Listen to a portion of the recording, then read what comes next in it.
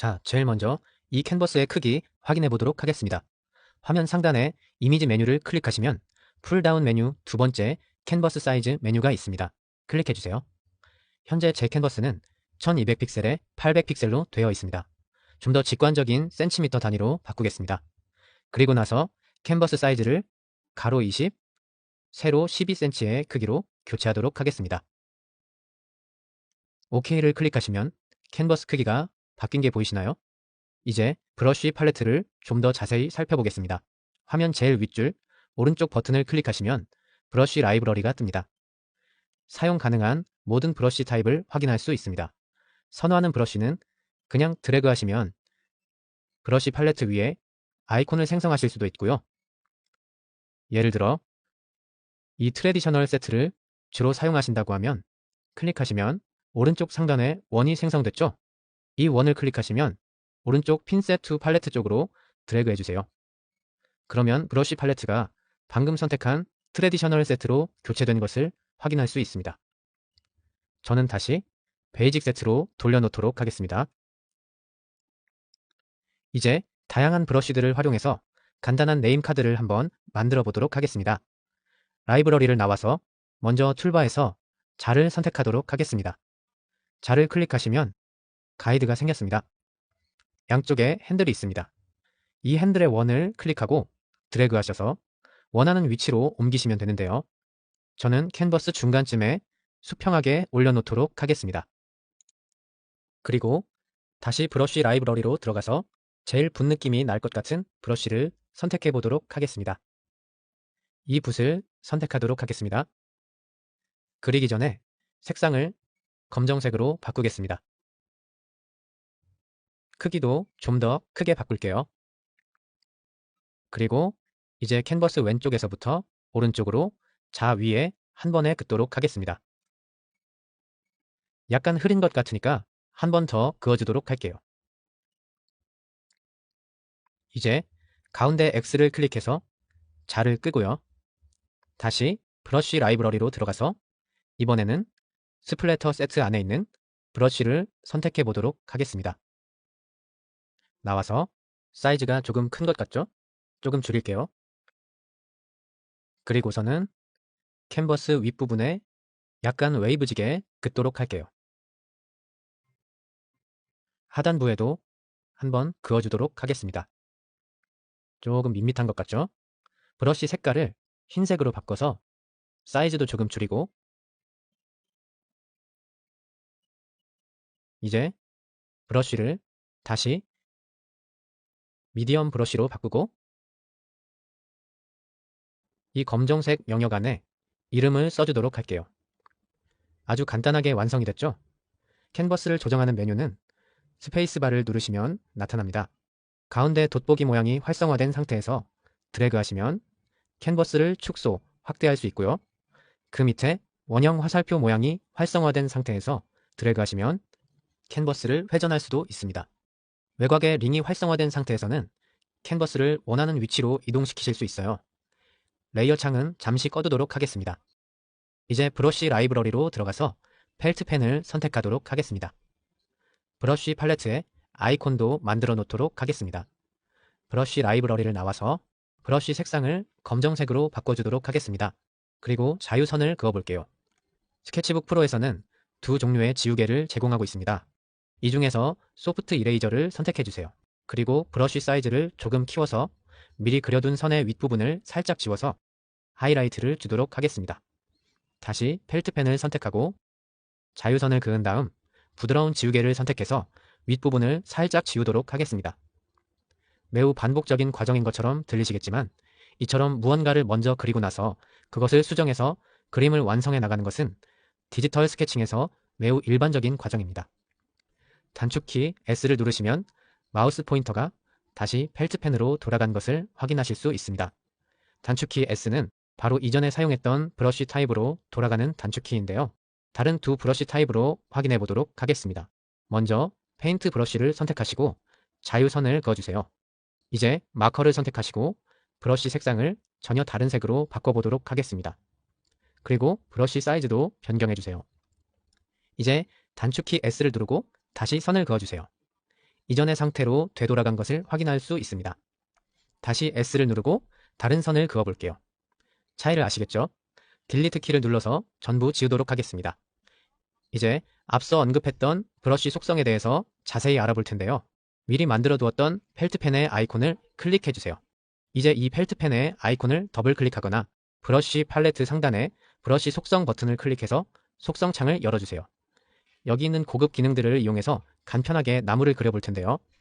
먼저 지금의 기본값 상태에서는 캔버스에 클릭해보시면 스트로크 모양이 정원 형태인 것을 확인할 수 있습니다. 이것은 라운드니스 값이 100%로 되어 있기 때문인데요. 50%로 변경하겠습니다. 다시 클릭해보시면 길쭉한 타원이 됐죠? 그림을 그릴 때는 반대가 더 쉬울 것 같아요. 그래서 라운드니스 밑에 로테이션 값을 90도 주도록 하겠습니다. 다시 캔버스에 클릭해보시면 세로로 길쭉한 타원이 되었습니다. 이 상태에서 자유롭게 나뭇잎 하나를 그려주도록 하겠습니다. 먼저 색상을 초록색으로 바꾸고 브러쉬 크기도 조절해 보도록 하겠습니다. 그리고 캔버스도 확대해 볼게요. 나뭇잎을 그려주도록 하겠습니다. 그리고 내부도 꼼꼼하게 칠해주도록 할게요. 이 상태에서 부드러운 지우개를 선택하겠습니다. 여기에서 사이즈를 조절해서 인맥을 표현해 주도록 하겠습니다. 이제 다시 펠트펜으로 돌아가겠습니다. 그리고 텍스처 탭 아래 현재 브러쉬 스트로크 모양이 표시되어 있습니다. 제일 하단에 리셋 버튼을 클릭하고 OK를 클릭해서 브러쉬 기본값으로 돌려놓도록 하겠습니다. 그리고 캡처 버튼을 클릭해서 브러쉬 사이즈를 이 나뭇잎이 쏙 들어갈 정도로 키워주겠습니다. 그리고 나서 클릭해줍니다. 스트로크 내용이 방금 그린 나뭇잎으로 바뀐 것을 확인할 수 있습니다. 그런데 지금 상태에서는 선을 그어주게 되면 속성창 상단에 보여지는 대로 선형으로 나타납니다.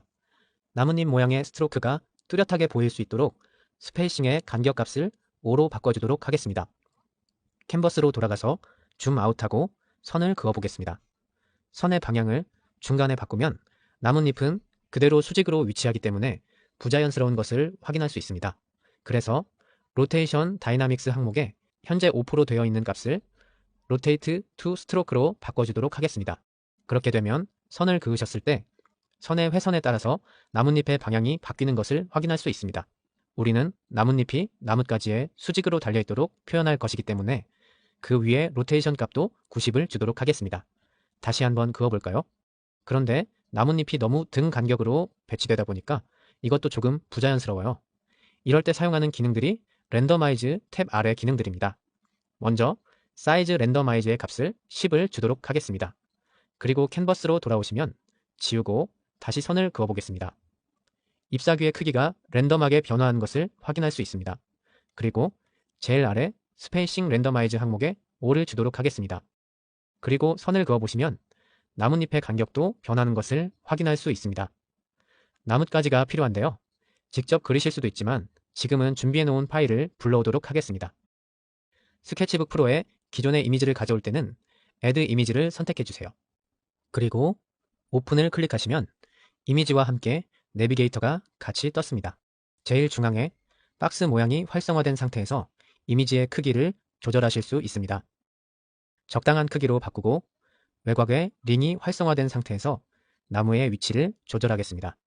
그리고 X표를 클릭해서 내비게이터를 꺼줍니다. 툴바에서 레이어 창을 켜줍니다. 나뭇잎이 그려져 있는 레이어를 선택합니다. 점으로 된 원이 생겼을 때 클릭하시면 원형 메뉴가 생깁니다. 이제 딜리트 레이어 쪽으로 드래그합니다. 나뭇잎이 그려져 있던 레이어가 사라졌죠? 이제 더하기 아이콘을 클릭하겠습니다. 이 레이어가 활성화된 상태에서 캔버스로 돌아오도록 하겠습니다. 이제 브러쉬의 크기가 적당한 나뭇잎 사이즈가 되도록 조절해서 나뭇가지를 따라서 나뭇잎을 그려보도록 하겠습니다. 보통 일반적으로 선은 왼쪽에서 오른쪽으로 그리시잖아요. 그런데 스케치북 프로에서는 만약에 반대로 오른쪽에서 왼쪽으로 그리게 되면 나뭇잎 모양의 스트로크가 상하 대칭 형태로 그려지는 것을 확인하실 수가 있습니다. 다 그리셨으면 펠트펜 아이콘을 더블 클릭해서 속성 창을 열어주겠습니다. 텍스처 탭 아래 임포트 버튼을 클릭하시면 이렇게 직접 스트로크 모양을 그리지 않고 가지고 있는 이미지를 스트로크로 불러들여서 사용하실 수도 있습니다. 창 하단에 익스포트 버튼을 클릭하셔서 현재 만들어 놓은 브러쉬 스트로크 형태를 저장해두고 계속 사용할 수도 있습니다. 저는 저장하지 않고 리셋 버튼을 클릭해서 브러쉬를 기본값으로 돌려놓도록 하겠습니다. 팝업에 OK를 클릭해주세요. 속성 창을 나와서 이제 꽃잎을 그려볼 텐데요. 먼저 레이어 창을 클릭해서 새로운 레이어를 만들어 두도록 하겠습니다. 다시 나와서 꽃잎을 하나하나 그려주면 좀 더 자연스럽고 예쁘게 그릴 수 있지만 오늘은 대칭 기능을 이용해 보도록 하겠습니다. 툴바에서 대칭 기능 아이콘을 클릭하시면 세 번째 아이콘 원형 대칭 기능을 사용하도록 하겠습니다. 대칭 축이 생긴 게 보이시죠? 5로 바꿔서 이용해 보도록 하겠습니다. 대칭 축 중심을 드래그해서 캔버스 외곽으로 옮기고 스페이스바를 누른 채로 돋보기 모양을 드래그해서 줌인 하도록 하겠습니다. 브러쉬 색상을 분홍색으로 바꾸고 브러쉬 타입도 페인트 브러쉬로 바꾸겠습니다. 브러쉬 두께를 적절하게 조절해서 대칭 축의 한 조각 안에 꽃잎을 그리도록 하겠습니다. 이제 좀 더 줌인에 들어가서 브러쉬를 에어 브러쉬로 바꾸고 브러쉬 색상을 노란색으로 바꿔주고 대칭 축의 중심이 파랗게 활성화되지 않도록 조심해서 그렇게 꽃수를 표현해 주도록 하겠습니다. 다시 줌 아웃을 하고 화면 오른쪽 상단에 X표를 클릭해서 대칭 축을 꺼주겠습니다. 이제 다시 펠트펜을 선택하고 더블 클릭해서 캡처 버튼을 클릭하고 브러쉬 사이즈를 키운 다음에 클릭하겠습니다. 그런데 꽃 전체가 노란색으로 표현되어 있습니다. 이것은 캡처의 기본값이 모양만 가져오도록 되어 있기 때문인데요. 이럴 때는 Shape이라고 되어 있는 메뉴를 클릭하고 Shape 플러스 컬러 모드를 선택해줍니다. 이제 색상 정보까지 들어온 게 보이시죠? 이제는 사이즈 랜더마이즈 값에 20을 주고 오퍼시티 랜더마이즈 값을 5를 주겠습니다. 밑에 플로우 랜더마이즈와 스페이싱 랜더마이즈 각각 10을 주겠습니다. 원하시면 상단에 스탬프 탭 아래 스페이싱 값도 5 정도로 늘려주겠습니다. 브러쉬 속성 창을 나와서 줌 아웃하고 크기가 적절하도록 줄여주겠습니다. 이제 꽃을 그려보겠습니다. 브러쉬 사이즈를 좀 더 줄여서 찍어주도록 하겠습니다. 제일 처음에 브러쉬를 제작하기 위해 그렸던 꽃이 거슬리신다면 하드 이레이저를 선택하고 지워주시면 됩니다. 이렇게 나무 그림을 완성했습니다. 그런데 여기에서 한 가지 팁을 드리자면 레이어 창을 열어보겠습니다. 우리가 따로 레이어를 구분해 놨습니다. 잠깐 나뭇가지 레이어의 눈 모양을 클릭해서 레이어를 숨겨두고 이런 부분이 겹쳐있는 부분에 수정을 하고 싶으실 때 나뭇잎을 지우기 위해서 나뭇잎 레이어를 선택하겠습니다. 그리고 브러쉬 사이즈를 줄여서 나뭇잎을 지워주겠습니다. 이때 나뭇잎만 지워지고 꽃잎은 그대로인 게 보이시죠? 레이어가 분리되어 있기 때문입니다. 그래서 수정을 용이하게 하기 위해서는 작업하실 때 그리는 종류에 따라서 분리해 두시는 게 편합니다. 다시 나뭇가지 레이어를 보이도록 하고 레이어 창을 나오겠습니다. 완성한 그림을 저장하고 싶으신 분은 세이브 버튼을 클릭합니다. 원하는 이름을 주시고 파일 형식을 선택하셔서 세이브 버튼을 누르시면 이미지를 저장할 수 있습니다. 이제 뉴 버튼을 클릭하겠습니다. 랜더마이즈 기능을 배운 김에 브러쉬 컬러의 랜덤 기능도 알아보도록 하겠습니다. 화면 상단의 툴바에서 컬러 에디터 아이콘을 클릭합니다. 중간에 슬라이더 모양의 아이콘을 클릭하시면 RGB라 쓰여진 메뉴를 클릭하고 랜더마이즈 옵션을 선택하겠습니다. 먼저 색상값의 슬라이더를 오른쪽으로 옮겨보면 창 상단에 색상표 주변으로 파란 선이 생긴 것을 확인할 수 있습니다. 표현될 랜덤색의 영역인데요. 우리는 파란색을 선택한 상태에서 색상값에 30을 주도록 하겠습니다. 채도는 50을 주도록 하겠습니다. 상단의 사각형 안에 그 영역이 표시된 게 보이시죠? 밝기도 50을 주도록 하겠습니다. 이제 이 랜덤 값을 이용해서 땡땡이 무늬 배경 일러스트를 만들어 보도록 하겠습니다. 컬러 에디터 창을 나와주시고요. 줌 아웃 하겠습니다. 이제 브러쉬 라이브러리를 열어서 스플래터 세트 안에 있는 원 무늬를 선택하겠습니다. 더블 클릭해서 엣지 항목 밑에 소프트와 샤프 값이 있는데요. 소프트로 갈수록 스트로크의 가장자리가 부드럽게 처리되고 샤프로 갈수록 그 가장자리가 뚜렷하게 처리됩니다. 지금은 숫자 100의 값을 주도록 하겠습니다. 이제 속성창을 나오고 라이브러리에서도 나와서 자 아이콘을 클릭하시면 핸들을 이동해서 자를 캔버스 상단에 수평하게 이동하도록 하겠습니다. 브러쉬 사이즈를 조정해서 자 위에 선을 그어주도록 하겠습니다. 자의 중앙 핸들을 아래로 내려서 다음 선을 그어주겠습니다. 우리가 설정했던 랜덤 컬러 영역 안에서 색이 랜덤하게 나타나는 것을 확인할 수 있습니다. 같은 간격으로 자를 이동해가면서 캔버스를 마저 채워보도록 하겠습니다. 가이드를 끄고 툴바에서 레이어 창을 열어보겠습니다. 이 레이어를 클릭한 상태에서 듀플리케이트 레이어 방향으로 드래그 해주도록 하겠습니다. 이 레이어와 똑같은 레이어가 복사되었습니다. 이 상태에서 이동 아이콘을 클릭하겠습니다. 마우스 포인터를 내려보시면 외곽의 링이 활성화된 상태에서 아래쪽으로 드래그해서 이동해 주도록 하겠습니다. 그리고 내비게이터를 꺼주도록 하겠습니다. 이 상태에서 Hue and Saturation 메뉴를 선택하고 이 중에 라이트니스를 50 정도로 올려볼게요. 그러면 아래로 내렸던 선이 밝게 바뀐 것을 확인할 수 있습니다. 어플라이를 클릭하시면 뒤에 캔버스에 그 효과가 적용된 것이 보입니다. OK를 클릭해서 창을 나오도록 하겠습니다. 원래 선을 그렸던 레이어를 선택하고 점으로 된 원을 클릭해서 다시 레이어를 복사해 주도록 하겠습니다. 다시 이동 아이콘을 클릭하고 이번에는 위로 이동시키도록 하겠습니다. 내비게이터를 꺼주시고요. 이 레이어가 활성화된 상태에서 또 다시 Hue and Saturation 메뉴를 클릭하겠습니다.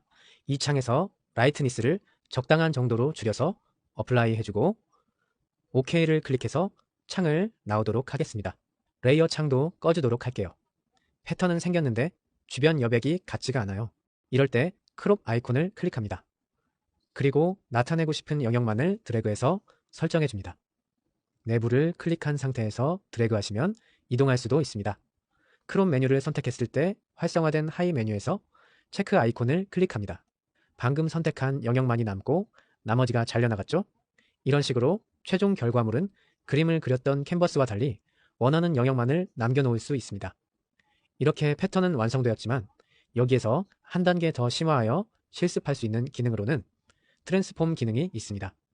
이 기능을 실행하기에 앞서 툴바에서 레이어 창을 열어주겠습니다. 현재 패턴을 그린 레이어가 총 3개가 있습니다. 이 중에 제일 위에 있는 레이어를 클릭한 상태에서 다시 점으로 된 원을 클릭하고 생성된 원형 메뉴에서 5시 방향의 머지 올 쪽으로 드래그 해주도록 하겠습니다. 그러면 모두 하나로 합쳐진 것을 확인할 수 있습니다. 레이어 창을 나와서 트랜스폼 아이콘을 클릭해 주겠습니다. 우측은 그대로 놔두고 좌측의 가이드를 내려주고 하부에 있는 것도 살짝 올려주도록 하겠습니다. 오른쪽도 살짝 내려서 체크 아이콘을 클릭하시면 2D 면에 그린 패턴이 오른쪽보다는 왼쪽에서 더 뒤로 말려 들어가는 것처럼 투시의 느낌을 살릴 수 있습니다. 이번에는 스머치 브러쉬에 대해서 알아보도록 하겠습니다. 먼저 예제 파일 중에 스포츠카 이미지를 불러와 주세요. 이 차 뒤에 속도감이 느껴지는 배경을 만들어 볼 건데요. 먼저 레이어 창을 열겠습니다. 플러스 아이콘을 클릭해서 레이어를 새로 만들어 주시고요. 이 레이어의 우측 상단에 화살표 아이콘을 드래그해서 자동차 레이어 밑으로 내려주겠습니다. 이 레이어가 활성화된 상태에서 창을 나오고 브러쉬 팔레트에서 펠트 펜을 선택해 주세요. 혹시 꽃무늬가 적용되어 있는 상태라면 속성 창으로 들어가서 리셋 버튼을 클릭해 주시면 됩니다. 자, 이제 브러쉬 색상을 검정색으로 선택해 주시고요. 바닥면을 그려주기 위해서 자를 캔버스 하단으로 이동시키고 선을 그어주도록 하겠습니다. 자를 조금 위로 올려서 한 번 더 그어주겠습니다. 그러면 지금 그린 선이 자동차 이미지를 간섭하지 않고 그 아래에 깔리는 게 보이시죠? 이것은 좀 전에 레이어 창에서 우리가 지금 선을 그리고 있는 레이어를 자동차 레이어 밑으로 내려놓았기 때문입니다. 이제 라이브러리 창을 열어주세요. 신테린 페인트라고 하는 합성 브러쉬를 사용할 텐데요. 기본적으로 유성펜의 특성을 가지고 있습니다. 이 중에 좀 두꺼운 브러쉬를 선택하겠습니다. 창을 나와서 속성 창으로 들어가서 플로우 40, 스트렝스 50 입력해 주도록 하겠습니다. 이제 브러쉬 크기를 조금 키운 다음에 자동차 양옆을 쓱쓱 그어줄게요. 좌우가 꼭 같은 높이가 되지 않도록 하기 위해서 저는 왼쪽 먼저 그리고 나서 오른쪽을 그어주도록 하겠습니다. 그리고 약간 탄 느낌이 나게 하기 위해서 검붉은 색을 선택하고 속성 창을 열어서 스트렝스를 20으로 맞춰준 다음에 다시 좌우에 덧칠을 하겠습니다. 이제는 브러쉬 사이즈를 조금 줄이도록 하겠습니다. 기존에 사용했던 펠트펜하고는 다르게 색깔이 블렌드, 섞이는 것을 확인할 수 있습니다.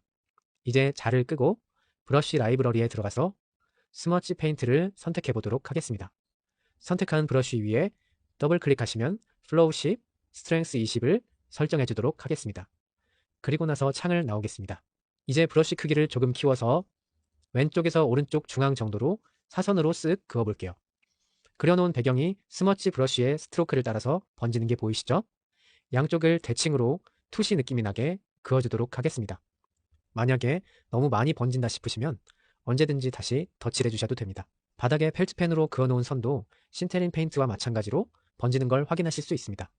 그런데 여기에서 보니까 자동차 이미지의 경계와 배경이 너무 뚜렷하게 선명해서 뭔가 부자연스러워 보입니다. 이 경계를 조금 더 자연스럽게 만들어주기 위해서 레이어 창으로 들어가서 이제 자동차 이미지 레이어를 선택하겠습니다.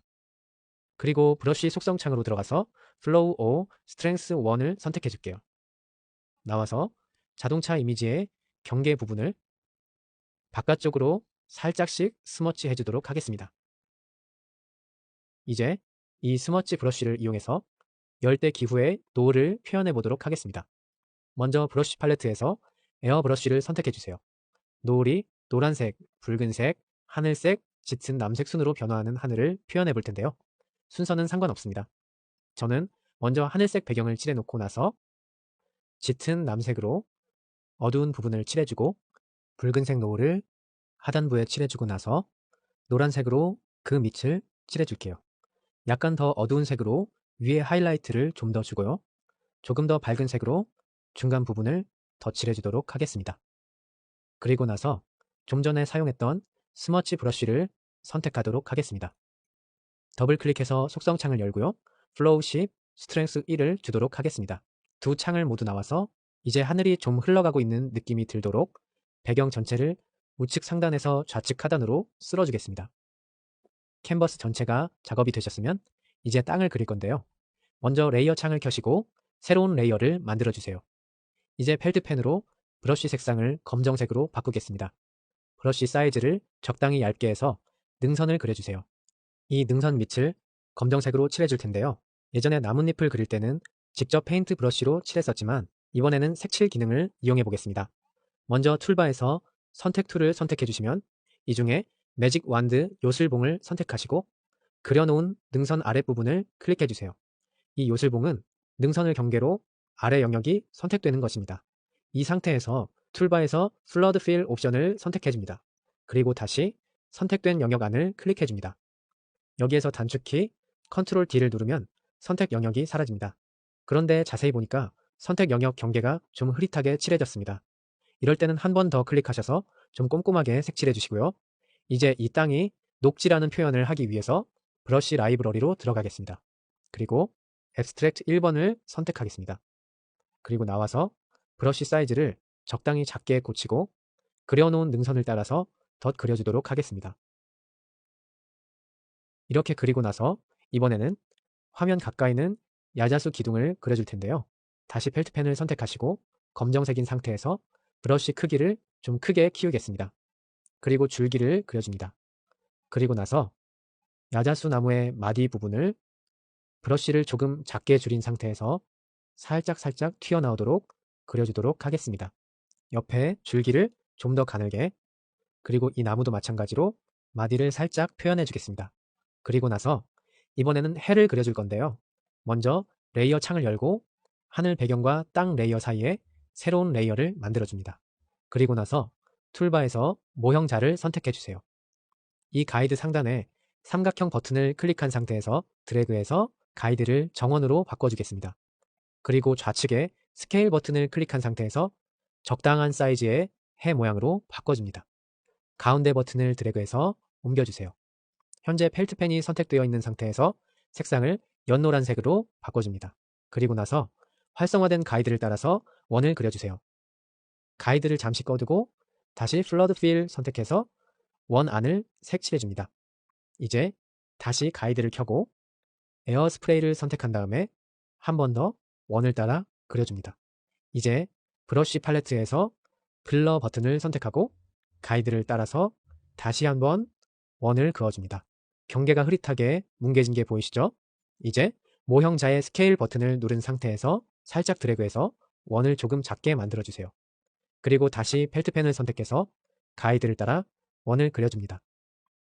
이번에는 가이드를 끄고 브러쉬 라이브러리 안으로 들어가서 글로우 브러쉬를 선택해 주겠습니다. 이 상태에서 브러쉬 크기를 해 크기에 적당히 맞추고 나서 찍어주겠습니다. 여기에 포인트로 치즈펜을 선택하고 브러쉬 색상을 검정색으로 바꿔서 지나가는 새를 살짝 그려주도록 하겠습니다. 좀 줄여서 같이 날아가는 새 한 마리를 더 그려주도록 하겠습니다. 이렇게 일러스트가 완성되었습니다. 이번에는 원형자를 써본 김에 보시는 캡에 그려진 눈을 따라 그려보도록 하겠습니다. 먼저 레이어 창을 열어서 모자가 들어있는 레이어의 투명도를 낮춰보겠습니다. 레이어 우측의 슬라이더를 아래쪽으로 드래그 하시면 됩니다. 그 위에 새로운 레이어를 생성해 주겠습니다. 이 상태에서 툴바의 원형자를 켜겠습니다. 비슷한 비율의 타원으로 만들고 회전시키고 이동시켜서 모자의 눈과 비슷한 위치에 비슷한 크기로 맞추시고요.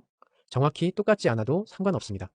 브러쉬 팔레트에서 연필을 선택한 상태에서 가이드를 따라 타원을 그리도록 하겠습니다. 가이드는 잠시 꺼두고 툴바에서 트랜스폼 아이콘을 클릭하겠습니다. 프리 트랜스폼이 선택된 상태에서 내 모서리에 핸들을 이동해서 모자 위의 그림과 좀 더 일치하도록 변형시키도록 하겠습니다. 하위 메뉴에서 OK 버튼을 클릭하겠습니다. 그리고 오른쪽 눈이 그려진 레이어의 원을 클릭한 상태에서 듀플리케이트 레이어 쪽으로 드래그 하겠습니다. 이 복제된 레이어가 활성화된 상태에서 툴바의 퀵 트랜스폼 아이콘을 클릭하겠습니다. 그러면 이 상태에서 복제된 레이어를 왼쪽으로 드래그 해주시고 내비게이터를 끈 다음에 트랜스폼 아이콘을 클릭하고 스케일을 선택하겠습니다. 그리고 오른쪽에 하단이나 상단의 핸들을 드래그해서 반대편으로 이동시키겠습니다. 그리고 바운딩 박스 안쪽을 클릭한 상태에서 드래그해서 눈에 적절한 위치로 이동시킨 다음에 프리 트랜스폼 아이콘을 선택하고 핸들을 다시 조정해서 눈의 모양을 일치하도록 조정하겠습니다. 그리고 OK 버튼을 클릭하겠습니다. 이 상태에서 제일 상단에 레이어를 클릭한 상태에서 머지 위드 빌로우 쪽으로 드래그 하겠습니다. 그러니 왼쪽 눈과 그 아래에 있던 오른쪽 눈이 합쳐졌습니다. 이 상태에서 다시 이 레이어를 클릭하고 듀플리케이트 레이어 쪽으로 드래그 하겠습니다. 그리고 상단에 눈 레이어가 활성화된 상태에서 퀵 트랜스폼을 선택하고 내비게이터 정중앙에 스케일 버튼이 활성화된 상태에서 드래그해서 눈동자를 만들어주도록 하겠습니다. 비율을 살짝 줄이고 이 상태에서 내비게이터를 끄고 다시 원형자를 활성화하겠습니다. 수평하게 회전시키고 더 큰 비율로 만들어서 눈 아래에 위치시키도록 하고 새로운 레이어를 만들어 주겠습니다. 새로운 레이어의 가이드를 따라서 긴 원을 긋도록 하겠습니다. 그리고 자는 잠시 꺼두고요. 밑에 눈과 눈동자 레이어를 선택해서 차례로 하드 이레이저를 선택해서 긴 호 밑으로 빠져나온 선들은 지워주도록 하겠습니다. 이 상태에서 긴 호 레이어를 선택하고 다시 머지 위드 빌로우 쪽으로 드래그 해주겠습니다. 그렇게 되면 밑에 긴 선과 눈동자가 합쳐졌습니다. 이 상태에서 툴바에 플러드 필 버튼을 클릭하고 눈동자 안을 칠해주도록 하겠습니다. 아주 쉽게 캐릭터의 눈 모양이 그려졌습니다. 이제 브러쉬 라이브러리에서는 마지막으로 코픽 마커에 대해서 간단하게 알아보겠습니다. 코픽 마커는 알코올 기반의 마커로 브러쉬 라이브러리를 열어보시면 코픽 세트 아래 총 6개의 기본 브러쉬가 있습니다. 이 중에 아무 마커나 선택해서 캔버스에 선을 그어보시면 처음 선을 시작하는 지점에 블리드라고 하는 잉크가 뭉치는 현상을 구현해 놓은 것을 발견할 수 있습니다. 스케치북 브러쉬 중에 이런 블리드의 특성을 갖는 것은 코픽 마커와 베이직 세트 아래 일반 마커밖에 없습니다. 다른 브러쉬와 달리 이렇게 스케치 선이 있고 그 위에 마커로 덧칠을 할 경우에 아래의 스케치가 여전히 보이는 특성을 가지고 있습니다. 예를 들어 펠트펜 같은 경우에 그 위에 덧칠을 하면 선이 가려서 보이지 않죠. 하지만 마커도 여러 겹 덧칠을 하게 되면 다른 브러쉬와 마찬가지로 밑그림이 보이지 않게 됩니다. 그래서 실제로 마커 드로잉을 할 때는 먼저 연필로 스케치를 하고 마커로 색칠을 한 다음에 드로잉 펜으로 윤곽을 다시 그려주는데요. 스케치북에서는 색칠한 레이어의 순서를 바꿔줘서 최종 이미지를 구현하기도 합니다. 툴바에서 코픽 라이브러리를 열어주세요. 사각 버튼들이 쭉 있고 그 안에 코드가 쓰여 있습니다. 이 코드의 첫 번째 알파벳은 색상을 나타냅니다. 예를 들어 R은 레드, Y는 옐로우, YG는 옐로우 그린 이런 식이에요. 그 뒤에 10의 자릿수는 채도를 나타냅니다. 예를 들어 G14에 선을 긋고 G94에 선을 그어보면 10의 자릿수가 0에 더 가까울수록 원색을 의미합니다. 그 옆에 1의 자릿수는 명도를 나타냅니다. 코픽 마커 라이브러리를 사용하시면서 자주 쓰게 될 색은 드래그해서 아래쪽에 커스텀 셋 아래로 내려놓으시면 언제든지 쉽게 이쪽에서 접근하실 수가 있습니다. 이제 코픽 마커를 이용해서 간단하게 스케치를 채색해 보도록 하겠습니다. 우선 자동차의 옆면을 스케치한 예제 파일을 열어주시고요. 원하시는 어떤 색상을 이용하셔도 상관없습니다만 저는 웜 그레이 색상을 사용해 보도록 하겠습니다. 드로잉 수업이 아니니까 자세한 마커 사용법은 생략할 텐데요. 채색에 앞서 두꺼운 닙의 마커의 경우에 선을 그어보시면 가로로 긴 스트로크 모양을 가지고 있는 것을 확인하실 수 있습니다. 채색에 불편하실 수도 있는데요. 이럴 때는 속성 창을 열고 슬랜트의 값을 주시면 이 닙의 방향을 회전하실 수도 있습니다. 스케치로 돌아와서 코픽 라이브러리를 보시면 웜 그레이에도 12가지의 다른 색상이 있습니다. 이 중에서 밝은 계열의 색상부터 시작하도록 하겠습니다. W2를 선택하고 빛을 받은 루프라인이나 이 자동차에서 제일 밝은 부분들의 베이스를 칠해준다는 느낌으로 명암을 넣어주도록 하겠습니다. 이때 스케치 선에 너무 구애받지 마시고 좀 과감하게 칠해주도록 하세요. 경우에 따라서 펜 두께를 조절하셔서 명암을 넣어주시고요. 자동차의 기본 바탕이 될 만한 부분들에 명암을 넣어줍니다. 다 칠하셨으면 이제는 색칠한 부분의 그림자가 지는 부분에 좀 더 어두운 색깔을 입혀주도록 할게요. 저는 W3 펜을 사용할게요. 그리고 좀 더 어두운 명암을 넣어줍니다. 이제 어두운 색으로 이 자동차의 포인트가 되는 캐릭터 라인에 명암을 넣어주도록 하겠습니다. W7을 선택하고 명암을 넣어줄게요. 그리고 나서 방금 색칠한 W7 캐릭터 라인 명암과 좀 전에 칠했던 베이스 라인 사이에 중간색으로 그 사이 공극을 메꿔주도록 하겠습니다. 바퀴 쪽에도 바탕색을 칠해줄게요. 그리고 자동차 하부에 전반적으로 명암을 넣어주도록 하겠습니다. W6를 선택해서 하부에 명암을 넣어줄게요. 이제 W9 정도의 짙은 회색을 선택해서 유리창 내부를 선택해줍니다. 그리고 검정색을 선택해서 유리창 내부에 핸들이나 시트 같은 내부 인테리어의 명암도 표현해주도록 하겠습니다. 이제 본체에서 아직 흰색으로 남아있는 부분을 메꿔주고요. 그랬더니 포인트 명암으로 주었던 캐릭터 라인의 선이 좀 흐려졌어요. 이 부분에 다시 좀 더 어두운 색으로 명암을 주도록 하겠습니다. 한 단계 더 짙은 명암도 더해줘서 콘트라스트를 더 진하게 주도록 하겠습니다. 바퀴의 휠 부분과 타이어 부분도 검정색으로 칠해서 명암을 줄게요. 이제 마커를 이용한 채색은 끝이 났습니다. 여기에 다른 가늠펜이나 연필로 강조할 외곽선을 덧그려줍니다. 이때 선이 많이 흔들릴 수 있는데요. 스케치북 프로에서는 이러한 분들을 위해서 스티디 스트로크라는 기능을 제공하고 있습니다. 먼저 그냥 선을 그어보면 손목의 흔들림이 그대로 선에 나타날 수 있어요. 그런데 툴바에서 스티디 스트로크를 선택하고 수치에 100을 입력하겠습니다. 그리고 나서 캔버스에 선을 그어보시면 점선이 생기고 선이 조금 늦게 뒤따라 그려지면서 좀 더 안정적인 직선으로 그려지는 것을 확인하실 수 있습니다. 다시 스케치로 돌아와서 여기에 원하시면 배경색을 넣어주실 수도 있고요. 지우개나 흰색 브러쉬로 하이라이트를 표현해 주실 수도 있습니다. 이제 새로운 창을 열고 블렌드 모드에 대해서 알아보도록 하겠습니다. 블렌드 모드는 기본적으로 베이스 레이어가 있고 그 위에 블렌드 레이어가 겹쳐져서 결과 이미지가 도출되는 방식입니다. 레이어 창을 열고 블렌드 옵션을 클릭해 보시면 풀다운 메뉴가 총 4개의 세션으로 나누어져 있는데요. 첫 번째는 말 그대로 어둡게 만들어주는 옵션이고요. 두 번째는 밝게 만들어주는 옵션들, 셋째는 콘트라스트 블렌드, 넷째는 컬러 블렌드 옵션들입니다. 테스트를 위해서 레이어를 새로 만들고 먼저 파란색으로 캔버스 전체를 칠해 보도록 하겠습니다. 그리고 나서 그 위에 레이어를 하나 새로 만들고 먼저 검정색으로 색상을 설정한 다음에 원을 하나 찍어주고요. 이번에는 흰색으로 바꿔서 또 다시 원을 찍어주고 이번에는 그 중간쯤에 회색으로 찍어주도록 하겠습니다. 이제 이 원이 찍혀있는 레이어의 블렌드 옵션을 다큰으로 해볼게요. 이 모드는 각 픽셀에서 베이스 레이어와 블렌드 레이어의 색 중에서 어두운 색을 보여줍니다. 멀티플라이는 베이스 레이어의 이미지에 블렌드 레이어의 어둡기를 더해서 이미지 전반에 걸쳐 톤이 어두워지도록 만듭니다. 칼라 번과 리니어 번은 블렌드 레이어의 색에 따라서 베이스 레이어의 콘트라스트를 더욱 극대화시킵니다. 라이튼 옵션들은 다큰 옵션들의 정반대 기능을 합니다. 블렌드 모드에서 일반적으로 가장 많이 사용하는 옵션이 오버레이와 소프트 라이트 옵션인데요. 오버레이는 어두운 값은 더 어둡게 만들고 밝은 값은 더 밝게 만듭니다. 소프트 라이트도 마찬가지 기능을 하는데요.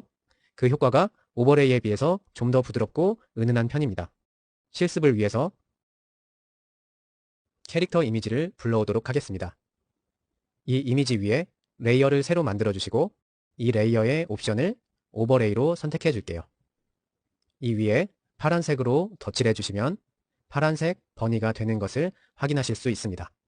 오버레이로 선택되어 있는 블렌드 레이어의 블렌드 값을 스크린으로 바꿨을 경우엔 색칠한 파란색이 캐릭터 이미지 전반에 덧씌워져서 검정색 윤곽까지도 파란색으로 변하는 것을 확인하실 수 있습니다. 이제 이 블렌드 모드를 활용해서 풍경화를 만들어 보도록 하겠습니다. 산을 직접 그려주셔도 되고요. 아직 어려우신 분들은 예제 파일을 열어주시면 됩니다. 이제 이미지 위에 레이어를 새로 만들고 블렌드 옵션을 오버레이로 지정해 줍니다. 그리고 나서 에어스프레이를 선택하고 색상은 남색으로 설정해서 이미지 전체 위에 쓱쓱 칠해주도록 합니다. 좀 더 어두운 남색을 선택해서 산 부분을 덧칠해주도록 하고요. 여기에 콘트라스트를 더 강조해주기 위해서 더 진한 남색으로 제일 가까운 산의 앞부분을 좀 더 어둡게 칠해주도록 하겠습니다. 이제 하늘이 좀 더 어두운 밤하늘의 느낌이 나도록 짙은 회색 계열의 색으로 하늘을 칠해주도록 하겠습니다. 하늘에도 명암이 들어갈 수 있도록 좀 단계별로 점점 짙은 색을 칠해주도록 하겠습니다. 이제 레이어를 새로 만들고 블렌드 옵션에서 글로우를 주도록 하겠습니다. 달을 그려줄 건데요. 먼저 펠트펜을 선택하고 색상을 흰색으로 설정한 다음에 적정한 사이즈로 변경해서 한번 톡 찍어주도록 하겠습니다. 이제 부드러운 지우개를 선택하고 브러쉬 사이즈를 좀 작게 조절한 다음에 원의 오른쪽 상단부에서 여러 번 클릭해서 초승달을 만들어주도록 하겠습니다. 이제 브러쉬 라이브러리를 열고 카모 브러쉬를 선택하고 속성창을 열어서 타입 항목에서 지우개를 선택하고 사이즈와 플로우 값을 적절히 조절해서 달에 남아있는 부분에 살짝 찍어서 달의 표면 느낌을 살려주도록 하겠습니다. 이제 레이어를 한 개 더 만들고 블렌드 옵션에서 똑같이 글로우를 준 다음 이 레이어를 달이 그려져 있는 레이어 밑으로 내리도록 하겠습니다. 그리고 나서 카모 브러쉬의 타입을 다시 스탠다드로 바꿔주고 사이즈와 오퍼시티를 적당히 조절한 다음에 달 밑으로 달무리를 그려주도록 하겠습니다. 이번에는 나비를 그려보도록 하겠습니다. 제일 아래 주황색에서 노란색으로 그라데이션이 들어간 바탕색이 있고요. 그 위에 검정색 날개 패턴이 있고 그 위에 진갈색의 몸통이 얹어져 있다고 보면 되겠어요. 그럼 제일 먼저 레이어 창을 열고 나비 레이어의 투명도를 낮추고 이 위에 새로운 레이어를 생성하도록 하겠습니다. 대칭 기능을 이용해서 절반만 그리도록 하겠습니다. 툴바에서 대칭을 켜주시고요. 하부 메뉴에서 좌우 대칭 옵션을 선택해주세요. 저는 실수로 가이드를 이동하지 않도록 자물쇠 아이콘을 클릭해서 가이드를 잠궈두도록 하겠습니다. 이제 몸통을 먼저 그릴 텐데 예제로 나누어드린 이 나비 이미지는 실습의 가이드를 보여드리기 위한 거니까 꼭 똑같이 그리지 않아도 전혀 상관이 없습니다. 펜은 어떤 펜을 쓰시든 상관없는데요.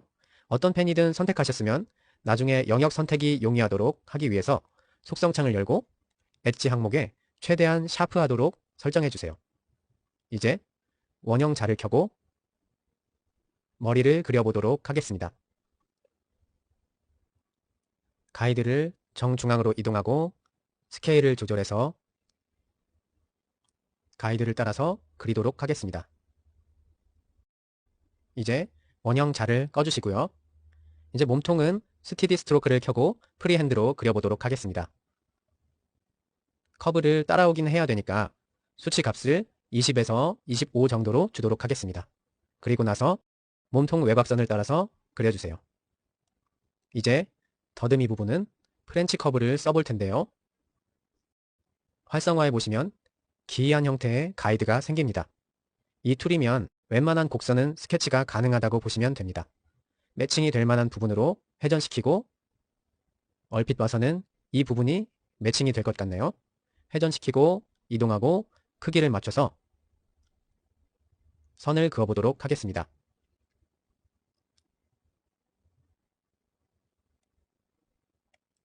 이제 스케일을 조금 줄여서 아래 선도 그려주도록 할게요. 더듬이의 윗부분은 이 부분이랑 매칭이 잘 될 것 같습니다. 이리 회전을 시키고 이동해서 커브를 그어주도록 하겠습니다. 이 버튼이 대칭 버튼이에요. 클릭하시면 가이드도 대칭이 되었습니다. 회전시켜서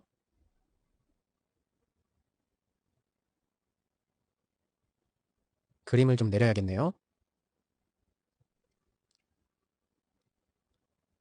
다리 부분도 그려주도록 하겠습니다. 프렌치 커브는 끄고요.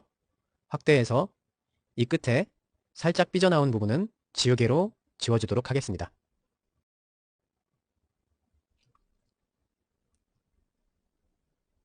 이제 플러드 필 기능을 사용해서 내부를 검정색으로 칠해주도록 하겠습니다. 레이어 창을 열고 레이어를 생성하겠습니다. 이제 이 검정색 날개 부분도 마저 그려주세요. 다 그리셨으면 이 부분도 플러드 필을 이용해서 검정색으로 내부를 채워줍니다. 그리고 레이어 순서를 몸통 밑으로 내려주세요. 그리고 이 레이어 밑에 새로운 레이어를 만듭니다. 어차피 윗 레이어로 경계가 덮이는 부분이니까 경계에 너무 신경 쓰지 말고 테두리가 없는 여기 날개 아랫부분만 유의해서 그라데이션이 들어간 부분에 경계를 그려줍니다. 스티디 스트로크를 켜고 그리도록 할게요. 다 그리셨으면 윗 레이어들을 잠시 꺼두고요. 방금 그린 선을 선택을 위해서 메꿔두도록 하겠습니다. 선택 툴 중에서 요술봉을 선택하고 수치값을 255를 줍니다. 그리고 방금 그린 선의 내부를 선택해 줍니다. 이 상태에서 툴바의 하위 메뉴에서 합집합 옵션을 선택하시거나 단축키 Shift를 누른 상태에서 오른쪽 영역도 클릭해 줍니다. 이 상태에서 레이어를 새로 생성한 뒤에 플러드 필 도구를 실행하고 그라데이션 옵션을 선택한 뒤에 선택한 영역 상단에서부터 하단부까지 드래그합니다. 그리고 활성화된 하단부 색상은 노란색으로 윗부분에 색상 버튼을 클릭하고 이 색상은 주황색으로 설정해 줍니다. 컨트롤 D를 눌러서 선택 영역을 해제하고 좀 전에 그렸던 그라데이션 영역의 외곽선에 들어있는 레이어는 삭제해 줍니다. 이제 검정색 날개 패턴과 몸통을 다시 보이게 해주고요. 그라데이션이 들어간 레이어가 활성화된 상태에서는 펠트펜을 선택하고 색상은 주황색을 선택한 상태에서 날개 위쪽의 원들은 브러쉬로 대충 칠해주도록 하겠습니다. 오른쪽도 칠해주고요. 브러쉬 색상을 노란색으로 바꿔서 아래 원들도 칠해주도록 하겠습니다. 이제 여기에서 원래 이미지를 다시 한번 확인해 보시면 몸통은 진한 갈색이 밝은 색부터 그라데이션으로 들어가 있어요. 이것도 구현해 보도록 하겠습니다. 이제 나비 이미지 레이어는 끄고요. 나머지들이 켜져 있는 상태에서 제일 처음 그려두었던 몸통 레이어를 활성화한 상태에서 선택 툴에서 요술봉으로 전체를 선택해 줍니다. 그리고 플러드 필 도구를 실행한 상태에서 원형 그라데이션 옵션을 선택하고 배 부분에서 꼬리까지 그라데이션을 만들어 줍니다. 상응하는 색을 선택해 주도록 하겠습니다. 위치를 적절히 잡아주고요. 이 색깔은 좀 더 진하게 만들어 줄게요. 확인 버튼을 클릭해 주겠습니다. 단축키 컨트롤 D를 눌러서 선택 영역을 해제해 줍니다. 이렇게 나비 모양 클립 아트가 완성되었습니다. 이제부터 이 자동차의 투시 이미지를 그려볼 텐데요. 예제 파일을 열고 레이어 창을 열어주세요. 현재 켜져 있는 위에 두 레이어를 끄고 렌더 이미지 레이어를 켜주세요. 참고용으로 실사 렌더 이미지를 드린 건데요. 이러한 빛의 반사, 명암 등등 이 자동차의 입체감을 나타내는 요소들을 디테일하게 표현해 볼 겁니다. 먼저 바탕 스케치를 드렸어요. 투명도를 조금 낮춰 놓은 상태고요. 이제 스케치 레이어 위에 본 스케치를 하시면 되는데요. 최종 결과물에 스케치선이 거의 보이지 않을 거예요. 그러니까 색칠을 꼼꼼하게 할 수 있을 정도로 정확한 선을 그어주세요. 저는 스티디 스트로크를 켜고 중앙에 도어 라인 먼저 그려주도록 하겠습니다. 그리고 나서 원형 자를 켜고 위치와 스케일을 맞춰서 도어 라인을 그려주도록 할게요. 회전을 조금 더 시켜야겠네요. 위치와 크기를 맞춰서 바퀴의 라인을 그려주겠습니다. 스케일을 키워서 바깥 라인을 그려주고요. 불필요한 부분은 나중에 지우면 되니까 과감하게 그려주세요. 스케일을 점진적으로 키워가면서 필요한 선들을 차례대로 모두 그려주도록 하겠습니다.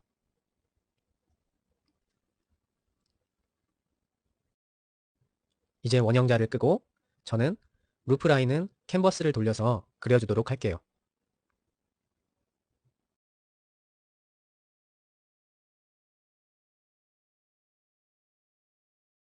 이런 식으로 자동차 전체의 스케치를 완료해 주세요. 스케치를 다 하셨으면 이제 명암을 넣어 줄 텐데요. 새로운 레이어를 하나 만들어 주세요.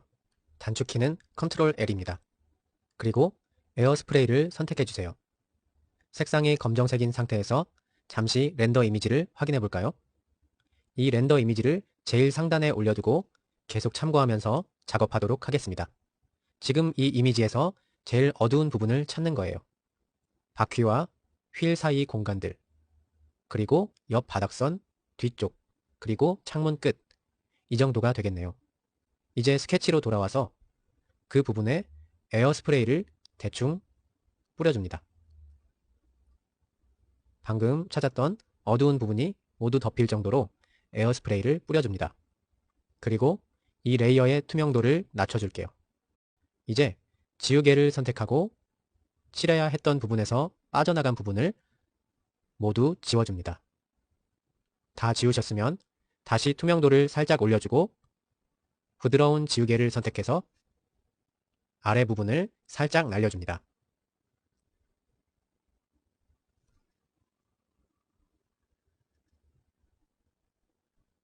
다시 새로운 레이어를 생성해주세요.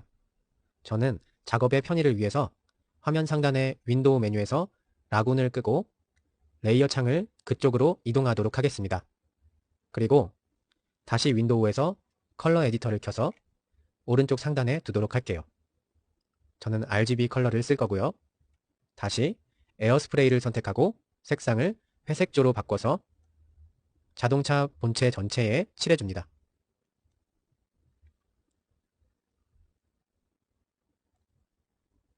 다시 투명도를 주고 이 차 외곽선 바깥으로 삐져나온 부분은 지워줄게요. 그 다음 렌더 이미지를 다시 보시면 자동차 앞부분의 톤이 이 뒷부분에 비해서 더 옅은 것을 확인할 수 있습니다. 이것을 표현해주기 위해서 스케치로 돌아와서 부드러운 지우개를 선택하고 브러쉬 사이즈를 조절해서 앞쪽을 쓱 지워주겠습니다. 그리고 나서 스케치 레이어를 복제하고 한 장을 레이어 상단으로 옮겨두도록 하겠습니다. 하단에 있는 원본 스케치 레이어에 투명도를 주고요. 상단에 있는 레이어는 바퀴선과 자동차 유리선을 제외하고는 모두 지우도록 하겠습니다. 그리고 나서 자동차의 바퀴 타이어 부분과 유리의 음영이 졌던 부분을 검정색으로 칠해줍니다. 다 지우셨으면 위에서 아래로 음영이 진 부분들을 표현해 줄 건데요. 문 아래쪽부터 시작하겠습니다. 레이어를 새로 만들어주고요. 회색 에어스프레이로 이 부분을 칠해주세요. 그리고 앞서 했던 방법처럼 투명도를 낮추고 주변을 정리해줍니다. 다 지우셨으면 부드러운 지우개를 선택하고 브러쉬 사이즈를 좀 키워서 아랫부분을 쓱쓱 지워져서 그라데이션이 지게 해줍니다. 같은 방법으로 다른 모든 능선들도 똑같이 표현해 주도록 하겠습니다. 모두 표현했으면 이번에는 새로운 레이어를 만들고 블렌드 옵션으로 라이튼을 줍니다. 그리고 브러쉬 색상을 흰색으로 바꾸고 햇빛을 반사하는 부분에 마찬가지 방법으로 표현해 줍니다. 흰색을 칠하고 투명도를 낮춘 다음에 경계를 모두 지우고 여긴 특별히 그라데이션을 따로 안 줘도 되겠어요. 새로 레이어를 만들고 라이튼 옵션을 준 다음에 이쪽 발판도 마찬가지겠네요.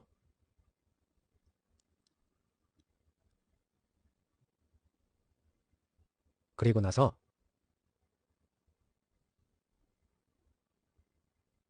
이번에는 레이어를 한 장 더 만들고 이 위쪽에 받는 햇빛을 표현해 주도록 하겠습니다. 이 위쪽에도 전부 칠해 주고요. 투명도를 낮추고 지우개로 경계 부분들을 지우도록 하겠습니다. 경계를 다 지웠으면 본체의 경사 방향에 따라서 아래 위를 모두 흐릿하게 경계를 지워줍니다. 위쪽 부분도 지워주고요. 윗부분은 오히려 살짝만 지워줘도 되겠어요. 밑에 부분이 오히려 경계가 더 많이 뭉개질 것으로 예상됩니다. 이제는 레이어를 새로 만들고 창문을 표현해 줄 건데요. 먼저 검정색으로 창문 안쪽을 칠하고 투명도를 낮춘 다음에 경계를 정리해 주도록 하겠습니다. 정리됐으면 좀 진하게 만들고 그 위에 새로운 레이어를 만들어서 이번에는 컬러 다치 옵션을 주겠습니다. 그리고 유리창 위에 흰색 브러쉬 빛이 반사되는 부분을 표현해 보도록 하겠습니다.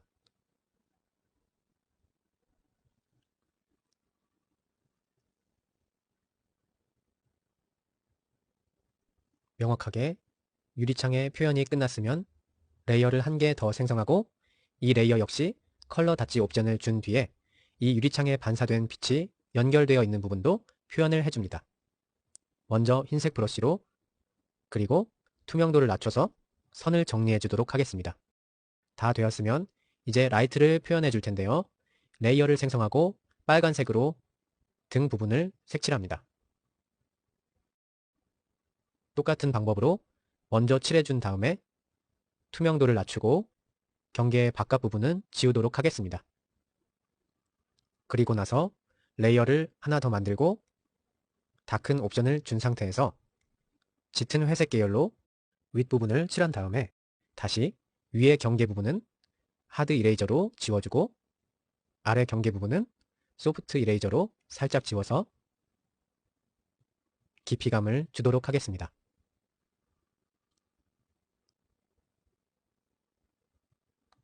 원형 라이트가 있는 부분에는 에어 브러쉬로 살짝 표현을 좀 더 해줄게요.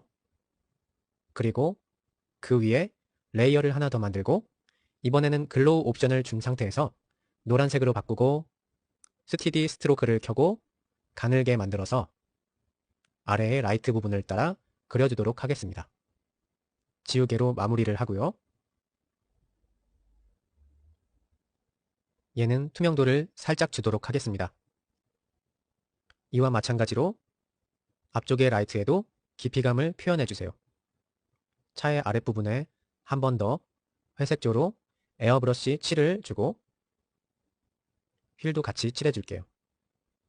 에어브러쉬 칠을 해주고 투명도를 준 상태에서 경계 부분을 정리합니다. 이 부분은 다시 어둡게 만들어줄 건데요. 그 이전에 새로운 레이어를 생성하고 휠에 반사된 빛과 뒤에 배기 파이프에 반사된 빛을 표현해줍니다. 앞에서 한 방법과 똑같아요. 앞바퀴까지 작업을 해주고 나면 아래에 검정색으로 칠했던 부분을 더 진하게 만들어줍니다. 살짝 보일랑 말랑하게 더 진하게 만들어주세요. 이렇게 자동차 투시도는 완성이 됐습니다. 그런데 저는 결과물이 예상했던 것보다 콘트라스트가 약하다고 생각이 될 때 쓰는 팁이 하나 있는데요. 밑그림 위에 레이어를 하나 생성해 주시고요. 여기에 에어스프레이로 그레이 톤으로 널찍널찍하게 점진적으로 배경을 칠해줍니다. 조금 더 밝은 회색으로 그 위에 칠해주고요. 좀 더 밝은 색으로 그 위를 칠해주고 좀 더 밝은 색으로 그 위를 칠해줍니다. 그리고 이 레이어에 루미노시티 블렌드 옵션을 줍니다.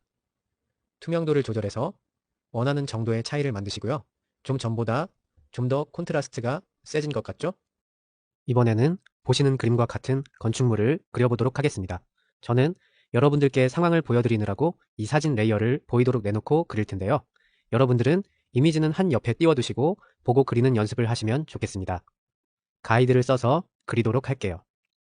건물 내부나 앞 가구에는 너무 구애받지 마시고 연습이니까 이 건물의 덩어리를 구성하는 큰 선부터 밑그림을 그려보도록 하겠습니다. 다 그리셨으면 브러쉬를 조금 가늘게 바꿔서 실내 투시선도 마저 그려주세요. 내부를 그리시다 보면 실제로는 모두 바닥 천장과 평행한 선들이 각기 다른 기울기를 가지고 있는 것을 확인하실 수 있습니다. 그리고 이 선들을 모두 연장해서 그리다 보면 한 점에서 만난다는 것을 알 수 있습니다. 지금 이 사진은 카메라 렌즈에 의해서 조금 왜곡되어 있으니까 이 사진보다 이론이 좀 더 뚜렷하게 드러나는 사진을 보여드릴게요. 스케치는 마저 완성을 해주세요. 이 사진을 보시면 공간의 깊이를 나타내는 모든 선이 한 점으로 수렴하고 있습니다. 이 점을 소실점이라고 하죠. 이렇게 한 개의 소실점으로 수렴하는 투시도를 1소점 투시도라고 합니다. 이 1소점 투시도의 특징은 이렇게 소실점으로 수렴하는 선들 외에 나머지 선들이 모두 수평 또는 수직을 유지하고 있다는 점입니다. 소실점으로 수렴하는 투시선은 소실점과 객체 사이와의 관계에서 결정됩니다. 객체가 소실점 위에 있는가, 아래에 있는가, 오른쪽인가, 왼쪽인가 하는 것 말입니다. 그런데 앞서 건물을 따라 그리면서 느끼셨겠지만 일일이 가이드를 대고 그리는 것도 상당히 번거로운 일이고 또 그렇게 그린다고 해도 투시 도법을 정확하게 적용하기가 쉽지 않습니다. 이럴 때 사용하는 것이 스케치북의 퍼스펙티브 가이즈입니다. 이제 1소점 투시도를 직접 그려볼 텐데요. 스케치북은 정확한 작도를 하기 위한 프로그램이 아니기 때문에 실제로 여러분들이 앞으로 이 프로그램을 쓰시면서는 정확한 투시도법에 의한 그림보다는 좀 더 과장되고 왜곡된 그림을 그리게 될 일이 더 많으실 거예요. 하지만 비례감과 거리감이 어느 정도 숙련될 때까지는 투시도법에 의해 그리는 연습을 많이 해주시는 게 좋습니다. 이제 예제 파일로 나누어드린 도시 사진을 열어보도록 하겠습니다. 이제 레이어 창을 열고 이 이미지의 투명도를 좀 낮추고 위에 새로운 레이어를 생성하겠습니다. 그리고 나서 툴바에서 퍼스펙티브 가이즈를 실행해주세요. 퍼스펙티브 가이즈는 스케치북 프로에서만 제공하는 기능입니다. 혹시나 툴바에서 이 아이콘을 찾을 수 없다면 사용하고 계신 프로그램의 버전을 확인해주세요. 하위 메뉴에서 첫 번째 아이콘인 1소점을 선택하겠습니다. 캔버스에서 자를 실행했을 때와 비슷한 가이드가 생겼어요. 이 축이 지평선이 되고요. 가운데 이 점이 소실점이 됩니다. 마우스를 움직여보면 마우스 포인터가 3개의 축으로 되어 있는데 움직이는 위치에 따라서 그 형태가 조금씩 변하는 것을 알 수 있습니다. 이것은 마우스 포인터의 위치에 따라서 투시선이 될지 수평선이 될지 수직선이 될지를 자동 설정해주고 있기 때문에 그렇습니다. 먼저 소실점을 실제 소실점의 위치에 맞춰놓고 전체 윤곽이 드러나는 큰 선들 먼저 좀 그어보도록 하겠습니다. 이런 수직선들이 좀 있고요. 그리고 기찻길을 이루는 투시선들이 있습니다. 난간도 있고요. 그리고 건물의 스카이라인을, 건물의 지붕선을 이루는 투시선도 있습니다. 그리고 이런 나무 패턴 같은 경우에는 수평선이 되겠죠. 이 음영도 수평선이 되겠네요. 이런 식으로 먼저 주어진 그림을 그려보도록 하겠습니다. 저는 작업의 편의를 위해서 소실점의 위치를 잡은 이후에는 자물쇠 아이콘을 사용해서 그 위치를 잠궈두도록 할게요. 큰 덩어리를 나타내는 선들을 다 그리셨으면 이제 왼편 제일 앞에 있는 건물부터 그려나가도록 하겠습니다. 브러쉬 사이즈를 좀 작게 줄이고 계단은 무시하고 창문 위주로 그리도록 할게요. 다 그리셨으면 그 다음 건물로 넘어가죠. 앞의 건물보다 이 건물은 훨씬 더 균등한 창문 패턴을 가지고 있습니다. 역시나 쓱쓱 그려주도록 하겠습니다. 그리고 겹치는 불필요한 부분은 지우개로 지워주도록 하겠습니다. 지우개도 퍼스펙티브 가이드를 따라서 움직이게 되는데요. 지울 때 불편하시다고 하면 잠시 가이드를 꺼두셔도 좋습니다. 끈 상태에서 불필요한 선 부분들은 모두 지워줍니다. 문에 가려서 프레임이 보이지 않는 것은 모두 지워주도록 하겠습니다. 이런 식으로 이 건물의 나머지 부분을 모두 마저 그려주세요. 두 번째 건물도 모두 그리셨으면 이제 그 뒤편에 나머지 건물들도 인면 패턴을 모두 완성해 주시기 바랍니다. 그리시는 중에 한 가지 팁을 드리자면 이렇게 반복적인 패턴이 있을 때는 일일이 다 그려주지 않아도 됩니다. 먼저 한 줄을 그리고 이 창문이 그려진 레이어를 레이어 창에서 복사하도록 하겠습니다. 그리고 툴바에서 퀵 트랜스폼 기능을 실행하고 복사된 레이어를 옆으로 이동시켜 주겠습니다. 현재는 투시선에 맞지 않게 크죠? 이 레이어가 활성화된 상태에서 툴바에서 트랜스폼 기능을 실행시켜 주세요. 그리고는 내 모서리 가이드 핸들을 이동시켜서 창문선이 투시선에 맞도록 조정해 줍니다. 살짝 당겨서 뒤로 비치는 창문하고 맞아 떨어지도록 이동시켜 줄게요. 그리고 체크하겠습니다. 이런 식으로 단순한 반복 작업은 피하실 수 있습니다. 그림을 마저 완성해 주세요. 실습은 여기에서 마무리할 텐데요. 연습하실 때 명암도 마저 입혀보시면 좋겠습니다. 방금 배운 투시도법을 활용해서 가구 디자인의 아이디어 스케치를 한번 해볼게요. 일반적으로 제품 디자인을 스케치할 때는 위에서 내려다본 모습, 앞, 뒤, 양옆에서 본 모습을 그리고 투시도를 그립니다. 이런 3소점 투시도도 많이 그리지만 차차 그려보기로 하고요. 지금은 1소점 투시도를 적용해 보기로 하겠습니다. 앞서 1소점 투시도에서는 수평, 수직이 유지된다고 했죠. 그 말은 이렇게 앞에서 바라본 정면도의 선이 투시에 그대로 살아있다는 것을 뜻합니다. 그러면 이제 간단하게 소파 의자를 한번 그려보겠습니다. 정면도부터 시작하겠습니다. 먼저 비례를 보기 위해서 윗선을 가이드를 써서 살짝 그어둘게요. 바닥 부분이고요. 손잡이 높이가 이 정도까지 올라오고 등받이가 이 정도까지 올라온다고 가정하겠습니다. 그리고 대칭축을 써서 정면도부터 시작하도록 하겠습니다. 저는 가이드를 써서 바닥면을 먼저 그려주고 좀 위에다가 안쪽 내부면도 그려주고 손잡이로 올라가는 선을 그려줄게요. 너무 가파른 것 같아요. 그리고 내부는 조금 더 기울어서 들어갈 수 있도록 해주고요. 수평하게 손바지 부분을 그어주겠습니다.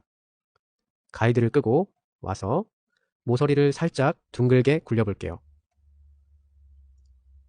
그리고 불필요한 부분을 지우겠습니다. 이제 이 부분이 살짝 둥글다는 것을 표현해주기 위해서 선택 툴에서 라소 툴로 이 부분을 잡고 이렇게 그라데이션을 아래쪽에 살짝 주도록 할게요.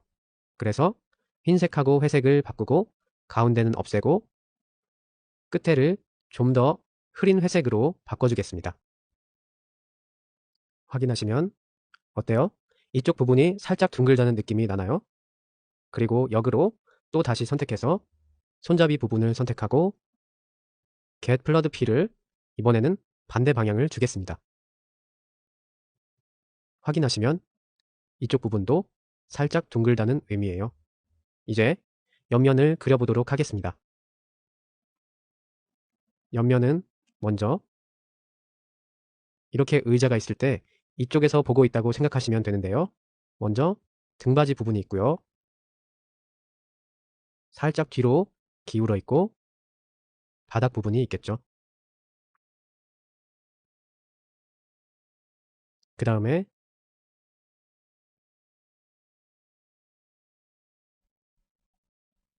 손 받침 쪽으로 올라가는 선이 있고 등받이도 두께가 있으면 되고요.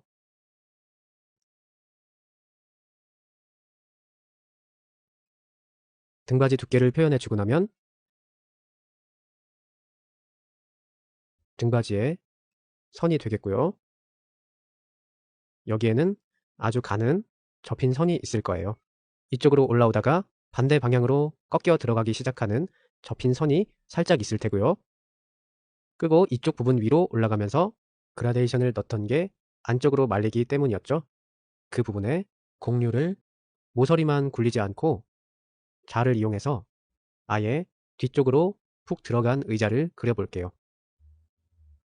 스케일에 맞춰서 아예 뒤로 이렇게 들어가 있다고 가정하겠습니다. 그리고 불필요한 부분을 지우고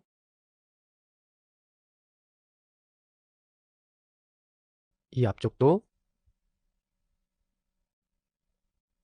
살짝 못따기가 되어 있어야겠죠.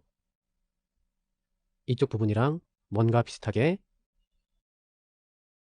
지우도록 하겠습니다. 그리고 이 부분은 이쪽에 올라가던 곡률 그대로 있는 상태에서 이것이랑 만나야 하니까 각이 진 상태로 그냥 놔두도록 할게요. 뒤쪽도 마찬가지고요. 이 부분도 그냥 놔두도록 할 텐데 그림에서 보시다시피 이렇게 올라오다가 이쪽에 안으로 꺾여 들어가죠. 여기가 점점 멀어지고 있는 중이에요. 그러니까 이쪽 부분에 아까와 마찬가지로 그라데이션을 주도록 하겠습니다. 좌측면도와 배면도는 생략하고 넘어가도록 할 텐데요. 마지막으로 바닥선을 강조해서 그려주도록 하겠습니다. 브러쉬 사이즈를 좀 키워서 바닥에 쓱쓱 그려주세요. 타블렛이 아니라 마우스로 그리시는 분들은 끝이 이렇게 가늘어지는 효과를 구현하기가 어려우실 수도 있습니다. 타블렛 쓰시는 분들은 브러쉬의 옵션 창으로 들어가시면 그 정도를 설정하실 수가 있는데요. 이 브러쉬 레디어스 오퍼시티 앤 플로우 항목에서 첫 번째 레디우스 위드 헤비 프레셔는 세게 눌러 그릴 때 브러쉬의 사이즈를 뜻합니다. 지금 브러쉬를 세게 눌러서 그렸을 때 가이드를 잠깐 끌게요. 세게 눌러 그렸을 때 이 정도 두께가 나온다 하면 이 항목을 높여주면 세게 눌러 그렸을 때 그 정도의 두께를 갖게 되는 겁니다. 그 밑에 Reduce with Light Pressure는 그 반대로 약하게 그릴 때 브러쉬 사이즈를 뜻합니다. 선분을 날려서 그린다고 가정할 때 이 크기가 위의 항목과 같은 값을 갖는다면 아무리 선을 날려 그어도 균등한 두께의 선을 갖게 됩니다. 그런데 이 값을 최소값으로 주게 되면 선분을 날려 그었을 때 끝부분이 점점 가늘어지는 게 보이시죠?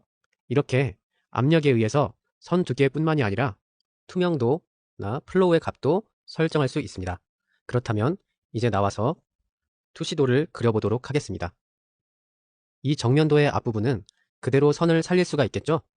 그러니 레이어 창에서 이 의자 정면도를 그린 레이어가 활성화된 상태에서 툴바에서 셀렉션 도구를 실행하고 사각형 옵션인 상태에서 이 부분을 드래그해서 선택해 줍니다. 화면 상단의 에디트 메뉴에서 카피를 선택하고 다시 에디트 메뉴에서 페이스트를 실행합니다. 나타난 내비게이터로 복사된 이미지를 빈 화면으로 옮길게요. 그리고 이제 지우개를 이용해서 필요 없는 부분은 지워주도록 하겠습니다. 다 지우셨으면 공간 관계상 크기를 조금만 줄여줄게요. 여러분들은 그대로 그리셔도 상관없습니다.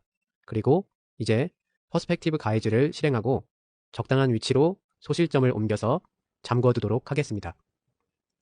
그리고 이제 1소점 투시도를 그릴 텐데요. 의자의 깊이가 있겠죠? 의자의 깊이를 나타내는 선을 그어주면 되겠습니다.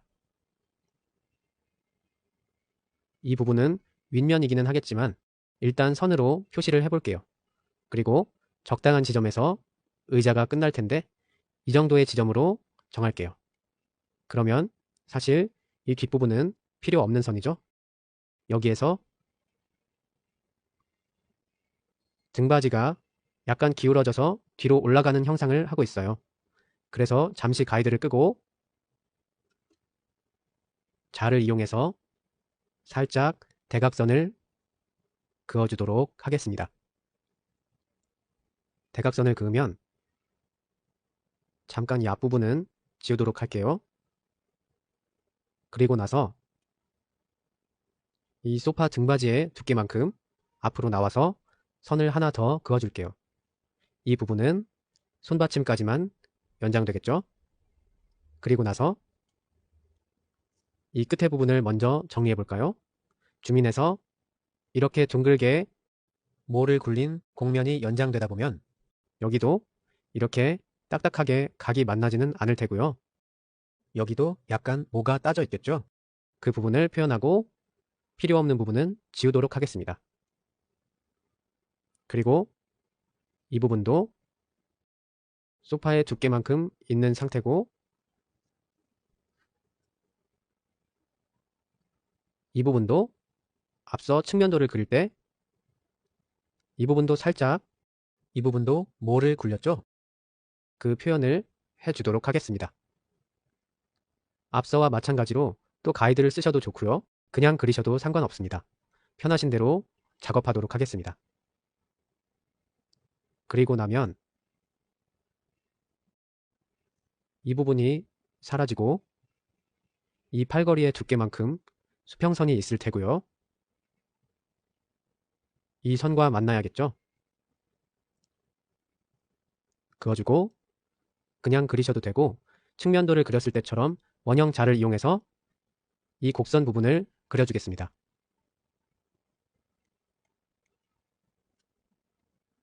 자를 끄고 지우개를 이용해서 불필요한 부분은 지워주시고요. 그라데이션 칠했던 것도 마저 지워줄게요. 이제 등받이를 이렇게 직선으로 그려놨지만 정면도에 의하면 여기에서 한번 꺾여서 안쪽으로 좁아지죠. 이거는 퍼스펙티브 가이드가 꺼진 상태에서 자를 이용해서 그려보도록 하겠습니다. 지우개로 불필요한 부분은 마저 지워주고요. 그리고 다시 퍼스펙티브 가이드를 켠 상태에서 등받이의 끝부분은 여전히 수평선이겠죠? 수평선을 그려주고요. 지평선보다 위에 있으니까 이 뒷면 두께는 보이지 않을 거예요. 그래서 마찬가지로 선을 더 연장해서 그어주도록 하겠습니다. 마찬가지로 이것과 같은 위치에서 수평선이 될 거고요. 그리고 가이드를 끈 상태에서 자로 이 점에서 등받이를 완성해 주도록 하겠습니다. 역시나 불필요한 부분은 지우고요. 그리고 이번에는 이 곡선 부분, 이것과 마찬가지로 이 부분을 그려줘야겠죠. 좀 확대해서 가이드를 켠 상태에서 이 좌석 부분의 바닥면을 먼저 그어줄게요. 이렇게 기준면을 만들고 여기에다가 가이드를 끄고 눌렀을 때 이 선과 만나고 들어가서 한 번 더 이런 형태로 그리고 지우개로 불필요한 부분은 지워줄게요. 마저 굴려주도록 할게요. 크기를 조절해서 여기도 마찬가지로 못따기가 되어야겠죠? 이렇게 줄여서 그려주고 가이드가 켜진 상태에서 선은 그려주겠습니다. 이 상태에서 지우개로 지워줍니다. 그라데이션은 다시 각자 잡아주시면 좋을 것 같아요. 이런 식으로 밑면도와 투시도를 그려봤습니다. 스티디 스트로크 옆에 도형자에서 사각형을 선택하고 캔버스 중간에 사각형 면을 선택하고 그려주세요. 그런 다음에 퍼스펙티브 가이드에서 1소점 투시도를 선택해서 이 사각형의 중앙 정도, 중앙에서 약간 밑쪽으로 놓고 잠그겠습니다. 그리고 사각형의 내 모서리에서 투시선을 그려주세요. 여기가 여러분들이 이제 가구로 채워 넣을 방입니다. 여기에 안쪽 벽, 천장, 바닥, 양쪽 벽이에요. 이 방을 꾸며주세요. 미래의 제 방은 한쪽 벽면에 아주 큰 창이 있고 그 창의 앞쪽으로 충분히 깊은 턱이 있어서 그곳에 기대어서 책을 볼 수도 있고 낮잠을 잘 수도 있는 그런 공간이 있으면 좋겠어요. 그렇다면 그 아래 공간은 당연히 책을 수납할 수 있는 책장이 되어야겠죠? 그러면 책을 수납할 수 있게 수납장을 만들겠어요.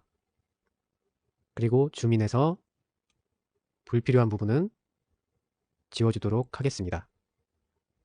그리고 저는 항상 아주 단순한 디자인을 선호하기 때문에 침대도 프레임이 아예 매트리스 위로 올라와서 딱 떨어지는 형태면 좋겠어요.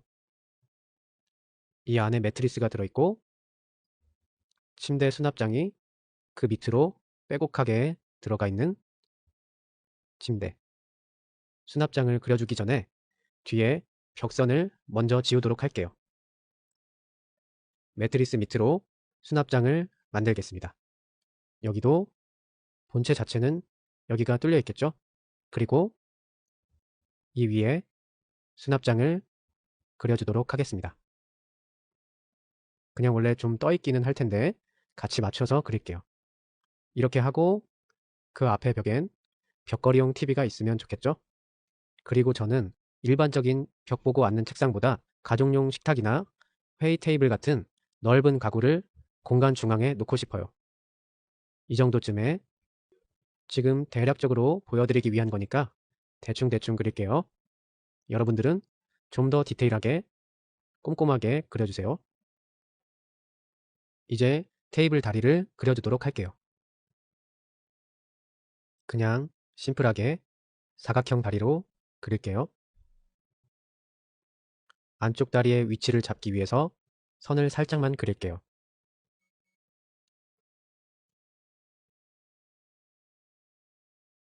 수평선 있고 안쪽 면이 보이겠죠?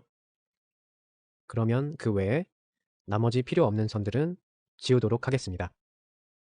이제 이렇게 큰 테이블이 들어왔을 때는 제가 가지고 있는 책이 좀 많아서 남는 벽면이 모두 책장이면 좋겠어요. 그래서 이쪽 TV 공간을 제외한 이만큼 전부를 책장으로 만들겠습니다. 여러분들도 어떻게 꾸미고 싶은지 고민해 보시고요. 전부 표현해 보도록 해주세요. 저도 다시 그림을 완성해 보았습니다. 이제 채색을 해볼 텐데요. 저는 제 그림을 기준으로 설명드리겠지만 색상은 본인의 그림에 맞게 선택하시면 됩니다. 먼저 침대부터 시작해 보겠습니다. 간단하게 어두운 나무 느낌이 나도록 일단은 옅은 갈색으로 색상을 선택하고 브러쉬는 코픽 마커 중에 조금 가는 타입으로 선택하겠습니다. 퍼스펙티브 가이드가 켜져 있는 상태에서 쭉쭉 스트로크 느낌이 살도록 그어주도록 하겠습니다. 너무 가장자리에 연연하지 마시고 쓱쓱 편하게 그려주세요. 그리고 나서 색상에 좀 더 어두운 진한 갈색을 선택해 주시고 브러쉬 사이즈를 조금 줄여서 그 위에 덧칠해 주도록 하겠습니다. 그리고 나서 불필요하게 삐져나온 부분들은 지워주도록 할게요. 이 물은 명암만 살도록 살짝 푸른 계열의 회색으로 칠해주고요. 정면의 책장은 조금 밝은 계열의 목재 느낌이 나도록 베이지색 바탕 위에 조금 진한 색으로 덧칠해주고 그 위에 좀 더 진한 색으로 그림자로 어두울 만한 면들을 칠해주겠습니다. 실제로는 이 위에 책들도 투시를 살려서 그려주어야 맞겠지만 약간의 트릭을 써서 치즐 펜을 선택하고 설정창을 열어서 엣지를 최대한 샤프하게 바꿔준 다음 스트로크의 각도를 0으로 설정해 주도록 하겠습니다. 설정창을 나와서 책장 부분에서 브러쉬 색상을 조금 진한 색으로 선택한 다음에 책장에 랜덤한 두께로 그어주도록 하겠습니다.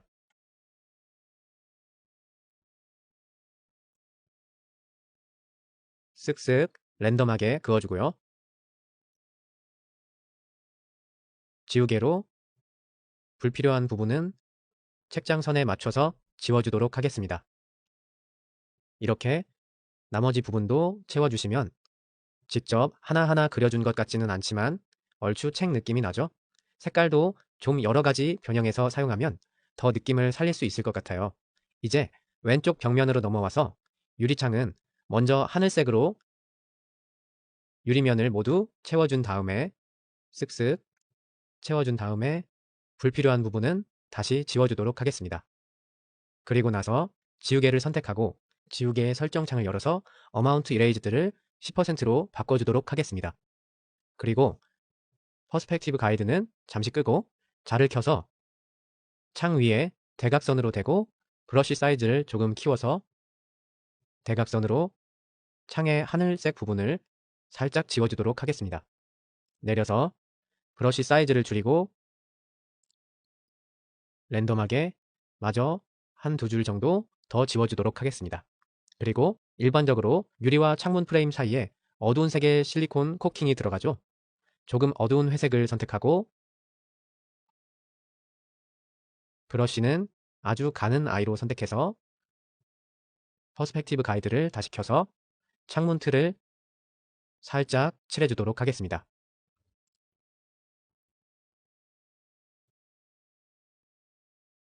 불필요한 부분은 다시 살짝 지워줄게요.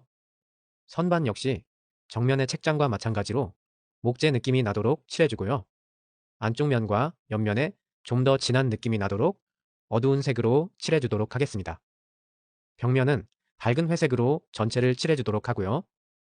창문 앞 윗면과 옆면은 좀 더 어두운 색으로 명암을 주도록 하겠습니다. 천정 역시 나머지 부분은 흰색으로 그냥 두고 페인 부분에 명암만 살짝 표현해 주도록 하겠습니다. 쿠션은 오렌지 계열로 칠해줄게요. 앞에 책상도 마찬가지의 회색조로 명암을 주고 다리는 좀 더 진한 회색으로 그 색을 표현해 주도록 하겠습니다. 의자에도 아주 살짝의 명암과 팔 다리는 검정색으로 칠해줄게요. 바닥은 먼저 브러쉬가 가는 마커로 밝은 회색을 선택해서 쭉쭉 그어주도록 하겠습니다. 좀 더 가는 브러쉬로 쭉쭉 그어주고요. 이 위에 좀 더 진한 색과 두꺼운 브러쉬로 음영 표시를 랜덤하게 해주도록 하겠습니다. 그리고 나서 이번에는 좀 더 진한 색과 좀 더 두꺼운 마커로 이 나무판의 크기에 맞춰서 번갈아 가면서 패턴의 느낌이 좀 살도록 칠해주도록 하겠습니다. 그리고 나서 지우개로 아까 줄여놓은 오퍼시티는 다시 늘리도록 할게요. 필요 없는 부분을 모두 지워주도록 합니다. 이렇게 채색까지 완료해 보았습니다. 이번에는 이소점 투시도에 대해서 알아보도록 하겠습니다. 이소점 투시도는 이렇게 지평선 위에 두 개의 소실점이 존재합니다. 그리고 1소점 투시도와는 달리 수평선이 없습니다. 먼저 수직선을 하나 그어볼까요? 그리고 이 수직선의 양 끝을 각각의 소실점으로 연결한 다음 그 선상에서 깊이감을 조절하여 연결해주면 이러한 직육면체를 원근감이 드러나게 표현할 수 있습니다. 두 소실점과의 상대적 위치에 따라서 직육면체에 보여지는 면에는 차이가 있지만 그 기본 원리는 똑같습니다. 그러면 예제 파일을 열어보도록 하겠습니다. 먼저 이 그림을 퍼스펙티브 가이드 없이 프리핸드나 자를 활용해서 따라 그려보도록 하겠습니다. 먼저 새로운 레이어를 만들어 주시고요. 밑그림은 투명도를 살짝 낮춘 상태에서 원하시는 펜을 선택하고 가이드를 활용해서 그림을 따라 그려보도록 하겠습니다. 저는 생략하도록 하겠지만 여러분들은 명암 채색까지 연습해 보시면 좋겠습니다. 이소점 투시도에는 높이를 나타내는 수직선 외에 수평한 선이 존재하지 않습니다. 그래서 그리려는 객체의 볼륨감을 나타내기에 아주 유용한 투시도법입니다. 이번에는 퍼스펙티브 가이드를 이용해서 그려보도록 하겠습니다. 예제 파일을 열어주세요. 이 그림의 소실점은 도로선이 수렴하는 양쪽 끝입니다. 툴바에서 퍼스펙티브 가이드를 켜고 이소점 옵션을 선택하도록 하겠습니다. 가이드의 두 핸들을 소실점 위에 올려놓도록 하겠습니다. 그리고 저는 이 가이드를 잠궈두도록 할게요. 예제 이미지의 투명도를 낮추고 새로운 레이어를 생성한 상태에서 시작하겠습니다. 원하시는 펜을 브러쉬를 선택하고 그림을 그려주도록 할게요. 그림을 그리면서 개중에 예제 그림의 선이 투시각과 상이한 부분이 있더라도 이것은 투시도 그리기 연습을 위한 예제니까 크게 구애받지 말고 쓱쓱 그려주도록 할게요. 내부 선들도 마저 그려보도록 하겠습니다. 그림을 완성하셨다면 이제 검정색으로 면칠이 되어 있는 부분은 툴바의 플러드 필 기능을 이용해서 구현해 보도록 하겠습니다. 하위 메뉴에서 수치는 40 정도를 주도록 하겠습니다. 그리고 먹칠이 되어 있는 부분을 톡톡 찍어주시면 됩니다. 완성하셨다면 다음 예제로 넘어가도록 하겠습니다. 이번에는 보이는 사진과 같은 건축물을 그려보도록 하겠습니다. 먼저 툴바에서 퍼스펙티브 가이드를 실행하고 소실점 위치를 사진에 맞추어 적절한 위치로 옮겨줍니다. 사진 레이어의 투명도를 조금 낮추고 위에 새로운 레이어를 생성합니다. 먼저 건물의 큰 덩어리를 구성하는 선부터 그리도록 하겠습니다. 큰 윤곽이 다 그려졌으면 이제 좀 더 디테일한 부분을 마저 채워나가도록 하겠습니다. 먼저 캐노피를 먼저 그릴 텐데요. 그리기에 앞서 끝나는 점과 시작하는 점이 일렬로 잘 맞아떨어지도록 간단하게 기준선을 먼저 그어놓고 시작하도록 하겠습니다. 이것은 그림을 쉽게 빨리빨리 그리기 위한 툴이므로 이런 작업 없이 바로 그림을 그리셔도 좋습니다. 이 가이드는 꼭 다른 레이어에 그려주시고요. 다시 새로운 레이어에 수직으로 지나가는 부재를 먼저 그려주고요. 그리고 나서 위에 수직이 되는 나무 부재를 그리도록 하겠습니다. 미리 그려둔 빨간 선에 맞춰서 사각형의 길이를 잡고 나머지 부분은 연결해 주도록 합니다. 다 그리신 뒤에 가이드 레이어는 지우셔도 좋습니다. 건물 중앙의 나무는 직접 그릴 수도 있지만 나무 예제 파일을 불러와서 콜라주를 만들어 보도록 하겠습니다. 애드 이미지로 나무를 불러와서 나타나는 내비게이터로 적정 스케일을 맞추고 원하는 위치에까지 올려놓은 다음에 내비게이터를 꺼줍니다. 이제 지우개로 건물에 의해서 가리는 부분을 모두 지워줍니다. 퍼스펙티브 가이드를 켠 상태로 지울게요. 다음 레이어는 살짝 투명도를 줘서 스케치와 실사 사이의 괴리를 약간 줄여줍니다. 이제 새로운 레이어를 만들고 이전의 방 내부를 일소점 투시도로 그렸을 때와 같이 이러한 목재의 느낌은 가느다란 스트로크의 마커를 여러 겹 겹쳐 그려서 표현해줍니다. 툴바에서 코픽 라이브러리를 켜고 저는 작업의 편의를 위해서 한 옆에 계속 켜두도록 하겠습니다. 이쪽 면부터 칠해보도록 할까요? 마커를 선택해주고요. 라이브러리에서는 밝은 갈색 계열, 그 중에서도 밝은 색으로 시작하도록 하겠습니다. 먼저 바탕색으로 쓱쓱 그어주도록 하겠습니다. 그리고 나중에 다른 면을 칠할 때 편하도록 사용한 색상은 밑에 커스텀 셋에 저장해 두도록 하겠습니다. 그 뒤에 조금 더 진한 갈색으로 덧칠해 주는데 이번에는 가느다란 마커로 바꾸고 브러쉬 사이즈를 적당히 가늘게 조절해서 그 위에 쓱쓱 덧칠해 주도록 하겠습니다. 좀 더 진한 색으로 바꾸고 그 위에 덧칠해 주도록 하겠습니다. 진한 갈색 계열에서도 갈색을 선택하고 브러쉬 사이즈를 적당히 조절해서 덧칠해 주도록 하겠습니다.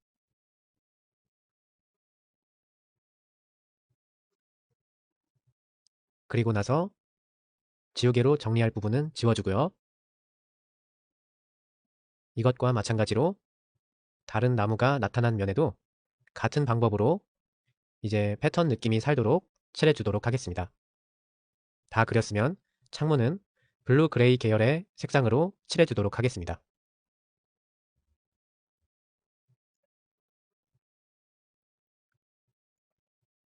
유리창이 있는 부분은 전부 칠해주시고요.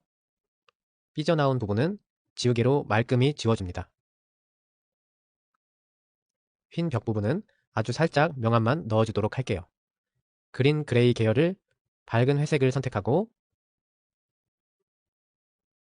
면이 느껴질 정도로만 쓱쓱 칠해주겠습니다. 이것도 마찬가지로 삐져나온 부분은 지우개로 쓱쓱 정리해주도록 하겠습니다. 건물 앞부분을 칠하기에 앞서 브러쉬 라이브러리를 열어보도록 하겠습니다. 아무 세트에서나 점원을 클릭하고 6시 방향의 임포트 브러쉬 세트를 실행해주세요. 팝업 창에서 뮬렌 인바이언멘탈 브러쉬 세트를 선택하고 오픈을 클릭합니다. 새로운 브러쉬 세트가 들어온 게 보이시죠? 이 브러쉬 세트는 스케치북 프로에서 멤버십 회원들에게 무료로 제공하고 있는 엑스트라 브러쉬 세트인데요.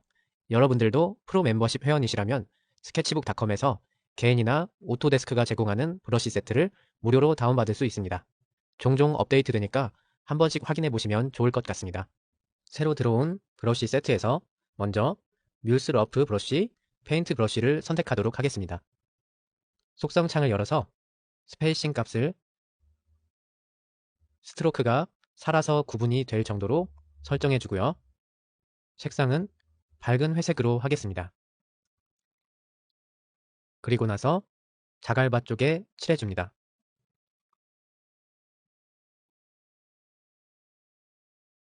한 단계 어두운 색으로 쓱쓱 덧칠해주도록 하겠습니다. 그리고 나서 역시나 삐져나온 부분은 지우개로 말끔히 지워줍니다. 그리고 다시 브러쉬 라이브러리를 열고 이번에는 뮬스 그래스 컬러 솔리드를 선택합니다. 속성창을 열어서 이것도 스페이싱이 스트로크가 살아서 구분이 될 정도로 값을 조절해주고요. 아래 사이즈 랜더마이즈 값에 최대치를 줍니다. 그리고 나서 색상은 초록색 계열로 하고 잔디가 있는 부분에 브러쉬 사이즈를 조절해서 쓱쓱 칠해주도록 합니다. 다른 계열에 조금씩 녹색의 톤을 바꿔서 그 위에 덧칠해주도록 합니다. 잠시 퍼스펙티브 가이드는 꺼두도록 할게요. 계속 덧칠해서 잔디밭의 안쪽은 좀 잔디로 꽉꽉 찬 느낌이 들고 약간의 패턴만 살아서 보이는 정도의 느낌이면 좋을 것 같습니다. 꼼꼼하게 안쪽을 칠해주고요. 이런 식으로 뒤에 나무들도 완성해 주도록 하겠습니다. 다 그리셨으면 스케치 아래에 새로운 레이어를 만들고 툴바에서 플러드 필 기능을 실행합니다. 하늘을 만들어 줄 건데요. 그라데이션 옵션을 선택하고 위에서 아래로 드래그 해줍니다. 아래의 색상은 흰색, 위쪽의 색상은 마음에 드는 하늘색으로 선택해 주시면 되겠습니다.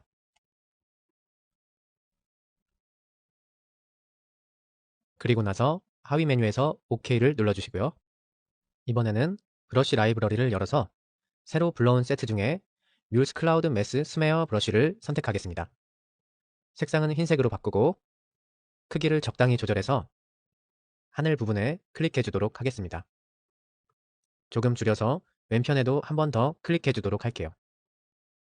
하늘의 그라데이션이 건물 안쪽으로 간섭하고 있는 게 보이시죠? 이럴 때는 툴바의 셀렉트 기능을 실행하시고 하위 메뉴 중에 풀리라인 메뉴를 선택하고 건물의 모서리를 클릭해서 건물의 외곽 형태를 따줍니다. 그리고 나서 딜리트 키를 눌러주세요. 지우개로 지우셔도 됩니다. 그리고 툴바에서 디셀렉트 기능을 선택하시거나 단축키 컨트롤 D를 선택하셔도 됩니다. 이런 식으로 브러쉬의 패턴을 이용해서 손쉽게 나무나 경관 등을 표현할 수 있습니다. 퍼스펙티브는 꼭 경관이나 공간을 표현하는 데에만 사용되는 것은 아닙니다. 아주 단순한 일례로 마이크로소프트사의 소프트웨어들은 투시를 사용한 로고들을 쓰고 있습니다. 이제 딱 봐도 아시겠죠? 오피스의 로고는 2소점 투시도, 윈도우의 로고는 1소점 투시도로 여러분들도 퍼스펙티브 가이드를 이용해서 아주 쉽게 그릴 수 있겠네요. 그러면 이것을 활용해서 각자 자신의 이름을 간단하게 워드 아트처럼 그려보도록 하겠습니다. 먼저 툴바에서 퍼스펙티브 가이드를 실행합니다. 2소점 옵션을 선택하고 적당히 캔버스 아래 부분에 내려놓습니다. 그리고 이름이 들어갈 투시선을 참고용으로 미리 그려놓습니다. 두께를 좀 조절해서 참고용이니까 가늘게 그리도록 하겠습니다.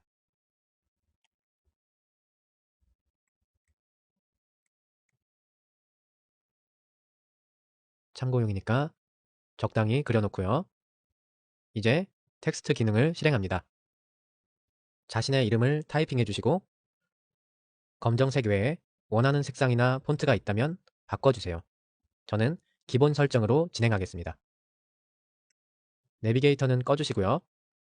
레이어 창을 열고 텍스트 레이어를 선택한 뒤 점원을 클릭해서 6시 방향에 레스터라이즈 텍스트 레이어를 실행합니다. 예전에 네임 카드를 만들면서 텍스트 레이어는 일반 이미지처럼 수정이 불가능했던 것 기억하시나요? 이 레스터라이즈 텍스트 기능은 텍스트를 이미지로 변환시켜줍니다. 여기에 있던 T 모양이 사라졌죠? 이제 늘리고 지우고 원하는 대로 수정할 수 있지만 더 이상 글자를 바꿀 수는 없습니다. 이제 툴바에서 트랜스폼을 실행시킵니다. 미리 그려둔 가이드에 맞춰서 텍스트를 투시 형태로 바꿔줍니다. 적당히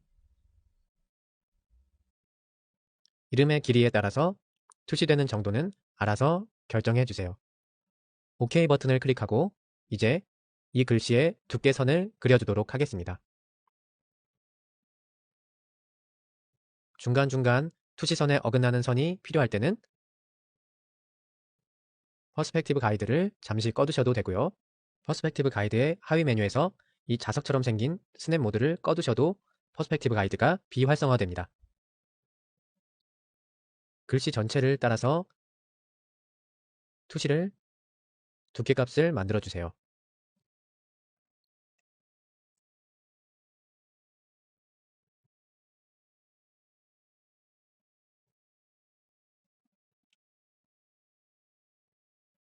불필요한 부분은 역시 지워주도록 하겠습니다. 이런 식으로 나머지 글자들도 모두 그려주세요.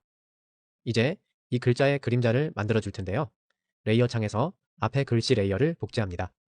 그리고 다시 툴바에서 트랜스폼 기능을 실행하고 이 글씨가 바닥면에 비친 것 같은 형태가 되도록 만들어 줍니다. 이제 툴바에서 셀렉트 기능을 실행하고 매직 완드 모드에서 그림자 글씨를 모두 선택하고 툴바에서 플러드 필 기능을 실행합니다. 그라데이션 모드에서 그림자 위에 그라데이션이 수평하게 자리하도록 드래그 해줍니다. 회색에서 점점 흰색이 되어 사라지도록 설정해주고 OK 버튼을 클릭합니다. 컨트롤 D를 눌러서 디셀렉트하고 소프트 이레이저로 지저분한 끝부분을 쓱쓱 지워줍니다. 가이드 선을 지우고 이렇게 간단하게 워드 아트를 만들어 보았습니다. 이번에는 지난번에 1소점 투시도로 그렸던 자신의 방을 2소점 투시도로 그려보도록 하겠습니다. 제일 먼저 새로운 캔버스에 퍼스펙티브 가이드를 실행합니다. 적당한 위치에 축을 이동시키고 소실점은 캔버스의 양쪽 끝에 위치시키도록 하겠습니다. 참고로 지평선이 캔버스 상단에 위치하게 되면 방을 내려다보게 되고 하단에 위치하게 되면 방을 올려다보게 됩니다. 원하시는 결과물에 맞춰서 설정하시면 되겠습니다. 저는 캔버스의 중간 즈음에 놓아두도록 하겠습니다. 그리고 나서 실내 공간을 구획해줍니다. 브러쉬의 크기를 살짝 키워서 조금 두꺼운 선으로 내부 벽과 벽이 만나는 선을 그리고 바닥과 벽이 만나는 선을 그려줍니다. 1소점 투시도와의 차이가 보이시나요? 1소점 투시도에서는 방벽에 세 면이 보였던 반면에 2소점 투시도에서는 두 면밖에 보이지 않습니다. 각자 원하는 면을 그려주시면 되겠습니다.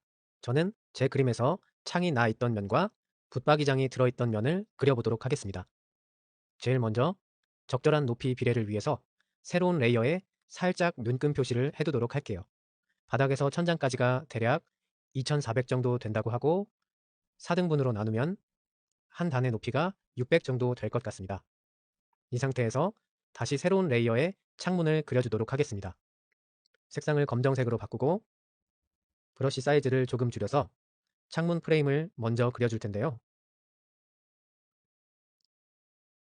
적당한 크기에 600 정도의 높이에 맞춰서 창문을 그려주겠습니다. 그리고 이 정도에서 끝나는 걸로 그릴게요. 그리고 불필요한 부분은 다시 지워주도록 하겠습니다. 그리고 나서 이제 벽 창문의 깊이감을 표현해 줄 텐데요. 먼저 투시선을 그려주고 적정한 깊이에서 창문 프레임의 천장, 벽면, 그리고 지평축과 겹치기는 하지만 바닥면을 그려주도록 하겠습니다. 그리고 제가 바닥판은 조금 돌출되게 그렸었어요. 그 부분도 마저 표현해 주도록 하겠습니다. 그리고 내부에 불필요한 선은 지워주도록 하겠습니다. 그리고 이 바닥판의 두께를 표현해 주도록 하겠습니다.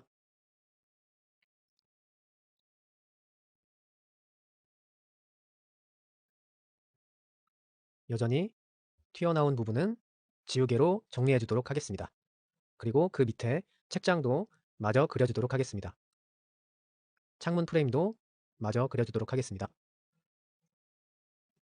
적당한 두께로 프레임을 만들어주고 새로운 레이어를 만들고 오른쪽 벽면에 책장을 그려보도록 하겠습니다. 이쪽 벽면과 마찬가지로 프레임을 그려주고요.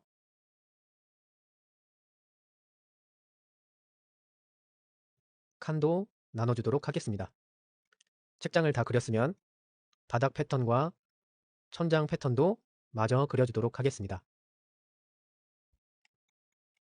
지우개로 엇갈려서 지워주도록 하겠습니다.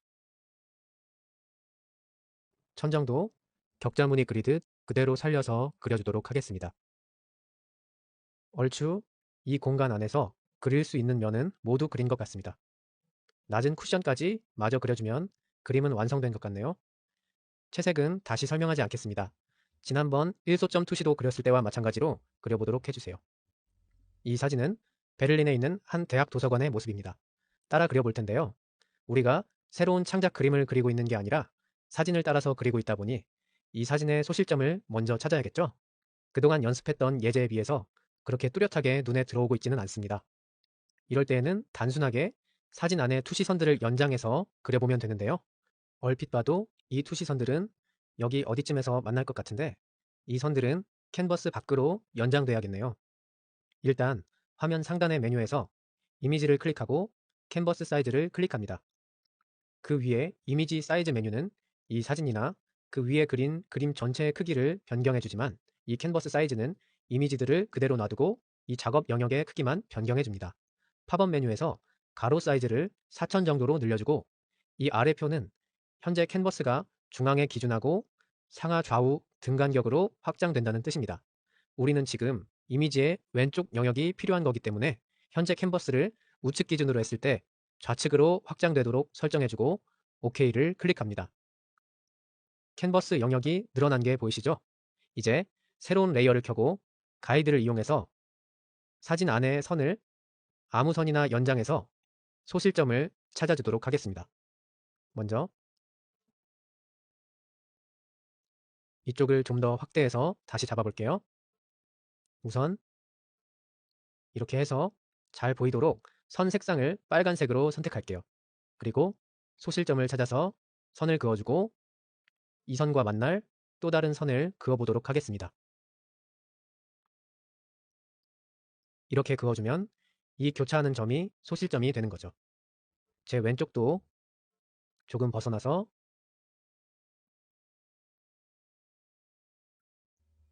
면과 면이 만나는 선을 그어주고 그 다음에 어떤 선을 긋던지 상관없어요. 투시되는 직선을 찾아서 그어주기만 하면 됩니다. 난간선으로 해볼까요? 이때 그려지는 선이 정확하지 않으면 정확하지 않을수록 나중에 투시선들이 잘 안 맞아지겠죠? 그러니까 좀 정확하게 그려주도록 하고요. 두 선이 만나는 점, 여기가 되겠네요. 여기가 소실점이 되겠습니다. 이 점도 그렇네요. 그러면 선이 잘 보이도록 밑에 사진 레이어를 잠시 꺼볼게요. 그리고 나서 퍼스펙티브 가이드를 켜고 찾아낸 두 소실점 위에 가이드 핸들을 옮겨줍니다. 스냅이 걸리네요. 얘를 먼저 퍼스펙티브 가이드가 근처로 가면 저절로 수평을 찾으려는 성질이 있기 때문에 그렇습니다. 이렇게 된 상태에서 얘도 이 지점으로 두 직선이 만나는 교차점으로 옮겨주도록 하겠습니다. 여기가 더 좋겠네요. 다시 밑에 사진 레이어를 켜고 방금 설정한 가이드는 다시 잠궈두도록 할게요. 이제 캔버스를 원래 사진 영역으로 돌려놔야 할 텐데요. 물론 다시 캔버스 이미지로 들어가서 원래의 사이즈를 입력해줘도 됩니다. 하지만 이번에는 다른 방법을 써볼게요. 툴바에서 크롬 메뉴를 실행합니다. 그리고 사진의 영역을 왼쪽 상단이든 오른쪽 상단이든 상관없어요. 영역을 드래그해서 선택해줍니다. 크롬 메뉴의 하위 메뉴에서 OK를 클릭해주면 캔버스 영역이 다시 줄었죠? 이제 소실점을 찾기 위해 그려주었던 빨간색 레이어는 끄고 저는 아예 지워줄게요. 지우고 퍼스펙티브 가이드를 다시 켠 상태에서 이제 세팅은 끝났고 그림을 그리기 시작하면 됩니다. 이제 선을 따라 그리는 건 익숙하시죠? 먼저 사진 레이어의 투명도를 낮추고 위에 새로운 레이어를 생성해서 시작하도록 하겠습니다. 저는 이번에는 일반 연필로 그려보도록 하겠어요. 여러분들도 여러분들이 원하는 브러쉬를 선택하고 큰 구도를 이루는 선부터 시작해서 점점 디테일한 선 순서로 그려나가도록 하겠습니다. 저는 가로, 세로 교차하는 부분에 크게 개의치 않고 쭉쭉 그어주고 있는데요. 다 그리고 나서 불필요한 부분은 한꺼번에 지워줄 예정입니다. 그래서 나중에 지우기 쉽도록 현재 가로선과 세로선을 다른 레이어에 그리고 있어요. 그림을 그리시다 보면 밑에 사진이 꼭 이소점 투시도에 맞지 않는다는 걸 눈치채셨을 텐데요. 아무래도 카메라 렌즈에 의한 왜곡 때문이겠죠. 그 부분도 곧 다룰 테니까 지금은 사진에 너무 구애받지 마시고 참고만 한다는 기분으로 그려나가 주세요. 마저 완성해 보도록 하겠습니다. 가구를 그리실 때 한 가지 팁을 알려드리자면 이렇게 배경 그림을 그린 상태에서 위에 가구를 덧그릴 때 저는 나중에 수정하게 될 경우를 고려해서 가구에 의해서 가려지는 이런 부분들을 전부 지워주기보다는 가구 내부에 색을 칠해서 지우는 대신에 가려주는 편입니다. 이런 식으로 가려주게 되면 나중에 가구를 수정하게 될 때에도 뒤에 선들이 영향을 받지 않기 때문에 작업이 더 편하더라고요. 각자 본인에게 더 편한 방법으로 작업을 이어가시면 되겠습니다. 다 그리셨다면 이번에는 러프하게 사람의 실루엣도 그려보는 연습을 좀 하시면 좋을 것 같아요. 두상부터 등라인 아주 러프하게라도 사람은 그리는 연습을 하면 할수록 비율이 익숙해지니까 그런 연습을 꾸준히 하시는 게 아주 큰 도움이 됩니다. 이번 연습은 여기까지 하고요. 다음 예제로 넘어가도록 하겠습니다. 이제는 삼소점 투시도에 대해서 알아보도록 하겠습니다.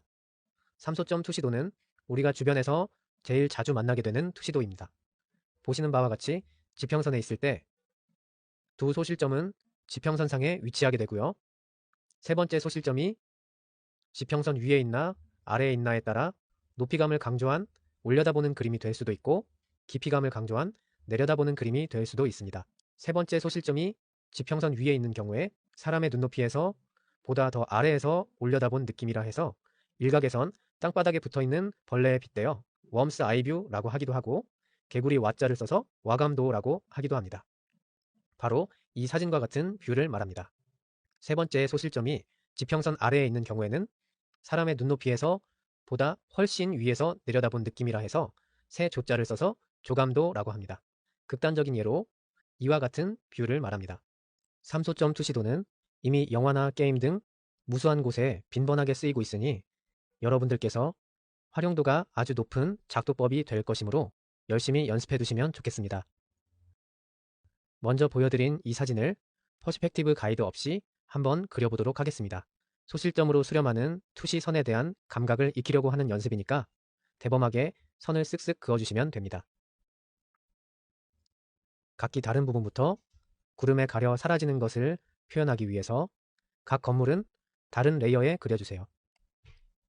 이제 제가 특별히 새로운 레이어를 만들라고 말씀드리지 않아도 작업의 성격과 편의에 따라서 레이어 구분은 해주시기 바랍니다. 다 그리셨으면 이제 이렇게 구름에 가려서 사라지는 부분은 부드러운 지우개로 지워줌으로써 구현해 보도록 하겠습니다. 부드러운 지우개를 선택하고 속성창을 엽니다. 어마운트 이레이즈 값을 20 정도로 설정하고 창을 나와주세요. 먼저 이 건물부터 보시면 큰 부분에 아주 살짝만 가려져 있어요. 해당 건물 레이어를 선택하고 지우개가 선택된 상태에서 브러쉬를 아주 크게 바꿔보도록 하겠습니다. 그리고서 사진에서 구현된 대로 끝부분만 아주 살짝 지워주도록 하겠습니다. 다시 사진을 보시면 그 옆 건물은 큰 선이 더 희미하게 날아갈 정도로 가려 있어요. 그 부분을 역시 지우개로 지워줌으로써 구현해 봅니다. 각자 다른 레이어로 그려놨기 때문에 옆 건물은 크게 신경 쓰지 않으셔도 되죠. 그 옆 건물은 이쪽 끝부분만 아주 살짝 지워져 있어요. 그 부분을 구현하기 위해서 해당 레이어를 선택하고 끝에 부분만 살짝 날려주도록 하겠습니다. 그 아래 부분은 되게 전반에 걸쳐서 희미하게 지워져 있어요. 이건 역시 해당 레이어를 선택하고 지우개로 지워줌으로써 구현하도록 하겠습니다. 왼쪽 아래에 있는 건물은 이 건물보다는 살짝 더 많이 끝선이 희미하게 사라져 있습니다. 그 부분도 해당 레이어를 선택하고 지우개로 해당 부분을 지워서 날려줌으로써 구현해 보겠습니다. 이 건물들이 색칠이 되어 있었다면 효과가 더 뚜렷하게 드러났겠죠? 그런데 앞에 이 건물들의 경우에는 상단뿐만 아니라 사방으로 뿌옇게 흐려지고 있습니다. 이런 표현에는 에어스프레이가 적절할 텐데요. 브러쉬 팔레트에서 에어스프레이를 선택하고 그 속성 창을 엽니다. 플로우 값은 브러쉬 스트로크의 경계 처리를 말하는데요. 플로우 값이 클수록 그 경계가 뚜렷한데 에어스프레이는 기본 값이 입자가 흩뿌려진 스프레이 형태를 기준으로 하고 있기 때문에 플로우 값이 100일 때에도 그 경계가 그다지 뚜렷하지는 않습니다. 지금은 이 값을 50으로 설정해 주겠습니다. 이제 적절한 색상을 선택하고 해당 영역을 큼직한 브러쉬로 칠해주도록 하겠습니다. 배경 사진을 끄고 있는 게 더 잘 보이시겠네요. 안쪽은 강조해주고 바깥쪽은 흐리게 놔둔 채로 좀 칠한 다음에 다시 한번 선을 정리해 주도록 하겠습니다. 이러한 표현을 쓸 수 있다는 것은 앞서 베를린 도서관 연습에서 알려드린 팁과 마찬가지로 위의 건물을 이 같은 효과를 내기 위해서 지우개로 지우는 대신에 흰색 에어스프레이로 가려서 같은 효과를 구현할 수 있다는 뜻입니다.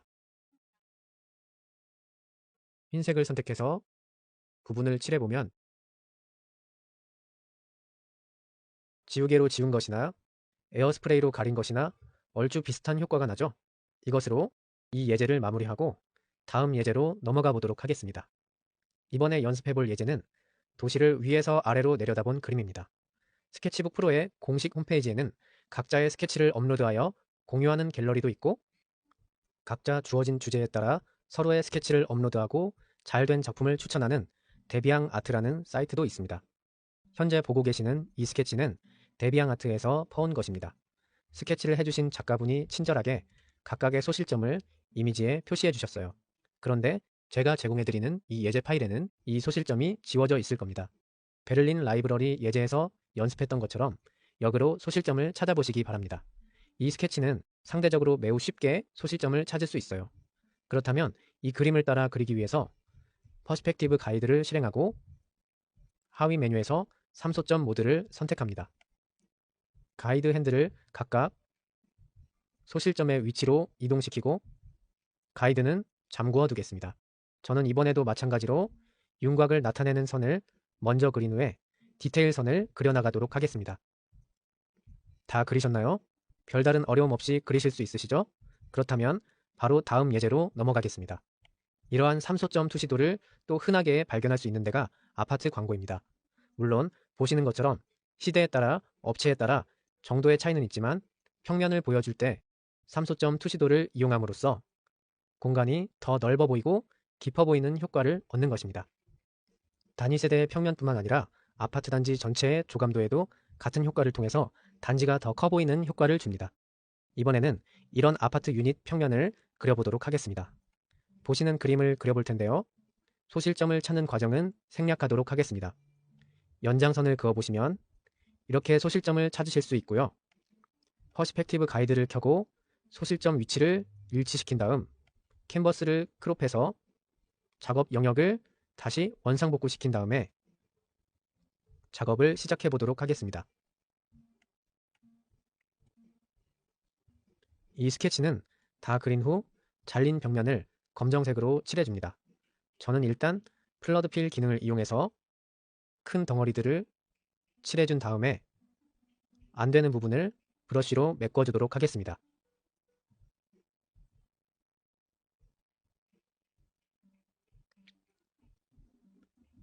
안 되는 부분은 브러쉬를 이용해서 색칠해주고 되는 부분은 플러드 필 기능을 이용해서 잘린 벽면, 단면선은 모두 검정색으로 칠해주도록 하겠습니다. 예전에 1소점 투시도와 2소점 투시도에서 각자의 방을 그렸던 것처럼 이제는 살고 있는 집 전체를 그릴 수도 있겠죠. 그런데 3소점 투시도를 그리면서 이미 고민하셨는지 모르겠지만 우리가 다룬 예제는 있는 그림을 보고 그리는 거니까 별 고민이 없지만 빈 캔버스에서 시작한다고 할 때 삼소점 투시도는 그 결과물의 효과를 예상하며 그림을 그리기가 쉽지 않습니다. 그럴 땐 손쉽게 트랜스폼 툴을 사용할 수도 있습니다. 이소점 투시도를 연습했던 그림입니다. 일단 비교하기 쉽게 캔버스 사이즈를 넓혀놓고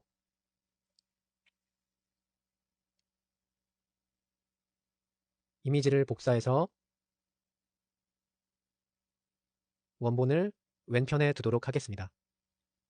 오른쪽 이미지가 들어있는 레이어가 활성화된 상태에서 툴바에 트랜스폼 도구를 실행합니다.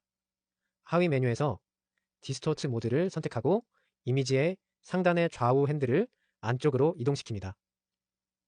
효과를 극대화하기 위해서 저는 좀 위쪽으로 올려볼게요. OK 버튼을 클릭하면 어떤가요? 왼쪽의 원본보다 더 높이감이 강조된 3차원 투시도 같이 보이나요? 이처럼 이소점 투시도를 그린 뒤에 스케치북 프로의 트랜스폼 기능을 활용해서 손쉽게 3소점 투시도로 변환할 수도 있습니다. 이번에는 5소점 투시도에 대해서 알아보도록 하겠습니다. 5소점 투시도는 쉽게 수정구슬에 비친 형상이라고 상상하시면 되는데요. 4개의 소실점이 전체 프레임을 원으로 구성하고 소실점 두 번째와 세 번째가 지평선을 구성할 때 그 중앙에 5번째 소실점이 위치합니다.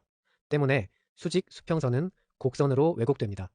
이를 통해서 더 넓은 가시각을 갖게 되는 것이 바로 5소점 투시도입니다. 핸드폰 카메라에 어안 렌즈 많이 사용하시죠? 이러한 사진이 어안 렌즈로 찍은 사진들인데요. 같은 효과라고 보시면 됩니다. 그렇다면 바로 예제를 그려보도록 하겠습니다. 퍼스펙티브 가이드를 켜고 하위 메뉴에서 5소점 모드를 선택합니다. 중앙의 소실점과 나머지 4개의 소실점 중에 하나를 움직여 주어진 그림의 원과 똑같은 크기를 만듭니다. 이제 그려주면 되는데요. 여기에서 한 가지 기억하실 부분은 퍼스펙티브 가이드의 5소점 모드는 원 안에서만 가이드가 활성화됩니다. 따라서 원 안에서만 가이드의 영향을 받고 원 밖에서는 자유선을 그릴 수 있습니다. 그래서 이러한 그림자 같은 경우에도 퍼스펙티브 가이드가 켜져 있는 상태에서 가이드의 영향을 받지 않고 그릴 수 있습니다. 그럼 이제 시작하도록 하겠습니다. 이번에는 색칠까지 해볼 테니까 스트로크의 경계가 뚜렷한 브러쉬 타입을 이용해 주시기 바랍니다.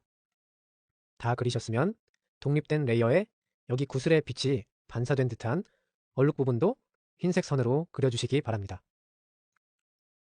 먼저 원형 자에다가 프렌치 커브를 같이 써서 그리도록 하겠습니다. 다 그리셨으면 내부를 흰색으로 채우고 해당 레이어는 잠시 꺼두도록 하겠습니다. 이제부터 플러드 필 기능을 이용해 그림을 색칠해 보겠습니다. 예제 그림과 꼭 똑같은 색으로 칠할 필요는 없지만 그리하고 싶을 때는 Alt 키를 누르면 마우스 포인터가 스포이트 모양으로 바뀌게 됩니다. 이 상태에서 원하는 색상 부위를 클릭하면 그 위치에 색상 정보가 복사됩니다. 이 상태에서 플러드 필 도구를 실행하시면 됩니다. 그러면 배경 그림이 꺼진 상태에서 카피한 노란색으로 창문들을 칠해 보도록 하겠습니다. 건물과 바닥까지 모두 칠했다면 이제 하늘 배경을 칠해 볼 텐데요. 예제 이미지를 보면 하늘이 노란색, 붉은색, 주황색, 보라색으로 변해갑니다. 새로운 레이어의 테두리와 같은 원을 만듭니다. 예제 이미지는 잠시 꺼둘게요. 이 상태에서 툴바에 플러드 필 도구를 실행하고 하위 메뉴에서 원형 그라데이션을 선택합니다. 그리고 원의 중앙에서 바깥쪽 테두리로 그라데이션을 넣어줍니다. 그리고 방금 기억했던 대로 제일 처음에 노란색, 그 다음에 주황색, 그 다음에 붉은색, 그 다음에 보라색으로 그라데이션을 넣어줍니다.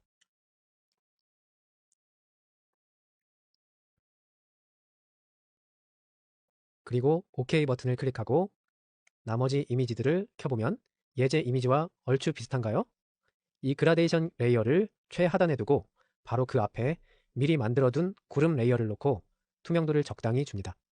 그리고 제일 상단에 만들어둔 빛 반사 레이어를 두고 이 레이어 역시 투명도를 적당히 줍니다. 이 상태에서 예제 파일을 다시 보면 원 가장자리 전체에 이런 살짝 명암이 져 있는 것을 발견할 수 있습니다. 이건 역시 표현해주기 위해서 다시 원형 테두리가 있는 레이어를 만듭니다. 그 레이어를 화면 제일 상단에 놓고 다시 플러드 필 기능을 실행해서 그라데이션을 원의 중심에서 가장자리로 줍니다. 이때 원의 중심은 투명도 0에 무색으로 만들고 바깥 테두리는 더 진한 보라색을 줍니다. 그리고 투명도 역시 한 50 정도로 설정해 줍니다. 그리고 가운데 한 가지 색을 남긴 이유는 이 색이 없을 때 이 그라데이션이 원의 중심까지 연장되어 이어지기 때문에 새로운 색상을 한 개 만들어서 이 색상 역시 투명도 0에 무색으로 설정해주면 이 색상의 지점에 따라 명암의 깊이를 조절할 수 있습니다. OK 버튼을 클릭하면 이것으로 오소점 투시도의 예제 실습이 끝났습니다. 이전 예제에서 혹시 원본 이미지와 실습 결과물 사이에 한 가지 큰 차이점을 발견하신 분이 있나요? 아마도 모두들 실습하시면서 이게 맞나 하셨을 것 같은데요. 그래서 컬러링에 대한 몇 가지 팁을 알려드리려고 합니다. 우리가 완성한 그림을 보면 원본 그림과는 다르게 검정색 스케치선이 있습니다.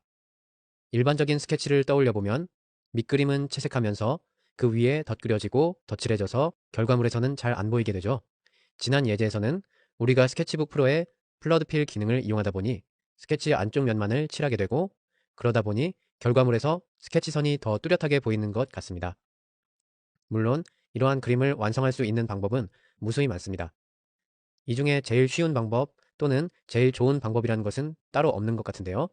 각자 본인이 가장 재미있게 느끼는 방법 또는 본인이 가장 의욕적으로 작업을 진행할 수 있는 방법을 찾으시면 될 것 같습니다. 제일 먼저 이처럼 어떠한 그림이나 사진을 따라 그리는 거라면 주어진 색으로 처음부터 그림을 그려나가도 충분히 완성할 수 있는 작업인 것 같습니다. 이런 식으로 채색을 밑그림 따로 없이 밑에 깔려있는 원본 그림이 밑그림이 되는 셈이죠. 이런 식으로 작업을 마무리할 수도 있을 것 같아요. 채색을 하고 브러쉬 스트로크 때문에 각지지 않는 부분은 나중에 지우개로 살려주면 되겠죠? 아니면 이렇게 스케치가 있을 때 아주 베이직한 방법으로 이 위에 새로운 레이어를 만들고 그냥 처음부터 이 위에 덧그려서 그림을 완성하는 방법도 있을 것 같습니다.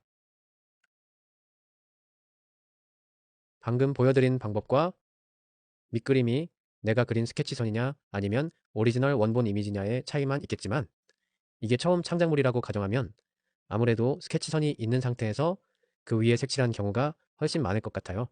사실 디지털 스케칭을 하시는 분들 사이에서 플러드 필 기능은 그리 자주 쓰이는 기능은 아닙니다.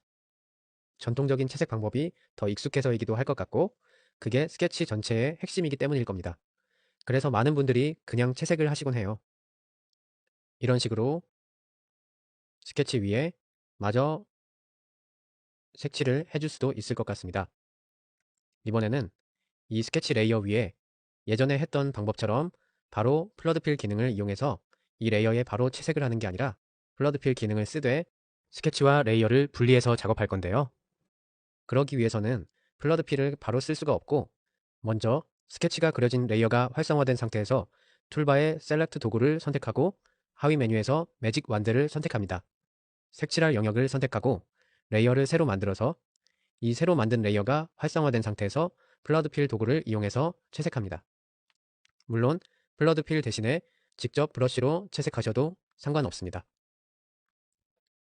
플러드 필을 이용하나 브러쉬로 채색을 하나 똑같죠? 그리고 다시 스케치 레이어로 돌아와서 다음 영역을 선택하고 다시 채색 레이어로 돌아와서 주어진 색상으로 채색합니다. 이 작업을 반복하셔서 그림 전체의 모든 채색을 진행해 주세요. 작업을 모두 하시면 이렇게 스케치선과 채색 레이어가 분리되어 존재하게 되는데 채색 레이어를 보면 스케치선 자리가 전부 비어 있습니다. 이렇게는 사용이 안 되겠죠? 이때 스케치북 프로에 아주 중요한 기능이 등장합니다. 이 레이어 창에서 각 레이어의 우측 하단에 자물쇠 기억하시나요? 예전에 제가 단순하게 투명도를 잠가두는 기능이라고 말씀을 드렸었는데요. 이 자물쇠에 아주 중요한 기능이 있습니다. 투명도를 잠궈둘 뿐만 아니라 자물쇠가 채워진 상태에서는 이 위에 어떤 작업을 하던 이 레이어에 그림이 그려진 영역 위에만 적용됩니다. 잘 보이시도록 스케치 선만 켜져 있는 상태에서 아무 브러쉬나 크기를 적당히 바꿔서 눈에 확연히 보일 정도로의 색으로 칠해보면 보이시나요? 채색 레이어에도 레이어가 잠긴 상태에서 칠을 해보면 그림이 그려져 있던 영역 위에만 표현이 되는 것을 확인할 수 있습니다. 하지만 참고로 레이어가 잠긴 상태에서는 지우개를 사용할 수가 없습니다. 레이어가 잠기지 않는 상태에서만 객체를 지울 수가 있어요.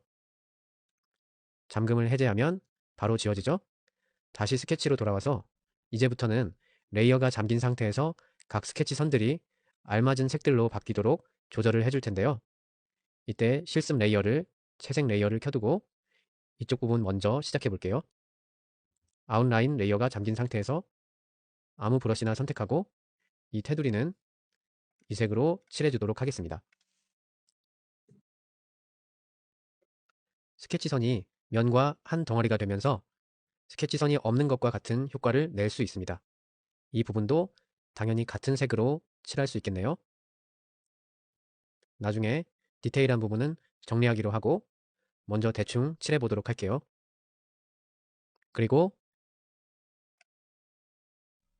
이 부분은 흰색으로 정리를 하고 이 색으로 이 부분은 이때 만약에 작업이 어려우시다면 제가 개인적으로 굉장히 많이 자주 쓰는 툴이 셀렉트의 폴리라인 선인데요.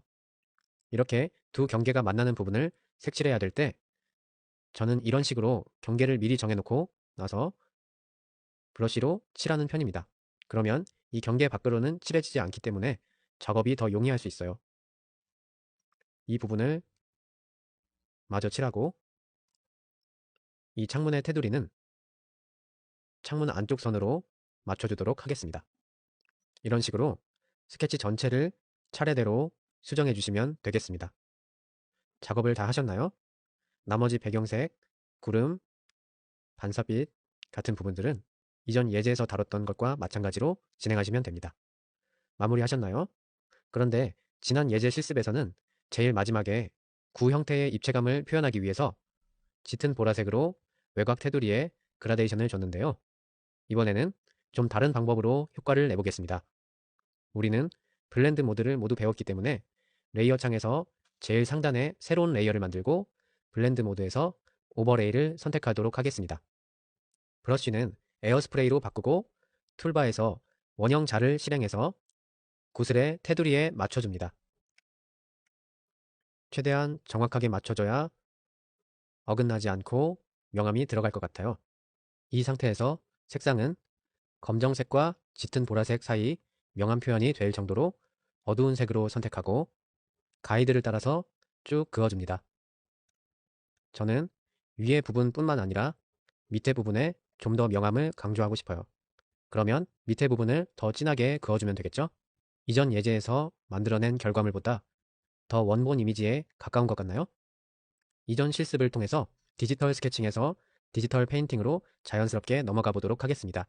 앞서 말씀드렸듯이 그림을 완성하는 데 있어서 선으로 된 스케치가 꼭 필요한 것은 아닙니다. 아주 간단하게 깃털을 한번 그려보겠습니다. 그림을 시작하기에 앞서 제가 그림을 그릴 때 자주 사용하는 팁인데요. 밋밋한 그림을 그릴 때 배경 패턴을 살짝 넣어주는 겁니다. 먼저 새로운 캔버스에 플러드필 기능을 이용해서 바탕색으로 원하시는 아무 색이나 채워주겠습니다. 저는 깃털을 그릴 거니까 하늘색을 써볼게요. 그리고 레이어 창에서 상단의 이미지 버튼을 클릭해서 나누어드린 캔버스 이미지를 불러옵니다. 크기를 적당히 캔버스를 다 덮을 정도로 늘려주고 내비게이터는 끄겠습니다. 방금 이 이미지를 불러온 레이어 창 상단의 이 버튼은 우리가 그동안 화면 상단의 파일 메뉴 아래 Add 이미지 메뉴와 동일한 기능입니다. 이 이미지에 블렌딩 옵션을 오버레이로 주겠습니다. 그리고 투명도를 조절해서 적당한 배경이 되도록 만들어줍니다. 그러면 먼저 가운데 기둥을 그려볼게요. 레이어를 새로 만들고 붓을 선택하겠습니다. 기둥은 위로 올라갈수록 가늘어져야 하죠. 그러니 붓의 속성 창을 열어서 Reduce with Light Pressure, 압력이 작을 때 브러쉬 크기 값을 최소로 설정해 주세요. 그러면 선을 그을 때 끝으로 갈수록 힘을 빼면 가늘어지겠죠? 브러쉬 색상을 회색으로 바꾸고 깃대가 될 만한 선을 그어주도록 하겠습니다. 만약에 선이 마음에 들게 그어지지 않으신다면 나중에 이 가는 부분은 지우개로 처리해 주셔도 됩니다. 이전 예제에서 배운 대로 레이어 창에서 해당 레이어를 잠근 상태에서 브러쉬 색깔을 흰색으로 바꾸고 브러쉬는 에어스프레이로 바꿔서 기둥의 한 면을 흰색으로 명암을 주어 입체감이 느껴지도록 표현해 주겠습니다.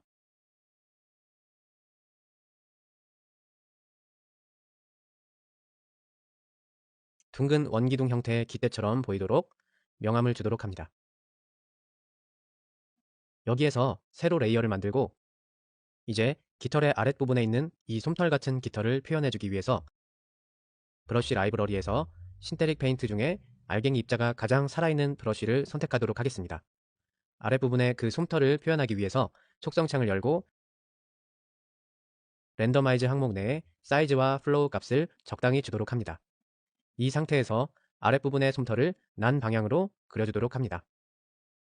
아랫부분에 삐져나온 부분은 소프트 이레이저로 정리를 해주고요. 그 다음에 다시 작업이 어려울 것 같으신 분은 레이어를 새로 만들어서 작업하셔도 좋습니다. 한 레이어에 작업하셔도 상관없습니다. 난 방향으로 깃털을 표현해주고요. 이제는 윗부분에 깃털을 표현할 텐데요. 이 브러쉬의 속성창을 다시 열고 랜더마이즈 값은 줄여준 상태에서 엣지를 조금 샤프하게 만듭니다. 그리고 레이어를 다시 새로 만들어서 입자 크기를 살짝 키우고 깃털을 마저 그려줍니다. 만약에 깃털의 느낌이 컨트롤이 잘 안된다면 원래 그리려고 했던 길이보다 좀 더 길게 그려주시고 나중에 지우개로 정리해도 좋습니다. 아랫부분은 좀 겹치게 윗부분은 좀 길쭉한 느낌이 나도록 스케치를 해주도록 하겠습니다. 이 상태에서 브러쉬 속성창을 다시 열고 상단의 타입 항목에서 이번에는 이레이저를 선택해 주도록 하겠습니다. 이제 이 브러쉬는 지우개가 된 건데요. 이 상태에서 깃털의 역방향으로 길이를 지워서 최종 형태를 만들어 주도록 하겠습니다. 그리고 저는 여기에다가 레이어를 한 장 더 만들어서 이 흰색 깃털들 밑으로 깔고 여기에 갈색 브러쉬를 만들어서 그려주도록 하겠습니다. 위쪽으로 올라갈수록 갈색이 좀 더 도드라지게 아래쪽에 갈수록 좀 더 묻혀있도록 표현해 주도록 하겠습니다. 그리고 이제 소프트 이레이저로 아래 솜털을 살짝 정리해 주도록 하겠습니다. 이 상태에서 실제 깃털이 그런 것처럼 깃대 레이어를 선택하고 잠금 장치를 풀고 투명도를 살짝 주도록 하겠습니다. 그리고 확연히 느끼셨겠지만 선형 스케치는 어떤 그림을 그리는 데 있어서 꼭 필수적인 요소가 아닙니다.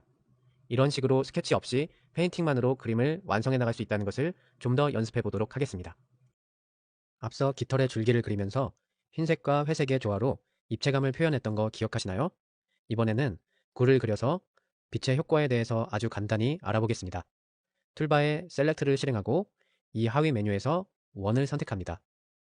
기본은 타원으로 되어 있는데 쉬프트를 누른 상태에서 드래그 하시면 정원으로 설정할 수 있습니다.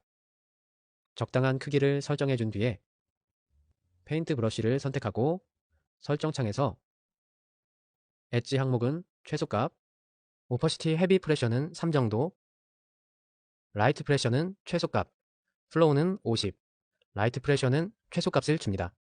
브러쉬의 색상은 검정색으로 설정하고 브러쉬의 크기가 좀 큰 상태에서 원을 그리듯이 선택 영역 안을 칠해줍니다. 여기에 빛이 좌측 상단에서 떨어진다고 가정하면 이쪽이 밝겠죠? 상대적으로 반대쪽을 더 어둡게 칠해줍니다. 브러쉬 사이즈를 점점 줄여가면서 덧칠함으로써 빛의 방향에서부터 9의 5분의 4 정도 지점이 제일 어두운 지점이 될 수 있도록 계속 덧칠해줍니다. 여기에서 가장 반대 부분은 오히려 좀 더 밝아지는데요. 이것은 구가 놓여있는 바닥 역시 빛을 받고 있고 그 빛을 반사하기 때문에 그 반사광에 의해 역으로 이 반대편이 좀 밝아지게 됩니다. 어두운 부분까지 채색이 마무리되면 브러쉬 사이즈를 흰색으로 바꾸고 빛이 직접적으로 닿는 부분부터 반대로 칠해줍니다.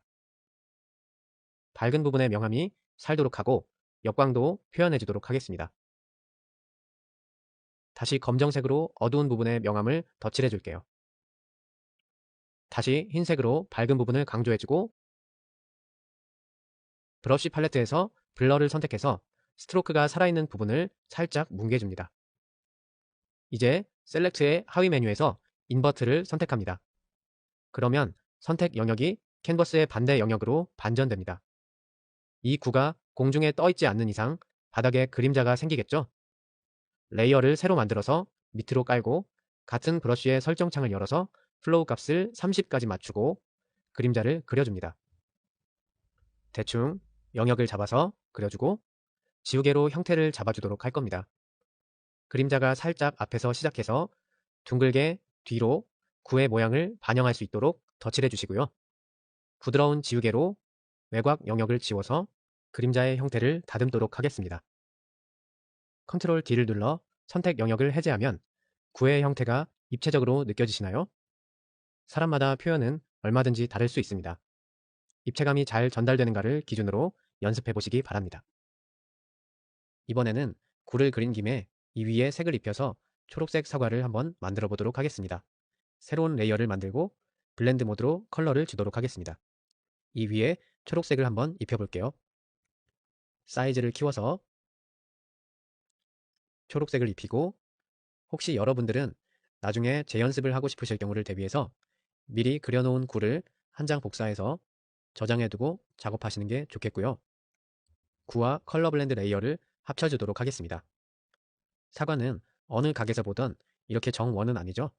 지우개로 원하시는 사과의 형태를 잡아줍니다. 저는 시간 관계상 러프하게 그릴 테니 여러분들은 좀 더 디테일하게 형태며 색감을 잡아보시면서 연습하시면 더 도움이 되실 것 같습니다. 그래도 상단은 좀 더 평평하게 보일 것 같고요. 사과의 형태를 이런 식으로 지우개로 저는 대충 잡도록 하겠습니다. 아주 많이 삐뚤어졌네요. 이 상태에서 이제 명암을 좀 수정해 줄 텐데요. 보통 사과하면 여기 상단에 평평하게 만든 게 조금 어두운 색을 놓고 페인트 브러쉬를 선택해서 앞에 구에서 했던 것처럼 오퍼시티를 많이 죽여주고 플로우 값을 좀 낮춰주겠습니다. 엣지는 소프트하게 놔두고 이 상태에서 브러쉬 사이즈를 조정해서 사과가 이쪽이 좀 더 평평하다고 가정을 하면 지금 구일 때보다는 이쪽이 좀 더 오목해지겠죠? 그 부분을 좀 더 명암으로 표현해 주도록 하고요. 어두운 부분은 더 어둡게, 하지만 지금의 진한 초록색보다는 좀 더 사과에 맞는 선명한 초록색이 되도록 이 부분도 톤을 약간 조절해 주도록 하겠습니다. 아주 어두운 부분만, 그리고 어두운 상태에서 사과의 꼭지 부분을 표현해 줍니다. 꼭지가 들어가 있는 부분에 오목한 부분이 조금 더 명암해지겠죠? 그 부분을 지금 오퍼시티가 많이 들어가 있는 상태이기 때문에 덧칠을 하면 할수록 어두워집니다. 이 상태에서 톤 조절만 해가면서 칠해주도록 할게요. 그리고 레이어를 새로 만들어서 이번에는 갈색으로 사과 꼭지 부분을 그려주도록 하겠습니다. 지우개로 가려진 부분은 지워주고요. 약간 밝은 색으로 윗면을 표현해 주도록 할게요. 다시 사과로 돌아와서 이제는 조금 밝은 초록색으로 밝은 부분을 표현해 주도록 하겠습니다. 이 부분, 이쪽이 아무래도 제일 밝겠죠? 밝은 부분에 명암을 더해주고요. 그리고 상대적으로 조금 더 어두운 부분을 명암을 먼저 만들어준 후에 스머지 모드로 살짝 번질 수 있도록 뭉개주도록 하겠습니다. 너무 과하지 않게 색이 살짝 번져나갈 수 있도록 조절을 해주고 이 상태에서 다시 녹색으로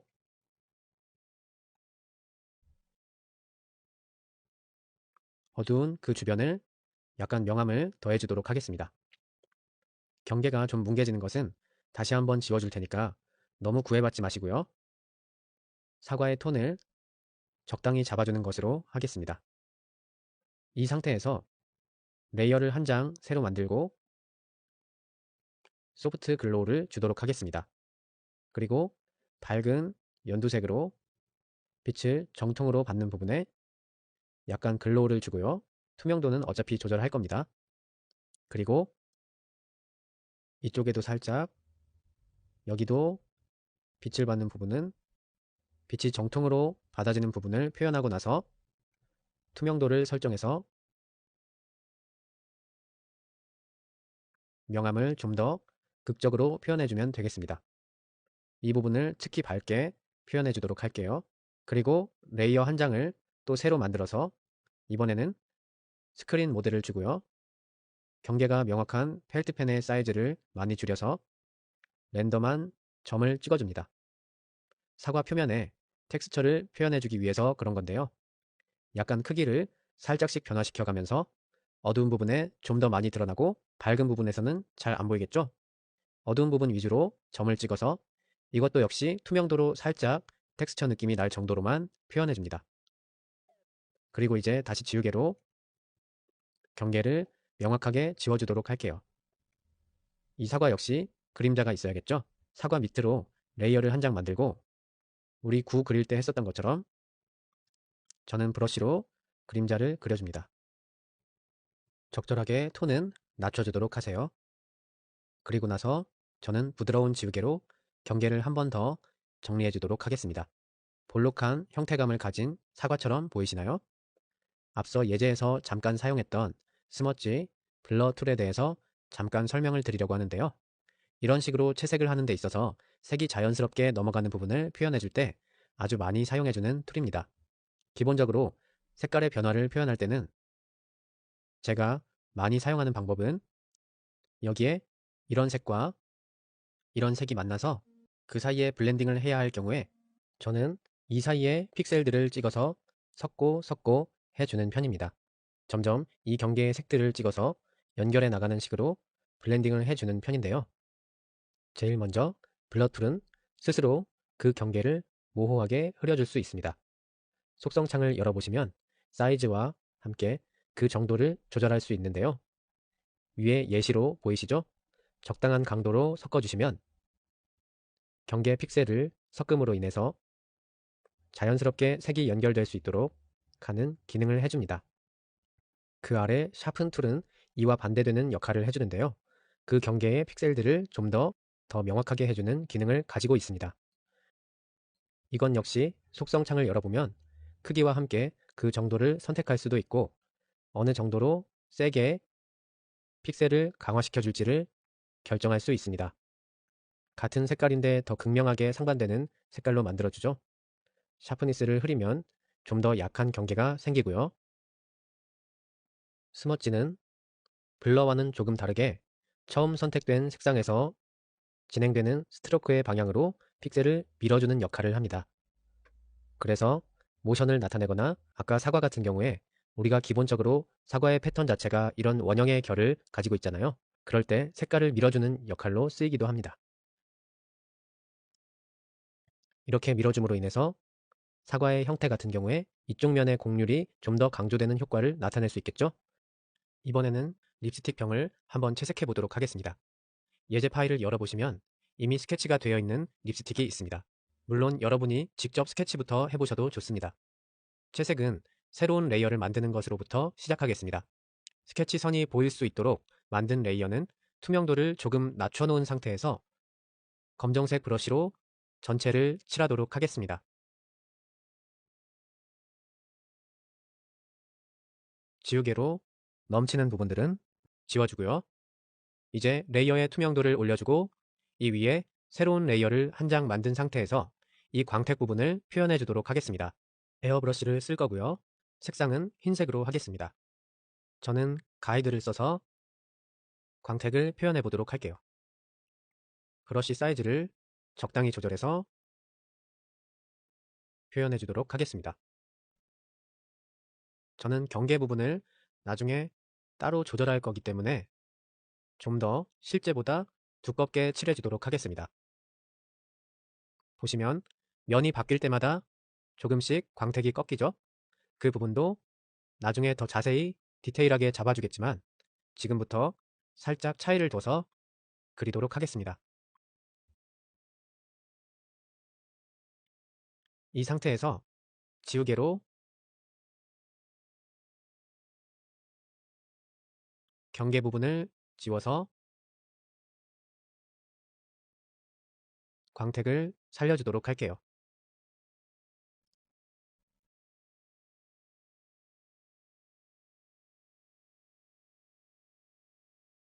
모서리를 살려서 해주고 나머지 부분은 지워주도록 하겠습니다. 반대편도 마찬가지로 정리해주도록 하세요. 이 상태에서 한쪽 끝을 살짝 날려주도록 하겠습니다. 아주 살짝만 지워주시고요.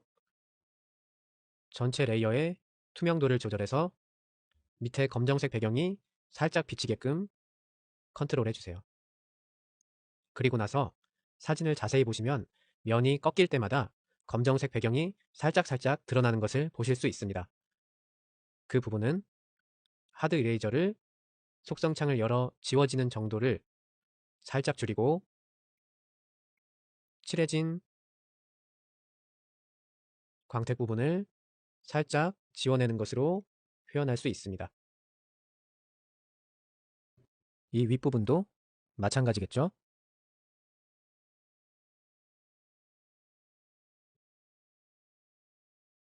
이 부분도 살짝 지워줘서 면이 끝나는 것을 확인할 수 있게 만들고요.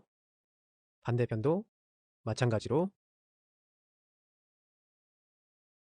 이번에는 반대편 광택을 표현해 주도록 하겠습니다. 저는 다시 레이어를 새로 만들고요. 또다시 지우개로 이쪽 편은 선명하게, 이쪽 부분은 살짝 블러될 수 있도록 지워주도록 하겠습니다. 광택을 다 만드셨으면 사진을 자세히 보시면 검정색으로 파먹어 들어간 부분들의 상대 방향으로 광택 흰색이 더 세게 들어가는 부분들이 있습니다. 이런 하이라이트 부분들도 흰색 브러쉬로 표현해 주도록 하겠습니다.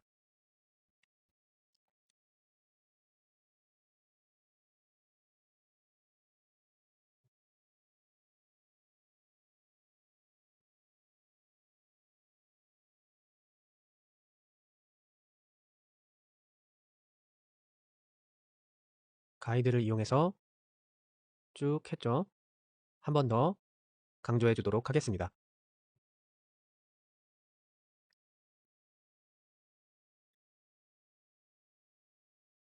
이렇게 밝은 부분은 더 밝게, 어두운 부분은 더 어둡게 강조해 주시는 과정은 반복하시면 반복하실수록 그림이 더 정교해집니다.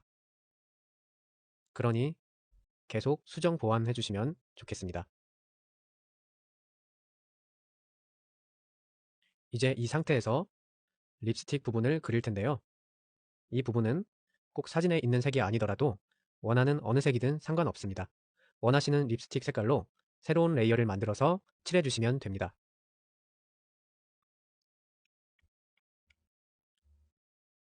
투명도를 없앤 상태에서 칠하고 지우개로 넘친 부분들을 정리해 주도록 하겠습니다. 이 부분은 스케치선을 추후에 지울 거니까 단면이 경계선이 좀 더 매끄럽게 지워질 수 있도록 해주세요. 다 채워서 칠하셨으면 이 윗면 부분은 지금 전체 제일 어두운 톤 기준의 색깔보다 조금 더 밝게, 이 부분보다 여기가 좀 더 밝죠? 여기 전체가 더 밝게, 여기 부분도 좀 더 밝아질 수 있도록 컬러 에디터에서 좀 더 밝은 색을 선택하고 윗면을 채워줍니다.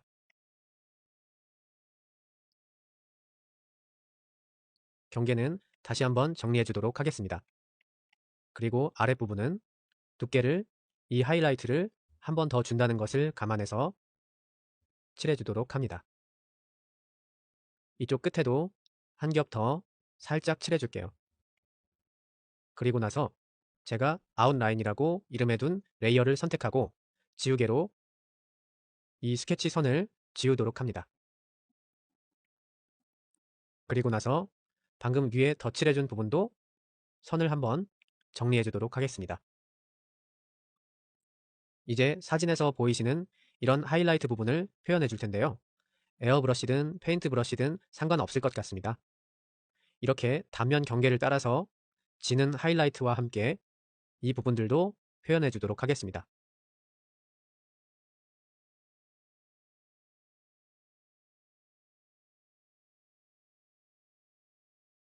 하이라이트를 다 표현하셨으면 이 단면을 따라 발생하는 이 림 모양의 하이라이트는 브러쉬로 투명도를 살짝 줘서 먼저 흰색으로 단면을 따라서 원을 그려주시고요.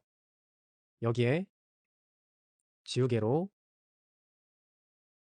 점점 얇아지는 형태를 표현해 주도록 하겠습니다. 이 레이어 역시 투명도를 조절해서 밑에 다른 광택들과 톤을 좀 일정하게 맞춰주시고요. 조금 더 흐려도 되겠네요. 이것으로 립스틱을 완성하였습니다. 여기에서 이 그림자는 지난번에 해보신 적 있죠? 방금 만든 이 채색한 레이어들을 복제해서 합쳐서 툴바의 트랜스폼 툴로 반전을 시켜주시고요. 이 상태로 이동시켜서 높이를 맞추고 OK 버튼을 클릭한 뒤에 부드러운 지우개로 필요한 부분을 남기고 모두 지워줍니다. 이 상태에서 투명도를 적당히 주고 좀 더 지워주도록 하겠습니다. 이제는 합성 브러쉬를 이용하여 각 페인팅의 속성을 알아보도록 하겠습니다. 처음에는 이런 수채화 느낌의 그림을 그려보도록 하겠습니다. 수채화 효과를 위한 브러쉬는 예전에 알려드린 스케치북 프로 블로그에서 다운로드 받으실 수 있습니다. 워터컬러 브러쉬 세트를 다운로드 받아서 브러쉬 라이브러리에 로드해주세요. 해주시면 브러쉬 라이브러리에 이러한 브러쉬 세트가 생성됩니다. 이제 그림을 그리기 위해서 이 이미지는 줄여서 한 옆에 놔두도록 할게요. 새로운 레이어에서 그림을 시작하도록 하겠습니다. 워터컬러 브러쉬 세트에서 파인 팁 브러쉬를 선택하고 속성 창을 열어서 오퍼시티를 60 정도 주시고요. 어드밴스드 항목에서 엣지는 40 정도 하드하게 만들겠습니다. 이미지는 한 가지 색으로 그려볼 계획이에요. 그러니 코핑 라이브러리를 열어서 파란색 계열에서 마음에 드는 적정한 파란색을 한 가지 선택해 주세요. 저는 B28로 그려보도록 하겠습니다. 이제 제일 먼저 이 앞쪽에 제일 진한 산을 그려주도록 하겠습니다. 적당히 꼭 똑같을 필요는 없으니까 적정한 크기와 내부를 채워서 칠해주도록 하겠습니다. 그리고 나서 브러쉬를 더 작게 만들고 테두리를 살짝 그려줄게요. 밑에 부분이 좀 더 강조될 수 있도록 뿌려주고 나서 다시 브러쉬 라이브러리를 열어서 파인 팁 블렌더를 선택합니다. 그리고 방금 그려진 경계들이 안쪽으로 살짝 뭉개질 수 있도록 덧칠해주세요. 색깔을 섞어주는 블렌딩 효과를 나타내고 있는 브러쉬인데요. 경계가 스무스하게 넘어갈 수 있도록 약간 물감이 번진 듯한 효과가 느껴지죠? 그리고 나서 지우개로 삐져나온 주변을 정리해주도록 하겠습니다. 바닥도 지워주고 윗선도 삐져나온 부분은 지우개로 지워서 선을 정리해주도록 하겠습니다. 이번에는 브러쉬 라이브러리를 열고 다시 파인 팁 브러쉬를 선택하고 속성 창을 열어서 오퍼시티를 15 정도로 설정해주고 다시 동일한 방법으로 뒷산을 그려주도록 하겠습니다. 이 상태에서 앞쪽의 바다는 새로운 레이어를 만들어서 그려주도록 하겠습니다. 브러쉬 라이브러리에서 스퀘어 팁을 선택하고 속성 창을 열어서 타입은 멀티플라이, 오퍼시티는 10 정도를 줍니다. 이 상태에서 브러쉬 사이즈를 적당히 키워서 위쪽부터 차례대로 조금씩 겹쳐서 좌우로 그려줍니다. 멀티플라이 모드이기 때문에 겹쳐진 부분이 좀 더 강조되고 있죠? 따라서 너무 많이 겹쳐지지는 않도록 해줍니다. 이런 식으로 바다의 물결 무늬를 표현해주고 나서는 이제 하늘은 브러쉬 라이브러리에서 라운드 팁 브러쉬를 선택해주고요. 이번에는 타입을 오버레이를 선택하도록 하겠습니다. 어드밴스드에서 엣지는 가장 소프트하게 바꿔주고요. 오퍼시티를 20 정도 준 상태에서 구름을 그려보도록 하겠습니다. 이제 거친 브러쉬 스트로크가 살도록 사이즈를 적당히 키워서 뭉게뭉게 그려주도록 하겠습니다. 지금 브러쉬 상태가 오버레이 모드로 되어 있기 때문에 진해지는 부분은 점진적으로 덧그려주시면 이러한 그라데이션 효과를 수월하게 표현할 수 있습니다. 다 그리셨으면 레이어의 오퍼시티를 조절해서 적당한 그림의 톤을 정해주시고요. 이로써 첫 번째 예제가 완성되었습니다. 이번에는 사진과 같은 아크릴화의 느낌을 살려볼 텐데요. 아크릴릭 페인트 브러쉬는 워터컬러 브러쉬와 마찬가지로 스케치북 프로 블로그에서 다운로드 받으실 수도 있고요. 프로그램에서 기본으로 제공하는 브러쉬 세트 중에 신테릭 페인트 세트가 아크릴릭 페인트 브러쉬와 매우 흡사한 효과를 나타내고 있습니다. 그러니 어느 브러쉬 세트를 사용하시든 상관은 없는데요. 이번 예제는 아크릴릭 페인트 브러쉬 세트를 이용해 볼 테니 블로그에서 다운로드 받으셔서 로드해 주시기 바랍니다. 로드하시면 이런 브러쉬 세트가 생기고요. 시작은 웨스퀘어 아크릴릭 브러쉬로 하겠습니다. 속성창을 열어서 스트렝스를 100으로 해주세요. 원본 그림은 사이즈를 줄여서 한 옆에 참고용으로 놔두겠습니다. 새로운 레이어를 만들고 먼저 하늘을 그릴 텐데요. 채색을 먼저 해주고 나서 이런 방향성을 구현해 주도록 하겠습니다. 그러니까 먼저 점점 진해지는 색감을 대충 영역만 맞춰서 칠해 주도록 하겠습니다. 코핑 라이브러리를 열고 밝은 색부터든 진한 색부터든 크게 상관없습니다. 주 영역만 맞춰서 각 색의 위치를 표현해 주도록 하겠습니다. 색상 영역을 모두 잡았으면 브러쉬 라이브러리를 열고 스메어 스퀘어 브러쉬를 선택합니다. 속성창에서 플로우는 30, 스트렝스는 15 정도를 주도록 하겠습니다. 그려놓은 색을 원작의 스트로크 방향대로 긁어주면 됩니다. 이 패턴을 만들어내기 위한 건데 당연히 밝은 쪽에서 올려 긁으면 밝은 색이 위로 밀려 들어가고요. 위에서 내려 긁으면 진한 색이 번져 내려오겠죠?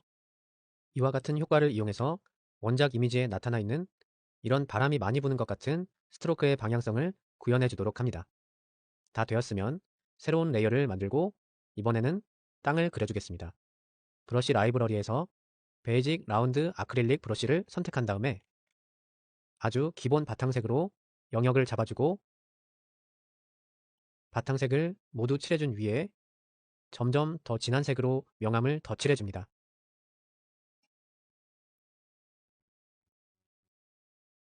스메어 스퀘어 브러쉬를 다시 선택해서 스트로크 패턴을 만들어주도록 하겠습니다. 이 위에 레이어를 새로 만들어서 바다를 표현해 줄 텐데요. 브러쉬 라이브러리에서 스몰 플랫 아크릴릭 브러쉬를 선택하고 제일 밝은 색부터 시작해서 점점 어두운 색으로 덧칠해 주도록 하겠습니다. 약간 하늘과 좀 다른 톤이 살면 더 좋긴 하겠네요. 꼭 코핑 라이브러리에 있는 색만 써야 하는 건 아니니까 얼마든지 컬러 에디터를 이용해서 본인이 더 선호하는 색상 조합을 만들어낼 수 있습니다. 여기에 살짝 어두운 부분도 표현해 주고 나서 제일 마지막에 흰색 브러쉬를 선택하고 앞부분의 파도 거품 부분을 브러쉬 사이즈를 많이 줄여서 살짝 강조해서 그려주도록 하겠습니다.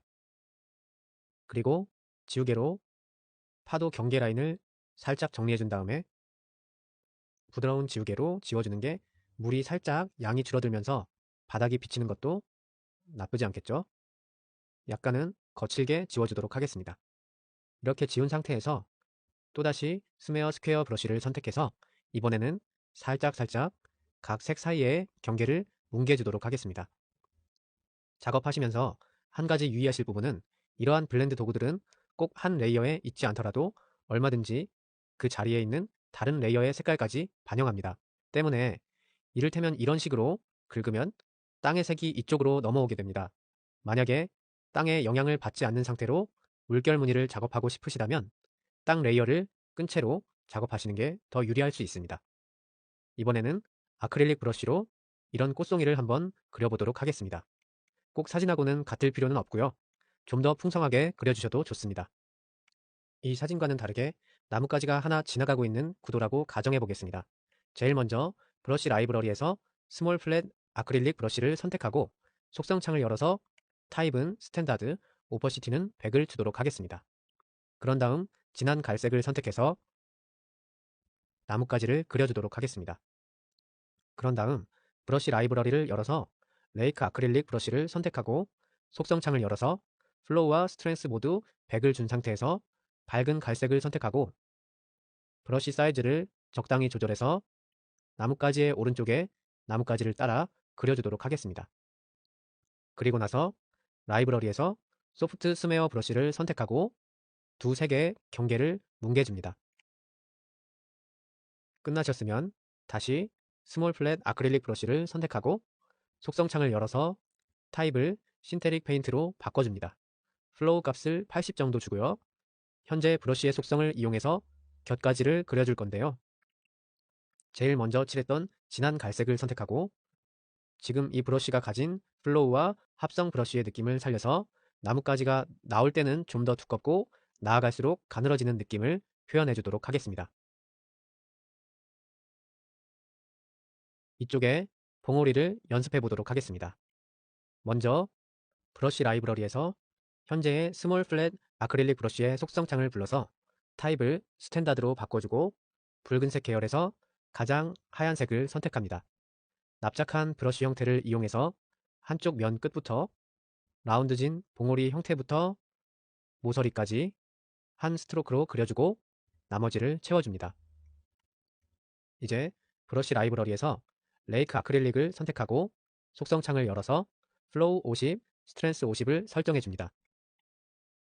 분홍색을 선택하고 브러쉬의 플로우 성질을 활용해서 꽃봉오리의 밑단에서 위쪽으로 퍼져나가는 분홍빛을 표현해줍니다. 적당히 덧칠해주고 나서 브러쉬 라이브러리에서 스메어 팬 브러쉬를 선택하고 블렌더로 더 선형의 조직을 강조해서 위로 퍼뜨려줍니다. 봉오리의 선형을 좀 더 강조하고 싶으시다면 윗면에서 내려오는 분홍색을 살짝 더해주셔도 좋습니다. 그리고 다시 스메어 팬 브러쉬로 이 부분을 살짝 흐트려 주도록 하겠습니다. 이 상태에서 이번에는 좀 더 붉은색을 선택하고 브러쉬의 속성창을 열어서 플로우와 스트렝스 값을 좀 더 줄여주고 밑단에서부터 살짝 덧칠해 주도록 하겠습니다. 이 색도 마찬가지로 밑부분에 색을 충분히 번져 주었으면 스메어 팬 브러쉬로 당겨서 형태를 잡아주도록 하겠습니다. 마무리는 갈색으로 하는데요. 역시나 똑같이 아랫부분에 살짝 강조해 주도록 합니다. 꽃봉오리가 나뭇가지에 비해서 조금 크게 그려진 것 같아요. 트랜스폼 툴로 살짝 사이즈를 줄여서 위치를 맞춰주도록 하겠습니다. 활짝 핀 꽃송이도 이것과 마찬가지로 그리는데요. 방금 그린 봉오리가 서너 개 정도 있다고 상상하시면 됩니다. 스몰 플랫 아크릴릭 브러쉬로 색상을 선택하고 방금 그린 것과 같은 꽃봉오리가 서너 개 정도 붙어 있다고 상상하시면 됩니다. 이 상태에서 뒷면에 보이는 봉오리로 더해주고요. 하나를 따로 그려주도록 하겠습니다. 이 상태에서 분홍색 강조 역시 이전과 마찬가지로 해주시면 됩니다. 레이크 아크릴릭 브러쉬를 선택하고 플로우와 스트렝스가 50 정도 되는 상태에서 분홍색으로 형태를 먼저 잡아주도록 하겠습니다. 이게 만약에 방향이 익숙하지 않으신 분들은 캔버스를 돌려서 작업하셔도 되겠죠? 분홍색을 입혀준 다음에 스메어 팬 브러쉬로 선형을 정리해주고요. 다시 레이크 아크릴릭으로 작업해주고요. 다시 스메어 팬 브러쉬로 선을 잡아줍니다. 이 상태에서 다시 붉은색으로 강조점을 잡아주고요. 또 갈색으로 마무리를 해줍니다. 이번에는 같은 꽃송이를 워터컬러로 그려볼게요. 디지털 페인팅이 실제 회화와 가장 다른 점은 꼭 밝은 색부터 그리지 않아도 된다는 점인데요. 워터컬러는 어두운 색부터 그려보도록 하겠습니다.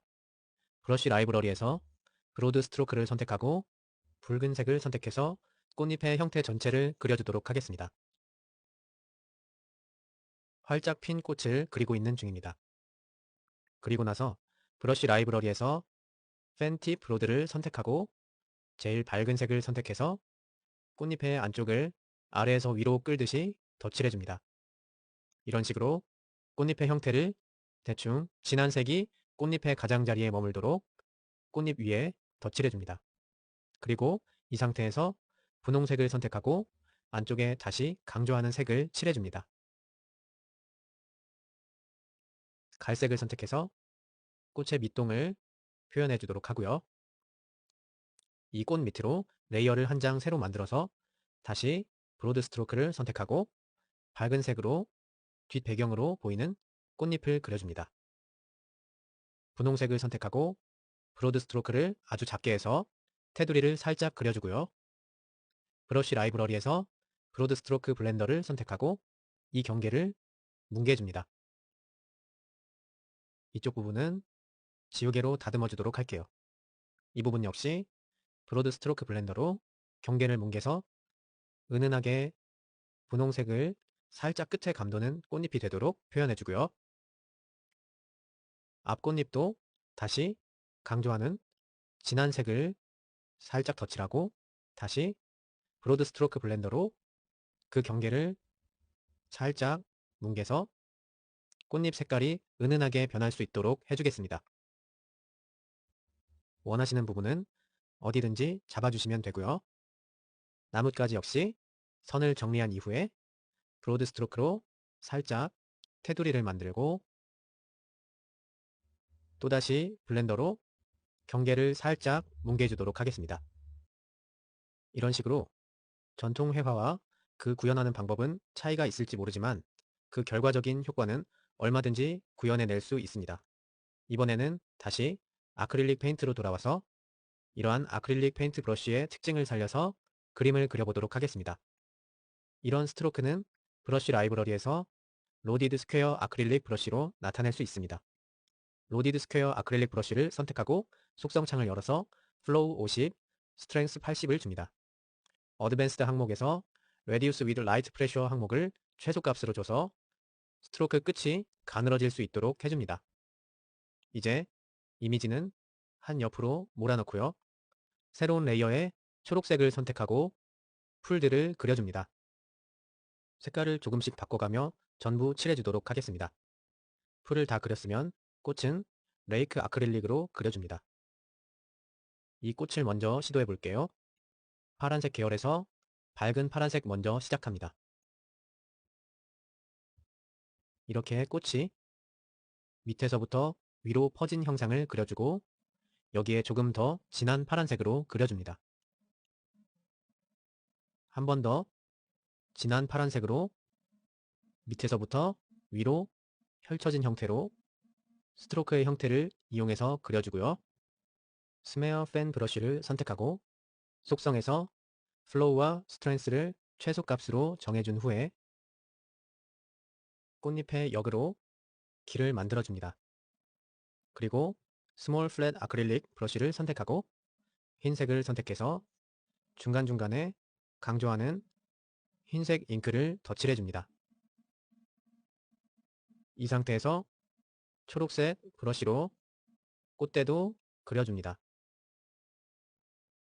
조금 더 세밀하게 그려주고 불필요한 부분은 지우개로 지워줍니다. 다 그리셨으면 이번에는 만개한 꽃을 한번 그려보도록 할까요? 자세히 보시면 스트로크가 그대로 사용되고 있는 게 보이시죠? 이런 스트로크는 로디드 스퀘어 아크릴릭으로 구현하실 수 있습니다. 브러쉬 속성창을 열어서 플로우와 스트렝스를 둘 다 70 정도로 맞춰주시고요. 이번에는 반대로 진한 파란색부터 그리도록 하겠습니다. 진한 남색을 선택해주고요. 브러쉬 사이즈를 적당하게 키워서 꽃잎을 그려주도록 하겠습니다. 하늘색을 선택하고 속성창에서 플로우 값과 스트렝스 값을 낮춘 상태에서 안쪽에 하늘색으로 덧칠해줍니다. 그리고 흰색 브러쉬로 스트로크를 줄여서 테두리를 강조해줍니다. 그리고 노란색을 선택해서 가운데 표현해줍니다. 크기는 나중에 트랜스폼 기능으로 얼마든지 조절할 수 있으니까 이런 식으로 꽃들을 마저 그려주시면 됩니다. 여기에 보이는 뒷면에 흐릿한 곳은 처음에 그렸던 레이크 아크릴릭 브러쉬로 그려주시면 되는데요.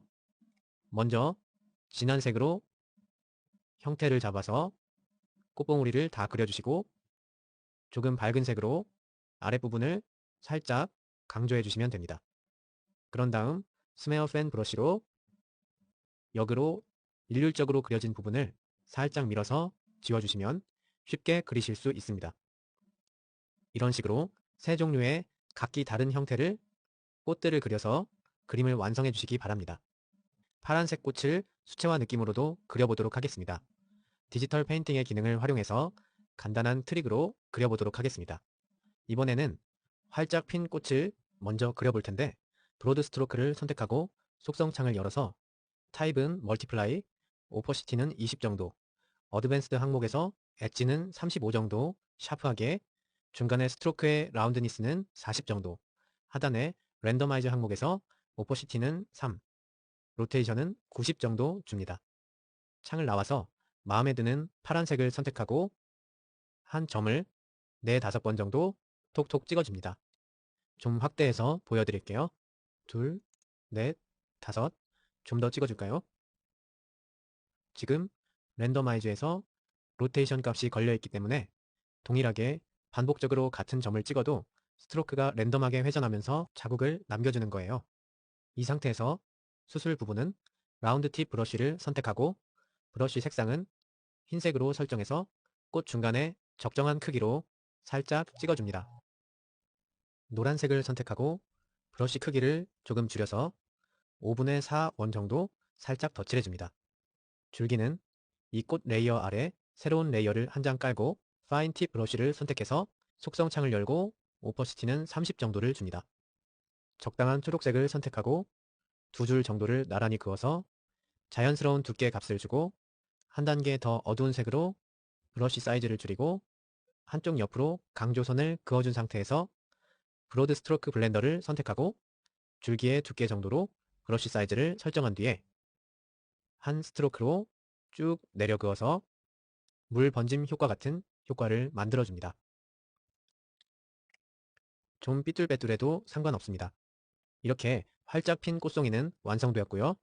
꽃의 옆면은 이 꽃과 똑같이 시작합니다. 아까 선택한 파란색보다 살짝 밝은 파란색을 선택해 볼게요. 똑같이 반복적으로 찍어줘서 꽃잎 패턴을 만들고 이번에는 부드러운 지우개로 중앙 부분을 제외한 나머지 아랫부분의 절반 정도를 지워줍니다. 중앙은 살아있는 상태에서 약간 오목하게 지워주고 지금 이 꽃이 그려져 있는 레이어를 잠근 상태에서 좀 더 진한 남색 내지는 보라색으로 아랫부분에 진한 명암을 넣어주고 브로드 스트로크 블렌더로 살짝 번짐 효과를 줍니다. 이제 파인 팁 브러쉬를 선택하고 밑동을 그려주고 좀 더 진한 색으로 강조선을 그려준 상태에서 블렌더로 뭉개줍니다. 이제 방금 그린 이런 형태의 꽃들을 반복해서 그려서 그림 전체를 완성하시면 됩니다. 여러분들도 끝까지 한번 완성해 보시기 바랍니다. 아주 단순한 석양 하늘을 그려봄으로써 워터컬러 브러쉬와 아크릴릭 브러쉬의 블렌딩 차이를 확인해 보도록 하겠습니다. 먼저 워터컬러의 경우입니다. 브로드 스트로크 브러쉬를 선택하고 속성 창을 열어서 타입을 스탠다드로 설정해 주겠습니다. 캔버스 상단의 주황색부터 중간 지점의 붉은색까지 점진적으로 붉어지도록 캔버스를 칠해줍니다. 그리고 브로드 스트로크 블렌더를 선택해서 두 색 사이의 경계를 뭉개줍니다. 이 상태에서 상단에 새로운 레이어를 만들고 해를 그려주기 위해서 원형 자를 사용하겠습니다. 브러쉬 색상은 흰색으로 설정해주고 원형 자를 따라서 원을 그리고 내부를 색칠해주도록 하겠습니다. 전부 색칠이 된 상태에서 레이어를 잠그고 밝은 노란색을 선택해서 골고루 칠해주도록 하겠습니다. 이 상태에서 좀 더 진한 노란색을 선택하고 아랫부분을 돌려서 칠해준 상태에서 브로드 스트로크 블렌더로 경계를 뭉개주고 여기에 한 번 더 진한 약간 오렌지빛이 도는 주황색으로 중간 부분을 강조해주고 이 역시도 브로드 스트로크 블렌더로 약간 경계를 뭉개주도록 하겠습니다. 약간 얼룩덜룩한 느낌이 나도록 명암을 표현해주고요. 이 위에 새로운 레이어를 한 장 만들고 파인 팁 라이트 브러쉬를 선택해서 색상은 검정색으로 바꾸고 앞에 산 등성이를 표현해줍니다. 그리고 아랫부분을 전부 칠해주세요. 이런 식으로 간단하게 석양을 표현해 봤는데요. 이 그림은 이 상태로 두고 잠시 레이어들을 꺼둔 상태에서 이번에는 아크릴릭 브러쉬로 그려보도록 하겠습니다. 브러쉬 라이브러리를 열고 로디드 스퀘어 아크릴릭 브러쉬를 선택한 상태에서 속성창을 열고 플로우와 스트렝스를 모두 100%로 주도록 하겠습니다. 이 상태에서 좀 전과 마찬가지로 주황색부터 붉은색까지 점점 붉어지는 석양 하늘을 표현해 주도록 하겠습니다. 다 그리셨으면 이 상태에서 소프트 스메어 브러쉬를 선택하고 두 색 사이의 경계를 똑같이 뭉개줍니다. 경계가 좀 더 자연스러울 수 있도록 사이사이를 뭉개주고 이 위에 레이어를 새로 만들고 해를 그려주기 위해서 원형 자를 켜고 적절한 위치를 잡은 다음에 로디드 스퀘어 아크릴릭 브러쉬를 열어서 타입을 스탠다드로 바꿔주고 노란색을 선택한 상태에서 해를 그려줍니다. 내부를 칠해주고 이 해가 그려진 레이어를 잠근 상태에서 브러쉬의 속성창을 열어서 타입을 신테릭 페인트로 다시 돌려주고 플로우와 스트렝스를 둘 다 70 정도로 준 상태에서 한 단계 진한 노란색으로 수평한 명암을 대충 줍니다. 이 상태에서 스메어 스퀘어 브러쉬를 선택하고 명암 색을 양쪽으로 긁어서 블러시킵니다. 그리고 이 위에 새로운 레이어를 만들고 이번에는 웻 스퀘어 아크릴릭 브러쉬를 선택한 상태에서 브러쉬 색상을 검정색으로 바꾸고 산 등성이를 표현해줍니다. 살짝 브러쉬 패턴이 드러나도록 아랫부분을 색칠해줍니다. 이 그림은 아크릴릭 페인트로 블렌딩한 그림이고요. 이 그림은 워터컬러 브러쉬로 블렌딩한 그림입니다. 이 브러쉬 효과의 차이를 확인하시라고 해본 실습이었고요. 참고하셔서 앞으로의 작업에 효율적으로 활용하시기 바랍니다. 석양을 그린 김에 이 그림을 살짝 수정해서 눈이 내리는 야경을 한번 만들어 보도록 하겠습니다. 먼저 검정 바탕은 트랜스폼 기능을 이용해서 캔버스 아랫부분으로 좀 내리겠습니다. 그리고 해는 달이 돼야겠네요. 위치를 캔버스 오른쪽 상단으로 옮겨주고 라운드 팁 브러쉬를 선택해서 속성 창을 열고 타입은 라이튼, 오퍼시티는 10 정도, 엣지는 가장 소프트하게 바꾸고 플로우 값도 30 정도 준 상태에서 원형 자를 켜고 브러쉬 사이즈를 적당히 조절해서 달 주변에 살짝 그려서 달무리를 표현해줍니다. 석양은 지우고 라운드 팁 브러쉬의 속성 창을 열어서 타입은 멀티플라이, 오퍼시티는 30 정도를 주고 밤하늘을 표현해줍니다. 저는 이 색으로 할게요. 점진적으로 밤하늘이 진해지도록 표현해주도록 하겠습니다. 다 그리셨으면 이제 파인 팁 브러쉬를 선택하고 속성 창을 열어서 오퍼시티는 80 정도, 중간에 스페이싱은 5 정도를 줍니다. 하단에 랜더마이즈 항목에서 사이즈와 로테이션은 최대값, 오퍼시티와 스페이싱은 중간값 정도를 줍니다. 브러쉬 색상은 흰색으로 정하고 적당히 브러쉬 크기를 줄여서 이제 눈이 날리는 느낌으로 랜덤하게 브러쉬 스트로크를 흩뿌려 줍니다. 여기에 눈이 가능하다면 당연히 별도 가능하겠죠? 눈 레이어를 끄고 새로운 레이어로 살짝 노란색이 돌게끔 흩뿌려주고 블렌더로 좀 크기가 상대적으로 큰 눈송이를 아래로 방금처럼 표현해줍니다. 이런 식으로 맑은 야경을 만들 수도 있습니다. 여기에 아무 브러쉬로나 산등성이에 약간의 윤곽을 더해주고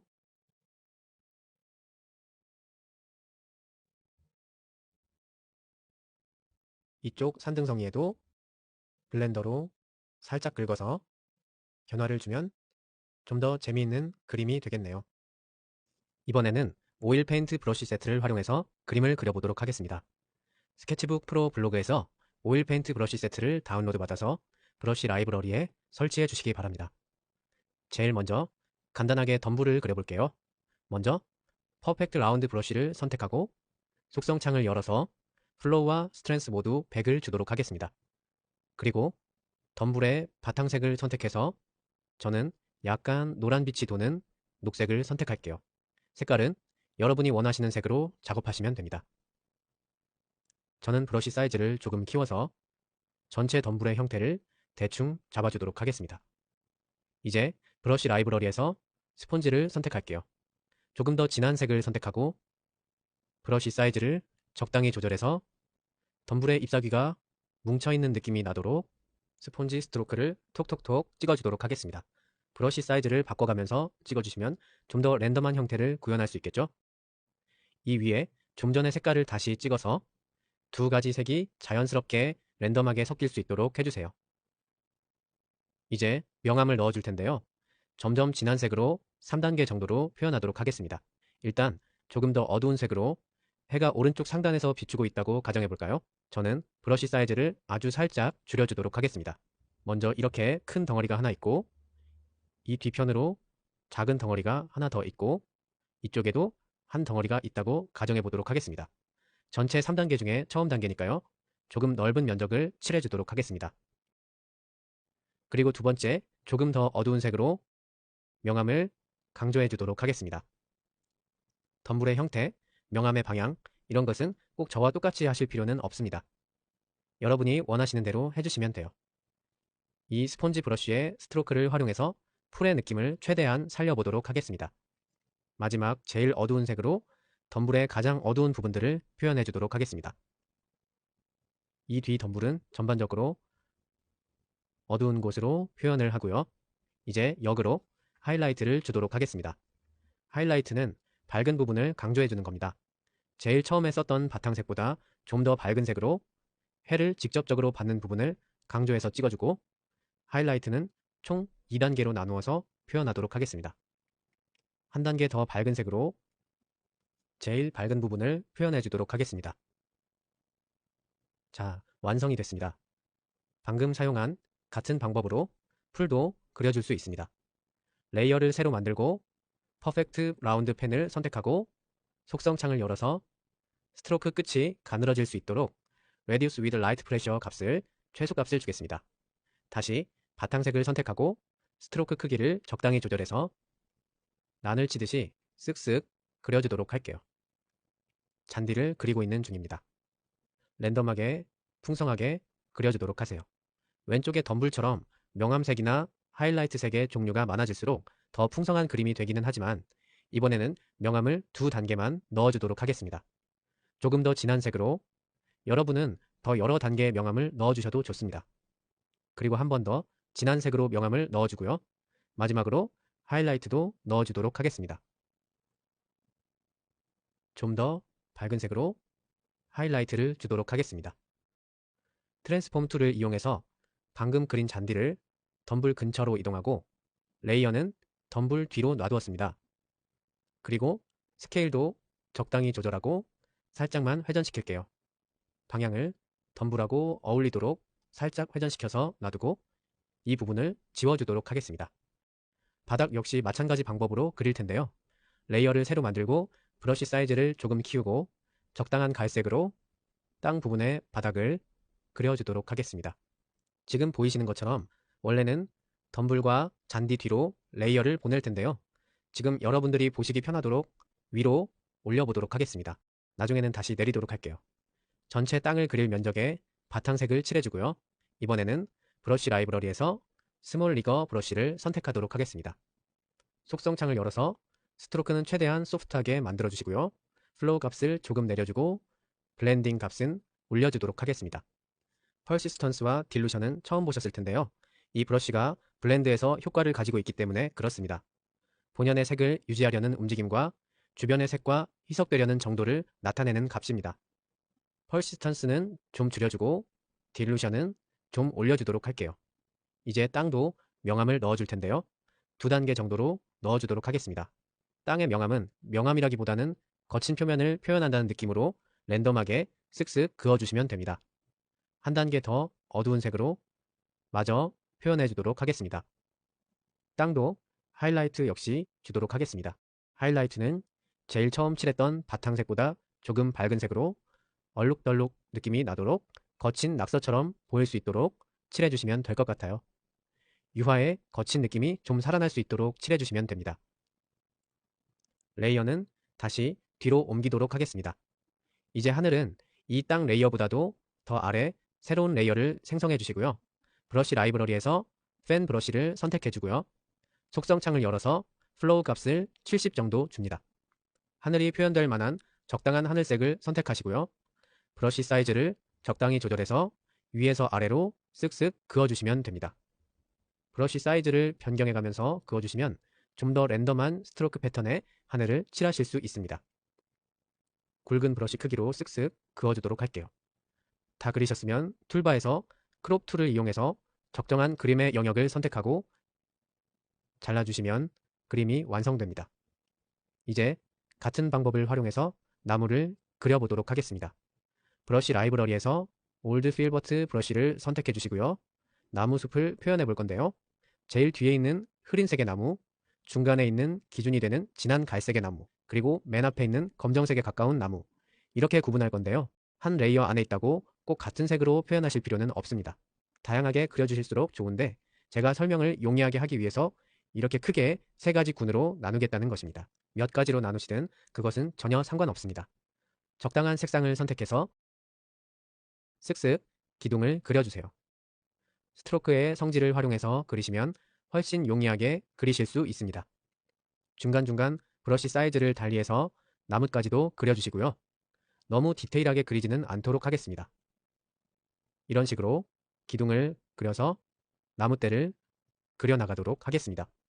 지금 기준이 되는 중간 갈색으로 기둥을 그리고 있는데요. 뒤에 흐린 색은 좀 더 뿌연 색으로 가볍게 그려주도록 하겠습니다. 뒤에 있으니까 밑동이 살짝 보인다고 가정을 하고 그려주도록 하겠습니다. 그리고 앞 레이어의 검정색에 가까운 아주 가까이에 있는 나무는 빛을 역으로 받아서 어두운 거니까요. 저는 약간 갈색에서 벗어나서 빛이 반사되는 느낌의 색을 써보도록 하겠습니다. 가까이 있으니까 좀 더 굵게 표현해 주도록 하겠습니다. 이런 식으로 꼭 캔버스를 꽉 채울 필요는 없지만 다양한 거리에 있는 나무들을 표현해 주시기 바랍니다. 다 그리셨으면 가장 중앙에 있는 이 나무의 다리를 그려보도록 하겠습니다. 먼저 퍼펙트 라운드 브러쉬를 선택하시고 바탕이 되는 색으로 주변의 형태를 나뭇잎이 칠해질 형태를 잡아주도록 하겠습니다. 뒤에가 좀 비쳐 보일 수 있도록 너무 꼼꼼하게 칠하지는 말아주세요. 적당히 형태만 인식이 될 정도로 칠하고 나서 이제 스폰지로 바꾸도록 하겠습니다. 조금 더 진한 색으로 위에 패턴을 더해줘서 텍스처의 느낌을 살려주고요. 찍는 게 귀찮으신 분들은 스페이싱 랜더마이즈나 스킬 랜더마이즈 기능을 이용해서 작업해 주셔도 좋겠죠? 이제 명암을 넣어줄 텐데요. 사실 나무 기둥을 이런 식으로 그렸을 때는 빛이 뒤에서 비추고 있다고 전제하고 있는 것이기는 하지만 그런 부분에 너무 구애받지 마시고 스케치북 프로의 테크니컬한 부분을 연습하는 수업이니까요. 나무의 명암은 본인이 원하는 대로 빛의 방향을 설정하고 그것에 맞춰서 연습해 주시면 됩니다. 저는 좀 더 어두운 색으로 빛이 정면에 상단에서 내리쬐다는 가정하에 명암을 주도록 하겠습니다. 한 단계 더 어두운 톤으로 명암을 강조해주고 한 단계 더 어두운 톤으로 제일 어두운 부분을 표현해 주도록 하겠습니다. 그리고 나서 다시 하이라이트를 줘야겠죠? 좀 밝은 색으로 빛을 받는 부분을 강조해서 그려주도록 하겠습니다. 한 단계 더 밝은 색으로 하이라이트를 강조해주고요. 조금 더 색깔을 풍성하게 만들어주기 위해서 하얀색도 아주 살짝만 터치를 해주도록 하겠습니다. 이 색은 너무 많이 칠하면 그림이 뭉개져 보이니까요. 아주 살짝만 포인트를 주는 용으로 사용하도록 하겠습니다. 이런 식으로 숲 전체의 분위기를 마저 덧칠해 주도록 하겠습니다. 나머지 부분들은 상대적으로 이 나무처럼 빽빽하게 칠하지는 마시고요. 좀 더 루즈하게 분위기만 나타낼 수 있도록 칠해 주셔서 이 나무가 살짝 부각될 수 있도록 해주시면 더 좋을 것 같습니다. 다 그리셨으면 레이어들 제일 밑에 새로운 레이어를 만들고 바닥을 만들어 주도록 할게요. 풀밭이라고 가정하고 퍼펙트 라운드 브러쉬를 선택한 상태에서 그냥 칠해 주도록 하겠습니다. 어차피 좀 전에 연습했던 대로 잔디로 다시 그려줄 거예요. 그러니 어떻게 보일지 너무 연연하지 마시고 대충 경계, 땅과 뒷배경의 경계를 정해준다는 생각으로 영역만 설정해서 아랫부분을 칠해주시면 됩니다. 이제 모든 레이어의 제일 앞에 새로운 레이어를 만들고 앞서 연습했던 것처럼 잔디를 그려줄 텐데요. 뒤에 경계 부분과 맨 앞부분에 중점적으로 연습했던 잔디를 그려주시면 됩니다. 사이사이에 또다시 스폰지로 채울 거니까요. 너무 이 영역 모두를 빼곡하게 잔디로 메꿔야 한다 생각하지 마시고 좀 대충대충 널찍널찍하게 랜덤하게 그려주시면 되겠습니다. 전체가 모였을 때 잔디가 군집되어 있는 느낌만 낼 수 있으면 됩니다. 잔디 명암까지 모두 표현하셨으면 다시 스폰지를 선택하시고요. 이번에는 나뭇잎을 표현했을 때보다 브러쉬 사이즈를 좀 작게 줄인 다음에 약간 노란색이 도는 밝은 흰색 계열의 색을 선택해서 약간 들꽃 같은 느낌으로 잔디 위를 흩뿌려줍니다. 나무 위에 겹치는 부분은 나중에 지울 테니까 너무 구애받지 말고 작업해 주시면 될 것 같아요. 야생화 꽃밭 한가운데 나무들이 심어져 있는 것 같은 느낌이 들도록 덧칠해 주시고요. 저는 살짝 흰색도 한 겹 더 섞어서 칠하도록 하겠습니다. 꽃과 나무의 경계가 너무 뭉개진다 싶어도 전혀 상관없습니다. 잔디밭 느낌이 나도록 덮어주신 다음에 지우개를 가지고 맨 앞에 있는 나무, 그리고 중간에 있는 이 나무도 밑동이 아예 안 보이는 것 같은, 잔디가 그 위에 자랄 수 없다는 얘기겠죠? 불필요한 부분은 지워주도록 하겠습니다. 이제 언뜻 보이는 뒷배경을 칠해줄 텐데요. 이것은 모든 레이어 제일 아래 새로운 레이어를 하나 깔고 황토색 느낌이 나는 갈색으로 칠해주도록 하겠습니다. 먼저 퍼펙트 라운드 브러쉬를 선택해 주시고요. 브러쉬 사이즈를 적당히 키워서 이 숲의 뒷배경이 될 수 있도록 적당히 칠해주도록 하겠습니다. 이 정도만 칠해도 될 것 같은데요. 적당히 살짝 명암을 조금 섞어주도록 하겠습니다. 좀 랜덤하게 보이는 효과가 있겠죠? 이 상태에서 유화로서의 그림 표현은 끝이지만 한 가지 더 보태자면 여기에 에어스프레이를 한번 써보도록 하겠습니다. 에어스프레이를 선택하고 흰색에 가까운 노란색을 선택해서 저는 줄자를 이용할게요. 떨어지는 빛을 표현해 줄 텐데요. 첫 번째 앞쪽에 어두운 나무 레이어 뒤쪽으로 레이어를 한 장 새로 깔아주시고요. 빛이 떨어지는 느낌으로 에어브러쉬를 사용해 주겠습니다.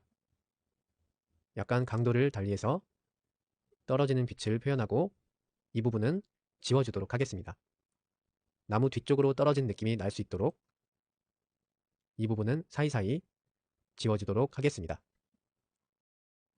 그리고 배경 톤을 살짝 보정해 줄 텐데요.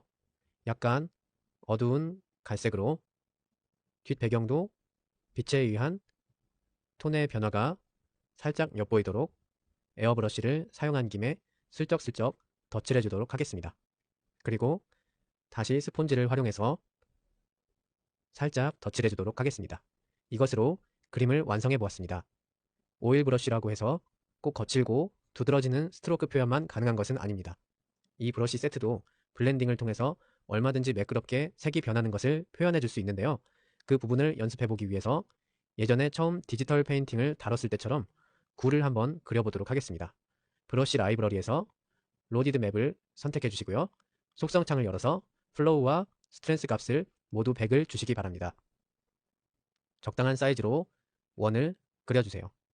다 칠하셨으면 이제 이 굴을 파란색 계열로 흰색에서부터 남색까지의 스케일을 5단계 정도로 나누어서 점차 진해지도록 칠할 건데요. 미리 표현해보자면 이렇게 5가지 색을 써서 굴을 표현해보도록 하겠습니다. 하늘색 먼저 칠할게요.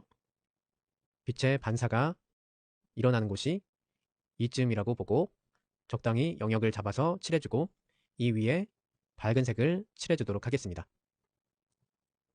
약간 미세하게 파란색이 들어가 있어도 좋을 것 같아요.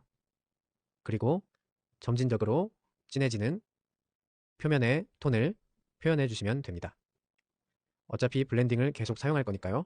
너무 디테일하게 신경 쓰지 않으셔도 됩니다. 적당히 예전에 배웠죠? 아주 마지막에 끝부분에는 반사광이 생깁니다. 오히려 밝아지는 부분이 얇게 존재해요. 이 부분이 제일 어두운 거로, 그리고 제가 조금 더 어두운 색으로 바탕색을 했어도 좋을 것 같다고 얘기한 이유가 이건데요. 너무 밝죠? 살짝 어두운 색으로 톤 조절을 해주도록 하겠습니다. 이 상태에서 브러쉬 라이브러리를 열어보면 오일 브러쉬 세트에서는 이 스몰 리거랑 린스드 로디드 이 두 브러쉬가 블렌드 툴에 속합니다. 먼저 스몰 리거 브러쉬를 선택하고 속성 창을 열면 예전 예제에서 확인하셨듯이 내추럴 블렌드의 속성을 가지고 있고요. 그래서 블렌딩과 플로우 값이 적당히 30 정도 되도록 만들어주고 퍼시스턴스 값도 여전히 30 정도, 딜루션은 서로 희석이 많이 될 수 있도록 조금 높게 주도록 하겠습니다. 이 상태에서 브러쉬 사이즈를 적당히 키우고 경계에 있는 2가지 색을 중간 색깔을 복사해서 블렌딩을 써주도록 하겠습니다. 사이에 중간 색을 칠해준다는 느낌으로 경계에 흰색 바탕 때문에 좀 흰색이 끼어드는 경향이 있기는 한데요. 크게 괴념치 않으셔도 될 것 같습니다. 또 이쪽도 중간 값을 선택해서 이런 식으로 각 색깔의 경계를 모두 적당히 뭉개주도록 합니다. 저는 살짝 어두운 쪽을 기준으로 색을 입히는 편인데요. 그거는 원하시는 대로 작업하시면 됩니다. 정해진 건 아무것도 없어요. 경계가 너무 도드라진다 싶은 부분들은 반복해서 작업해 주시면 됩니다. 블렌딩 효과를 봐도 수채화나 아크릴릭 페인트와는 조금 다른 거친 속성이 남아있죠? 그 부분을 적극 활용해서 색들을 계속 점차적으로 섞어줍니다. 이번에는 브러쉬 라이브러리에서 린시드 로디드를 선택해주세요. 속성 창을 열어서 모든 값을 10 내외로 줍니다. 아주 약하게 하겠다는 뜻이죠. 어드밴스드 항목에서 엣지도 최대한 소프트하게 만들어줍니다. 그리고 브러쉬를 좀 키워서 다시 경계들을 중간값으로 뭉개줍니다. 명암의 경계를 다시 잡아준다는 기분으로 점차적으로 어두운 색으로 경계를 바깥으로 밀어내면서 블렌딩 효과를 극대화시켜주면 됩니다. 구 형태는 여전히 잃지 않도록 유의해주세요. 그리고 나서 지우개로 경계를 다시 한번 정리해줄게요. 지금 색칠하면서 삐져나갔던 부분들 살짝 정리해주도록 하겠습니다. 브러쉬 효과를 다시 살리기 위해서 바운더리는 다시 한번 선으로 그어줄 거예요. 그러니까 유화 표현이 사라지는 건 너무 걱정하지 마시고 최대한 구 형태를 유지할 수 있도록 불필요한 부분은 지워주시면 됩니다. 다 지우셨으면 여전히 린시드 로디드가 선택된 상태에서 아까 기준색으로 썼던 파란색을 선택한 상태에서 브러쉬 사이즈를 많이 줄이고 테두리를 따라서 살짝 덧칠해줍니다. 이 부분은 어두운 부분이 아니니까 아주 살짝만 칠해주도록 할게요. 경계에 있는 색과 아주 잘 매칭이 되고 있는 상태는 아니지만 그것도 다시 한번 블렌딩 보정을 해줄 겁니다. 지워진 효과를 되살리고 역광을 표현을 해주기 위해서 이렇게 작업하고 있는 중입니다. 이 상태에서 다시 한번 브러쉬 사이즈를 좀 키우고 각자 위치에 맞는 색상으로 테두리를 구 안쪽으로 경계를 무너뜨려서 블렌딩을 해주도록 하겠습니다. 이 부분은 자연스럽게 빛이 반사된 것 같은 느낌이 들도록 바탕 기준색을 없애지는 않겠지만 그 안쪽에 최대한 제일 어두운 부분과 경계가 자연스럽게 넘어갈 수 있도록 방금 그린 테두리의 경계를 허물어 줍니다. 어떤가요? 수채화나 유화가 아닌 다른 합성 브러쉬들과는 블렌딩의 느낌이 사뭇 다르죠? 하지만 여전히 유화도 이런 식으로 자연스럽게 색을 넘기고 그만큼 실제 가까운 그림을 구현해낼 수도 있습니다. 이 상태로는 아쉽죠? 그림자도 살짝 표현해 주도록 할게요. 먼저 레이어를 새로 만들어서 밑에 깔도록 하겠습니다. 보통 유화로 바탕을 만들 때 많이 쓰는 방법이라고 해요. 약간 노란색이 살짝 도는 아이보리색으로 선택하겠습니다. 브러쉬 라이브러리에서 팔레트 나이프를 선택하고요. 뒷 배경은 한꺼번에 한 스트로크로 그려주시는 게 굉장히 중요합니다. 스트로크를 새로 시작할 때마다 선택한 색깔이 다시 시작돼요. 그래서 처음부터 끝까지 한 스트로크로 랜덤하게 바탕을 그려주도록 하겠습니다. 색이 좀 약한가 봐요. 한 번 더 좀 더 진한 색으로 그려서 색이 퍼져나가는 것을 만들어낼 수 있도록 하겠습니다. 그리고 이 상태에서 그림자를 그려줄 텐데요. 그림자는 새로운 레이어로 시작하겠습니다. 브러쉬 라이브러리에서 이번에는 팬 브러쉬를 선택해주세요. 팬 브러쉬는 스트로크를 그려보시면 드라이한 캔버스에 유화 물감을 칠한 듯한 패턴을 남깁니다. 검정색 계열에서 살짝 회색으로 먼저 시작할게요. 구의 중심 부분에서 시작해서 그림자가 살짝 구가 될 수 있도록 찌그러진 타원 모양이 되겠죠? 해주고 살짝 더 밝은 색으로 반대편도 살짝 경계를 스트로크 반대 방향으로 그어서 경계를 같은 패턴으로 나타날 수 있도록 해주겠습니다. 그리고 완전히 검정색으로 명암을 다시 한번 그림자도 정도의 차이가 있죠? 제일 어두운 부분을 표현해 주도록 하겠습니다. 이번에는 파프리카를 한번 그려보도록 하겠습니다. 참고 이미지는 왼쪽에 둔 채로 시작할게요. 브러쉬 라이브러리에서 로디드 맵 브러쉬를 선택하고 이 파프리카의 배경색이 될 만한 주황색을 선택해서 전체 파프리카의 윤곽을 대충 그려줍니다. 내부도 채워주시고요. 조금 진한 녹색으로 꼭지 부분도 칠해주세요. 이제 명암을 넣어줄 텐데요. 먼저 바탕색보다 조금 진한 주황색으로 전반적인 톤을 덧대어줍니다. 사진을 보면 해를 직접적으로 받는 부분과 양쪽 부분이 제일 밝고 나머지를 전반적으로 덧칠해주면 될 것 같네요. 이렇게 한 조각, 이렇게 한 조각, 한 단계 더 진한 색으로 명암을 강조해 주도록 하겠습니다. 브러쉬 사이즈를 좀 더 작게 해서 더 진한 부분, 더 진한 부분, 오일 브러쉬를 써보시면 아시겠지만 한 스트로크를 오래 가져갈수록 블렌딩 효과가 커집니다. 잘 활용하면 추후에 블렌딩에 너무 공을 안 들여도 되겠죠? 보시면 이쪽에 한 스트로크로 넓게 칠해주시면 점점 밑에 색깔하고 블렌딩이 되는 것, 세로 스트로크를 그어주시면 진하게 색이 입혀지는 것을 확인하실 수 있습니다. 이쪽 부분도 더 진해 보이고요. 끝에 부분은 가늘게, 위에 녹색 부분도 명암을 한 2톤 정도 더해서 넣어줄게요. 조금 진한 색으로 틈 사이에 아래 부분 명암을 넣어주고 줄기도 아래 부분 명암을 더해주고 꼭지도 밑에 부분하고 위에 부분이 살짝 진하네요. 다시 파프리카로 돌아와서 진한 주황색으로 각 포션마다 명암을 조금씩 덧대어 주도록 하겠습니다. 이 상태에서 전체를 봤을 때 제일 어두운 부분은 이 부분이라고 할 수 있어요. 그쪽 부분도 진한 색으로 표현을 해주고요. 이거에 비해서 톤 전체가 조금 칙칙해 보이죠? 좀 더 원색에 가까운 색을 살짝 더해줄게요. 이번에는 바탕색보다 더 밝은 색으로 하이라이트를 주도록 하겠습니다. 맨 처음에 밝다고 했던 부분이죠. 중간 부분이 좀 밝아요. 한 단계 더 밝은 톤으로 밝은 부분을 더 강조해서 덧칠해 주도록 하겠습니다. 좀 더 디테일하게 넘어가기에 앞서 먼저 살짝 정리하고 넘어가도록 할게요. 브러쉬 라이브러리에서 스몰 리거를 선택합니다. 각 색깔의 경계들을 조금씩 뭉개주도록 하겠습니다. 색을 덧칠하면서 뭉개진 색의 경계들, 톤의 변화의 경계들도 조금씩 다시 세워주도록 하고요. 전체 윤곽도 조금 손봐주기로 하겠습니다.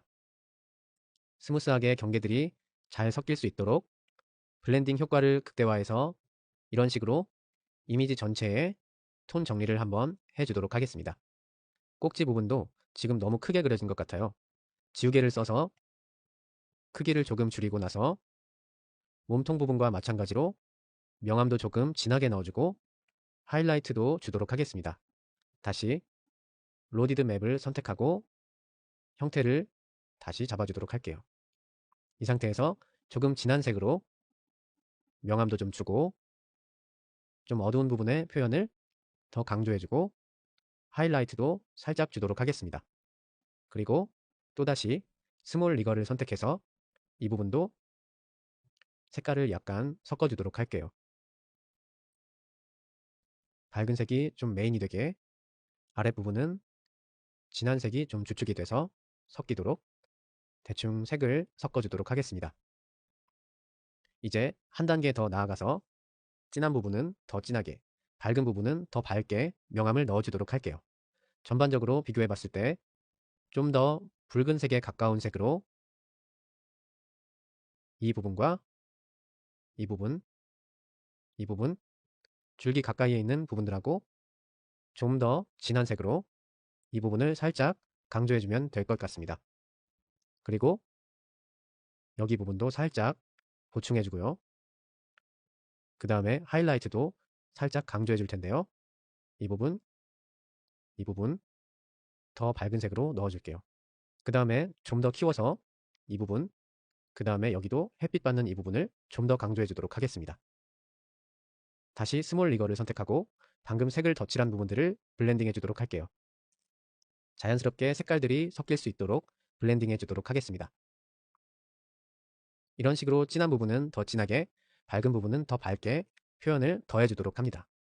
그리고 다시 줄기로 넘어가서 이제 이런 패턴을 살짝 표현해 주도록 할게요. 먼저 진한 녹색으로 명암을 충분히 표현해주고 이쪽에서도 명암을 충분히 표현해줍니다. 해주고 나서 다시 블렌드 툴로 살짝 진한 블렌드 툴로 패턴을 표현해주고 다시 하이라이트로 표현해주고요. 여기에 최종적으로 제일 밝은 색으로 반사된 빛을 표현해 줍니다. 이쪽에 블렌딩을 살짝 형태가 더 둥근 형태 느낌이 나도록 블렌딩을 살짝 뭉개줄게요. 이것으로 파프리카가 완성되었습니다. 이번에는 꽃밭을 그려보도록 하겠습니다. 꽃송이만 이 사진을 참고해서 그리고 전체적인 구도는 상상으로 그려보도록 할게요. 배경을 먼저 그려줄 텐데요. 올드 팔레트 나이프를 선택하고 하늘을 3단계에 걸쳐서 칠해주도록 하겠습니다. 보통 하늘이 제일 위가 진한 색이고 지평선으로 내려올수록 흐려지니까 먼저 진한 색으로 제일 위 레이어를 쭉 칠해주시고요. 그것보다 조금 더 연한 색으로 그 아래 레이어를 칠해줍니다. 그리고 한 단계 더 연한 색으로 그 아래 부분을 칠해줍니다. 다 칠하고 나면 브러쉬 라이브러리에서 린스드 로디드 브러쉬를 선택하고 속성 창을 열어서 블렌딩과 딜루션 값은 80 정도, 퍼시스턴스 값은 반대로 10 정도를 줍니다. 그리고 칠해둔 3가지 색이 자연스럽게 섞이도록 브러쉬로 블렌딩 해줍니다. 그리고 나서 브러쉬 라이브러리에서 올드 필버트 브러쉬를 선택하고 색상은 흰색을 선택한 다음에 얼룩덜룩하게 구름을 표현해줍니다.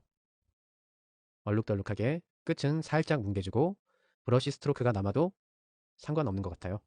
그리고 나서 이제 바닥을 표현해 줄 텐데요. 기본적으로 풀색이 되겠죠? 브러쉬는 로디드 맵을 선택하고 속성창을 열어서 플로우와 스트렝스를 모두 100으로 만들어줍니다. 그리고 나서 바닥과 하늘의 경계를 설정해 줌과 동시에 그 아랫부분은 모두 채워줍니다. 바닥도 역시나 이렇게 일률적인 한 가지 톤일 수는 없겠죠? 조금 다른 초록색을 섞어서 패턴을 약간 다르게 표현해줍니다. 그리고 저는 살짝 황토색에 가까운 색도 섞어주도록 하겠습니다.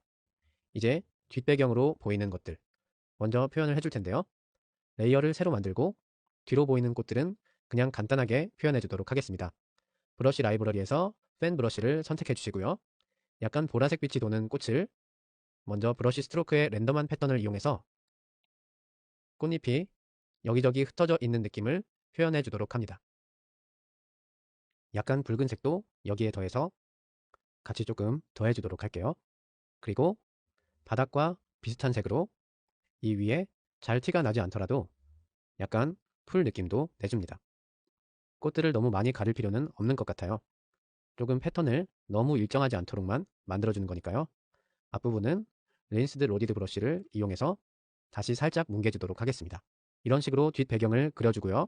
이제 본격적으로 꽃송이를 그릴 텐데요. 아까 봤던 사진을 다시 앞으로 가져오겠습니다. 꽃잎이 여러 겹 겹쳐 있고 밑에서부터 약간의 패턴들도 보여요. 이런 것들을 표현해 보도록 할 텐데 꼭 사진하고 똑같을 필요는 없습니다. 먼저 기본이 될 만한 브러쉬로 로디드 맵을 사용하겠어요. 그리고 붉은색 계열의 색깔로 큼직하게 꽃송이를 그려주도록 하겠습니다. 이렇게 한 송이, 또 이쪽에도 한 송이 피어 있다고 하고 이쪽에도 피어 있다고 가정하겠습니다. 여기에서 우리가 비록 실제 유화와는 달리 꽃과 뒤에 하늘 배경과 그 사이에 레이어 구분을 해 주었다고 해도 이후로 채워넣은 색상이 하늘색에 비쳐 보이기는 바라지 않기 때문에 다시 로디드 맵을 선택하고 색상을 흰색으로 해준 상태에서 이 내부를 채워주겠습니다. 채워주시면서 꽃의 형태도 다시 한번 잡아준다고 생각하시고 바운더리도 정리해주는 느낌으로 내부를 채워서 칠해주도록 하겠습니다. 나머지 꽃송이 2개도 이런 식으로 내부를 전부 하얀색으로 채워서 칠해주세요. 어차피 더 칠할 거기 때문에 꼭 균일하게 하얀색일 필요는 없습니다. 뒤에 하늘이 비쳐 보이지 않을 정도로만 색을 칠해주세요. 다 칠하셨으면 이제 본격적으로 꽃잎 색깔을 칠해줄 텐데요. 먼저 노란색부터 빨간색 계열을 전부 쓰도록 하겠습니다. 조금 주황색 빛이 도는 노란색으로 제일 밝은 부분을 그려줄 텐데요. 제가 맨 처음에 이런 형태를 잡았을 때 나름 상상했던 그림이 있었어요. 이 부분은 꽃잎이 이쪽으로 펼쳐져 피어 있는데 이 옆면이 위주로 보이는 꽃송이, 이 꽃은 이쪽으로 펼쳐져 있어서 옆면이 보이지만 이 꽃보다는 더 많이 피어 있는 꽃송이, 이 꽃은 활짝 피어 있는데 더 피어 있는 쪽을 정면으로 바라보고 있다고 상상하고 이런 덩어리를 그린 건데요. 그런 식으로 색칠도 마찬가지로 해보도록 하겠습니다. 현재 로디드 맵인 상태 그대로고요.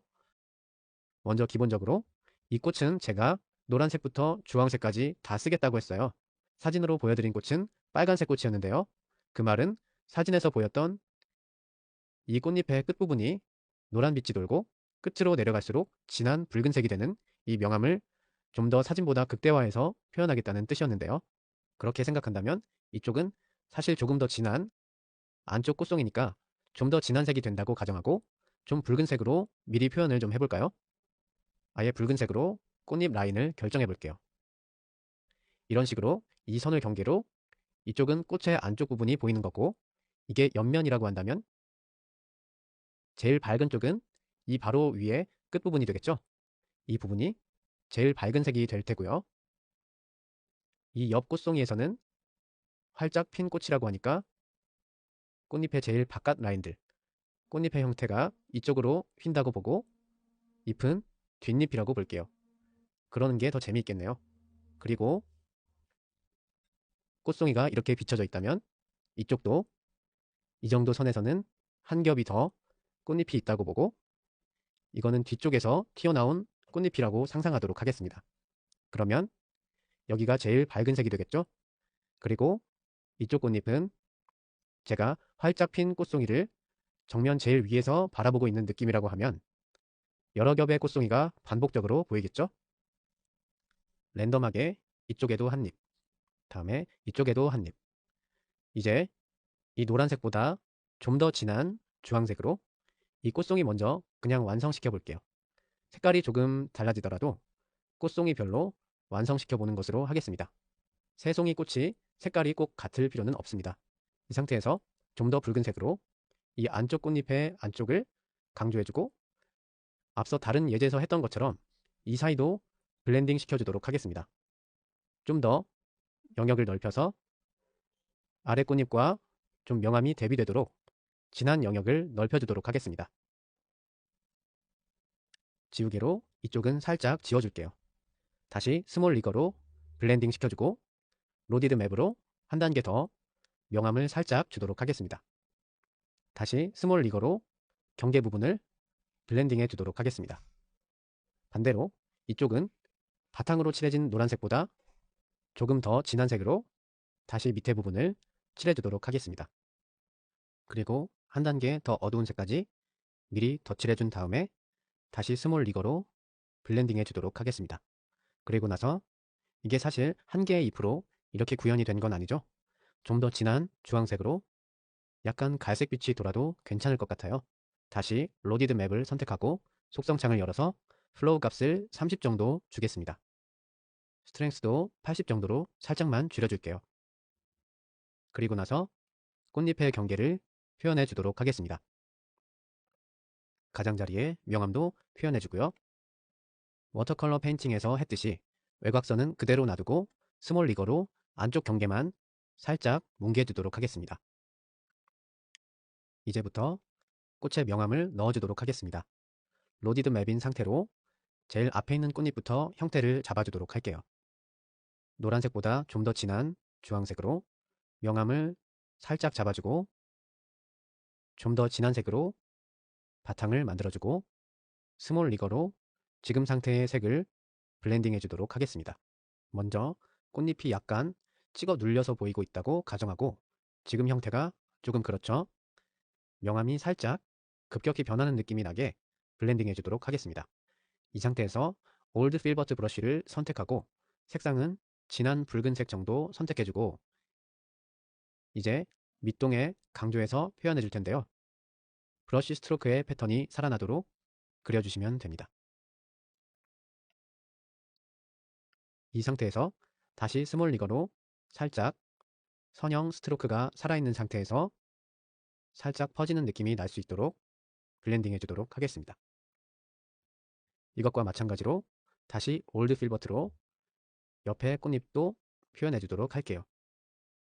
살짝 명암을 더해주고 스몰 리거로 명암을 더해주도록 하겠습니다. 다시 올드 필버트로 스트로크를 살짝 표현해주고 이 부분을 스몰 리거로 살짝 뭉개주도록 하겠습니다. 이런 식으로 위에 꽃잎도 해줄 텐데요. 올드 필버트로 이번에는 좀 더 진한 색을 선택할게요. 애초에 배경 자체가 더 진하니까 더 진한 색으로 랜덤하게 중간중간 명암을 넣어주고 아래 부분에도 진한 명암을 더해주도록 하겠습니다. 그리고 다시 스몰 리거로 아주 진한 색으로 작은 브러쉬로 중간중간 살짝살짝 패턴을 표현해줘도 좋을 것 같아요. 어두운 색으로 표현해주거나 밝은 색으로 표현을 해주거나 마찬가지겠죠. 해주고 뒷부분은 중간 톤으로 블렌딩을 해주도록 하겠습니다. 약간 꽃잎의 세로 줄무늬가 살짝 살아날 수 있도록 표현해주면 될 것 같습니다. 명암을 표현하고 난 뒤에는 좀 밝은 색으로 하이라이트도 표현해줍니다. 첫 번째 꽃송이를 완성하셨으면 이제 마찬가지 방법으로 나머지 두 송이도 채색해 주도록 하겠습니다. 먼저 안쪽 꽃잎에 명암을 표현해 주고요. 바깥쪽 경계도 퍼펙트 라운드 브러쉬로 살짝 경계를 재설정해 주도록 하겠습니다. 그리고 나서 앞쪽 잎으로 넘어와서 조금 진한 색으로 경계를 만들어 주고요. 점점 진한 색으로 블렌딩 해주도록 하겠습니다. 여기에서 톤 전환하기 좀 까다롭다고 느끼는 분들은 배경인 하늘 레이어를 끄고 작업하셔도 좋습니다. 레이어가 구분되어 있지만 색깔이 좀 섞이는 경향이 있죠. 그런 부분은 끈 채로 작업하셔도 상관없습니다. 블렌딩을 해주고요. 좀 진한 색으로 뒤쪽 이파리를 칠해주도록 하겠습니다. 저는 색깔이 연한 노란색부터 진한 색 순서대로 작업을 하고 있는데요. 경우에 따라서는 뒤쪽 면에 있는 이파리부터 앞쪽 면으로 작업해 오시는 게 더 편하실 수도 있어요. 그거는 개인이 더 작업이 편한 순서대로 하시면 됩니다. 정답은 없으니까요. 모두 그리셨으면 이제 줄기를 그려줄 텐데요. 브러쉬 라이브러리에서 올드 필버트 브러쉬를 선택하시고요. 속성창을 열어서 플로우와 스트렝스 모두 100을 주도록 하겠습니다. 적정한 위치에 줄기를 그려줍니다. 이쪽도 그려줄게요. 이렇게 그리고 나서 스몰 리거 브러쉬를 선택하고 스트로크 사이사이에 이음매를 매끄럽게 쓱 문질러줍니다. 어차피 명암을 다시 줄 거니까요. 조금 지워져도 크게 신경 안 쓰셔도 됩니다. 이렇게 이음매를 살짝 이어주고 나서 봉오리도 좀 그려주도록 할 텐데요. 제일 처음에 참고했던 이미지를 다시 보시면 꽃봉오리들이 고개를 숙이고 있어요. 이러한 형태를 참고로 해서 같은 형태로 그려줄 텐데요. 이번에는 로디드 맵 브러쉬를 선택하고 꽃송이 사이사이에 봉오리를 그려주겠습니다. 적당한 타원 형태로 그려주시면 되고요. 위치가 너무 겹치지 않도록 적당한 위치에 그려주시면 됩니다. 그리고 이 봉오리들의 줄기도 그려주세요. 이 봉오리에도 명암을 넣어줄 텐데요. 이미 조금 진한 녹색으로 바탕을 칠했기 때문에 밝은 색으로 하이라이트를 줘서 명암을 표현하도록 하겠습니다. 브러쉬 라이브러리에서 스몰 리거 브러쉬를 선택하고요. 속성창을 열어서 플로우 값을 10을 주도록 하겠습니다. 지금 블렌딩 모드이기 때문에 덧칠할수록 더 밝게 하이라이트가 들어가는 것 아시죠? 제일 처음 스트로크는 좀 넓게 칠해주시고요.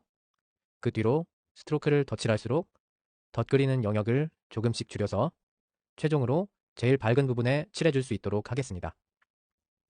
줄기에도 살짝 스트로크를 주도록 할게요. 꽃송이의 줄기에도 마찬가지로 하이라이트를 살짝 주도록 하겠습니다. 이쪽 꽃송이에도 마찬가지로 하이라이트를 좀 주고요. 이 봉오리는 아래 부분에 하이라이트가 들어간다고 보고 처음에는 좀 넓은 부위에, 그 다음은 조금 더 작은 영역에, 그 다음에 좀 더 작은 영역에, 이런 식으로 점점 덧칠하는 영역을 줄여나가서 특별히 따로 블렌딩을 하지 않아도 하이라이트가 자연스럽게 표현될 수 있도록 명암을 주도록 하겠습니다. 줄기에도 하이라이트를 주고요. 선을 정리해주는 느낌으로 칠해주도록 하겠습니다. 꽃송이의 줄기에도 역시 하이라이트를 주고 마지막으로 이쪽 꽃송이에도 덧칠해서 명암을 주도록 하겠습니다. 그리고 꽃봉오리가 달려있는 줄기와는 다르게 꽃송이에 연결된 줄기만 한 톤 더 진한 녹색으로 아주 살짝 하이라이트를 주도록 하겠습니다. 이쪽은 너무 뭉개져 있네요. 살짝 로디드 맵으로 기본적인 색을 덧칠해주고 나서 다시 스몰 리거 브러쉬로 블렌딩 효과를 내주도록 하겠습니다. 이쪽도 꽃송이가 달려있는 줄기만 한 단계 더 어두운 색으로 명암을 주도록 하겠습니다. 이렇게는 심심하니까 이쪽 꽃봉오리에서 꽃이 막 피고 있는 장면을 더해주도록 할게요. 이쪽 꽃봉오리 위에 꽃송이를 채색하면서 주로 썼던 붉은색을 선택하고 브러쉬는 맨 처음에 로디드 맵으로 시작하겠습니다. 꽃잎이 막 삐져나오는 장면을 연출해 보도록 할게요. 이런 식으로 꽃잎이 피어나오고 있다고 가정을 하고 좀 더 매끄럽게 잡아주도록 하겠습니다. 그리고 이번에는 올드 필버트 브러쉬를 선택해서 조금 진한 색으로 스트로크를 활용해서 꽃잎의 끝쪽 모양을 표현해주고요. 밝은 색으로 중간쯤에 꽃잎 색깔의 변화를 표현해주고 다음에 아주 아래쪽에는 아주 진한 색으로 명암을 표현해주도록 하겠습니다. 그리고 다른 색상 사이에 블렌딩을 살짝 해주도록 하겠습니다. 아주 진한 색으로 살짝 명암을 더 주도록 할게요. 그리고 다시 초록색 계열의 진한 색, 이 색하고 가까운 색을 선택하고 꽃잎이 피어난 아래쪽으로 살짝 명암을 주도록 하겠습니다. 다시 스몰 리거로 살짝 명암을 주도록 하겠습니다. 그리고 처음에는 이쪽이 제일 밝도록 칠했었어요. 명암이 이렇게 진다고 하면 이쪽 부분도 살짝 어두워지겠죠? 그것마저 살짝 덧칠해서 명암을 조절해 주도록 하겠습니다. 이것으로 실습을 마치도록 하겠습니다. 이제는 트레디셔널 브러쉬 세트로 돌아와서 각기 다른 재질을 표현하는 팁을 배워보도록 하겠습니다. 제일 먼저 원형 자를 이용해서 원을 2개 그려주도록 하겠습니다. 그리고 플러드 필 도구를 이용해서 내부를 흰색으로 채워주도록 하겠습니다. 광택이 있고 없고의 차이를 먼저 표현해 볼 텐데요.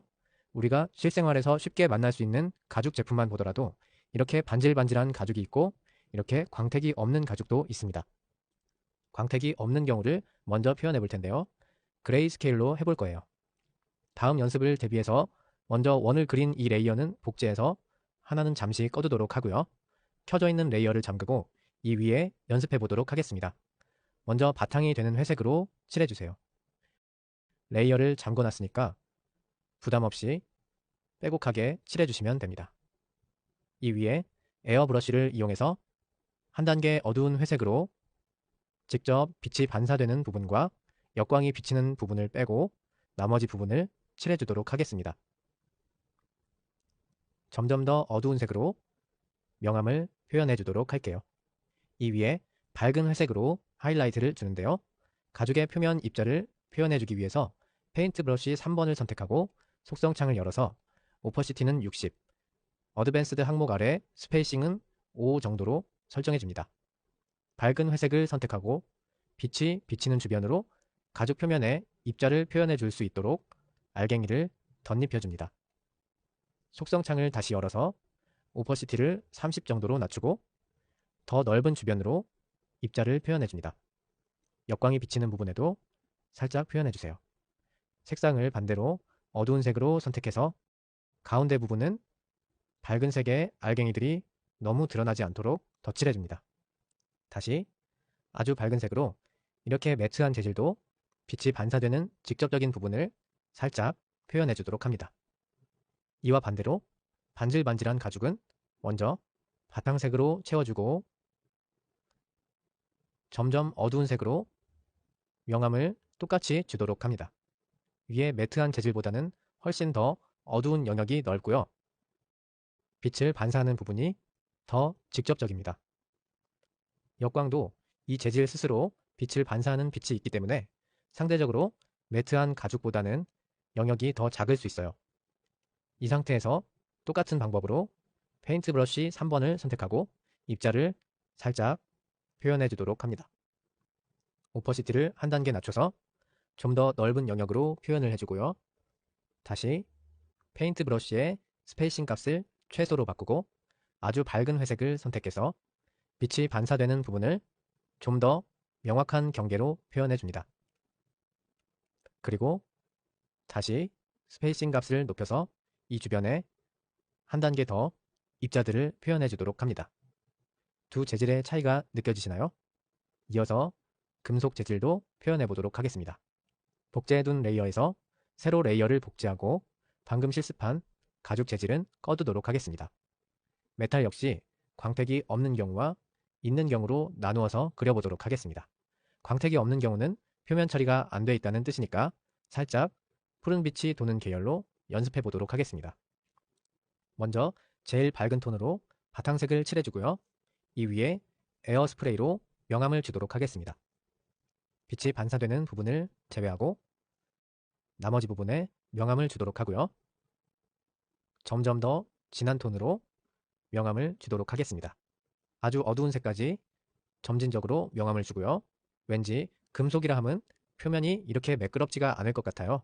그런 울퉁불퉁한 느낌의 표현을 해주기 위해서 살짝 어두운 색으로 이렇게 정원의 명암보다는 살짝살짝 구의 형태에서 벗어나는 듯한 느낌의 명암을 더해주도록 하겠습니다. 여기에 아주 밝은 색으로 돌출된 부분도 표현해주고요. 이 부분은 투명도를 좀 낮춰서 표현하도록 할게요. 밝은 부분 표현이 있으면 상대적으로 어두운 부분도 생기겠죠? 여기는 살짝 덧칠해서 톤을 죽여주기도 하고 어두운 명암을 만들기도 해서 전반적으로 매끄럽게 밝은 빛을 반사하고 있는 것이 아니라 약간 오돌토돌한 느낌의 표면을 주도록 하겠습니다. 그리고 나서 하이라이트로 밝은 부분에 빛을 반사하는 영역을 살짝 표현해 주도록 하겠습니다. 이와 반대로 광택이 나는 메탈은 그 느낌을 좀 강조해 주기 위해서 푸른 계열보다는 브라운 계열의 색깔을 이용해 보도록 하겠습니다. 먼저 미드톤으로 바탕색을 칠해주고요. 그 다음에 점점 어두운 색으로 명암을 주도록 하겠습니다. 가죽과 마찬가지로 빛을 반사하는 경우에는 명암의 변화가 좀 급격한 경향이 있어요.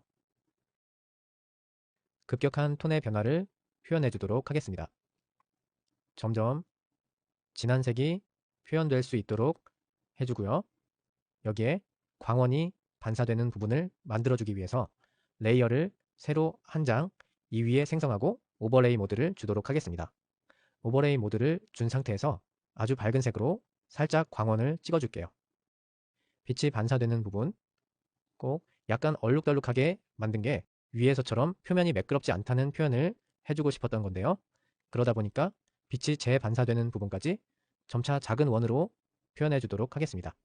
표현이 됐으면 원래 레이어로 다시 돌아와서 그 주변에 빛이 반사되는 표현을 살짝 더해 주도록 하겠습니다. 오버레이에서 살짝 보정해 주도록 할게요. 두 금속의 차이가 느껴지시나요? 이런 식으로 광택이 있는 재질과 없는 재질의 표현을 달리할 수 있습니다. 이번에는 유리를 표현해 볼 텐데요. 일반적인 투명한 유리와 반사값이 아주 높은 유리를 표현해 보도록 하겠습니다. 먼저 투명한 유리부터 시작하도록 할게요. 유리는 그레이 스케일로 진행하도록 하겠습니다.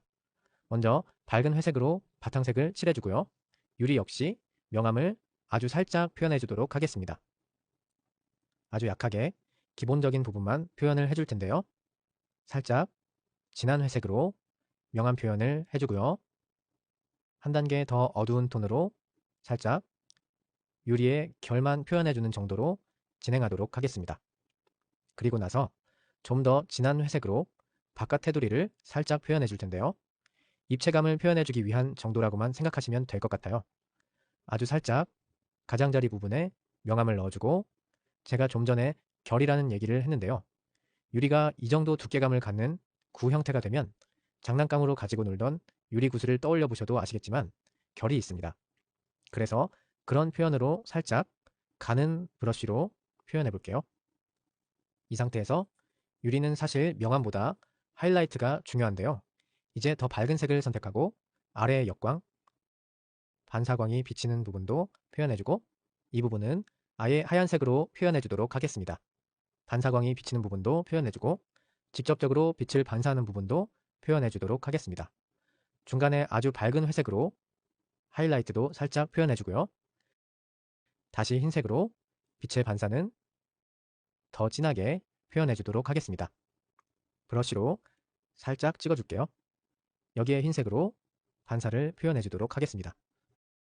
이에 반해서 리플렉션 반사값이 큰 유리는 구슬 주변에 무엇이 있느냐에 따라서 당연히 톤이 달라지기는 하겠지만 아주 일반적인 경우를 가정하고 그려보도록 할게요. 역시나 블루 계열로 진행하도록 하겠습니다. 그러면 아주 밝은 회색으로 먼저 바탕색을 칠해주고요.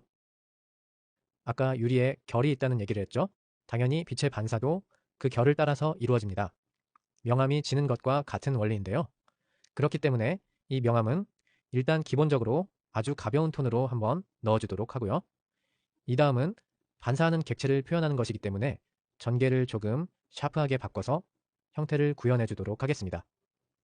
주변에 반사되는 무언가가 있다고 가정을 하고 형태를 구현해 주도록 하겠습니다. 반대로 가장자리 경계 부분은 살짝 블러될 수 있도록 처리를 하겠습니다. 중간값으로 살짝 번질 수 있도록 만들어주고요. 아래 부분은 만약에 2톤으로 가장 볼록한 지점에서 2톤으로 반사가 됐다면 점점 멀어질수록 톤이 반대로 밝아져야겠죠. 중간 지점을 가장 어둡게 만들고 나서 그동안 명암을 주었던 것과는 반대로 점점 밝은 톤으로 톤 변화를 표현해 주도록 하겠습니다. 그리고 좀 더 밝은 색으로 이 부분을 표현해서 점점 밝아지는 영역을 만들어주고요. 위의 부분은 반사값이 높다는 것은 빛도 앞서 표현했던 메탈과 마찬가지로 진하게 반사한다는 뜻이겠죠. 브러쉬로 빛을 표현해 주도록 하겠습니다. 이것도 마찬가지로 오버레이 값을 주셔도 좋습니다. 저는 그냥 진행하도록 할게요. 빛을 반사하는 형태를 만들고 브러쉬 1번을 통해서 1번의 속성창을 열어주세요. 오퍼시티를 50 정도로 줄이고 어드밴스드에서 Reduce with Light Pressure 값을 최소값으로 바꿔주겠습니다. 차이를 가장 극대화하고 오퍼시티도 마찬가지로 차이를 극대화해주세요. 그리고 나서 브러쉬 사이즈를 적당히 작게 줄여서 빛이 반사되는 형태를 표현해 주도록 하겠습니다. 이 부분을 명암 표현을 조금 더 더해 주도록 하겠습니다. 중간에 명암을 주었던 톤보다 살짝 더 어두운 톤으로 명암을 표현해 주도록 하겠습니다. 두 유리 재질의 차이가 느껴지시나요? 이번에는 돌을 구현해 보도록 하겠습니다. 브라운 계열의 스케일로 채색을 해줄 텐데요. 먼저 살짝 브라운기가 있는 밝은 색으로 바탕색을 칠해주고요. 그동안 명암을 넣어줬던 것보다 더 여러 단계에 걸쳐서 채색을 해주도록 하겠습니다. 조금씩 진해지는 색을 좀 디테일하게 표현해 줄 수 있도록 의도적으로 지금 밝은 면적을 좀 넓게 칠하고 있어요. 돌의 패턴을 표현할 때 좀 잘 부각될 수 있도록 칠해주고 있습니다. 이 상태에서 에어브러쉬의 속성창을 열어주세요. 타입을 멀티플라이로 바꾸도록 하겠습니다. 오퍼시티는 70 정도 주시고요. 어드밴스드 항목에서 엣지를 40 정도 샤프하게 바꿔주세요. 이제 돌의 패턴을 표현해 줄 텐데요. 약간 진한 회색으로 브러쉬 사이즈를 조금 줄여서 돌의 패턴을 표현해 주도록 합니다. 현재 멀티플라이 모드이기 때문에 덧칠하면 덧칠할수록 점점 진해져요. 이 상태에서 약간 주황빛이 도는 색을 덧칠해 주도록 하겠습니다. 그리고 나서 에어브러쉬의 속성을 원래대로 모두 되돌려주세요. 그리고 나서 아주 밝은 색으로 하이라이트를 주는 듯한 느낌으로 무늬에 덧칠해 주도록 하겠습니다. 그리고 이 상태에서 다시 조금 진한 색으로 돌의 명암을 다시 표현해 주도록 하겠습니다. 약간 얼룩덜룩한 느낌이 날 수 있도록 덧칠해주고 브러쉬 라이브러리를 열어서 텍스처 세트 중에 도트를 선택합니다. 그리고 속성창을 열어서 오퍼시티는 30 정도, 엣지는 절반 정도 소프트하게 만들어주고요.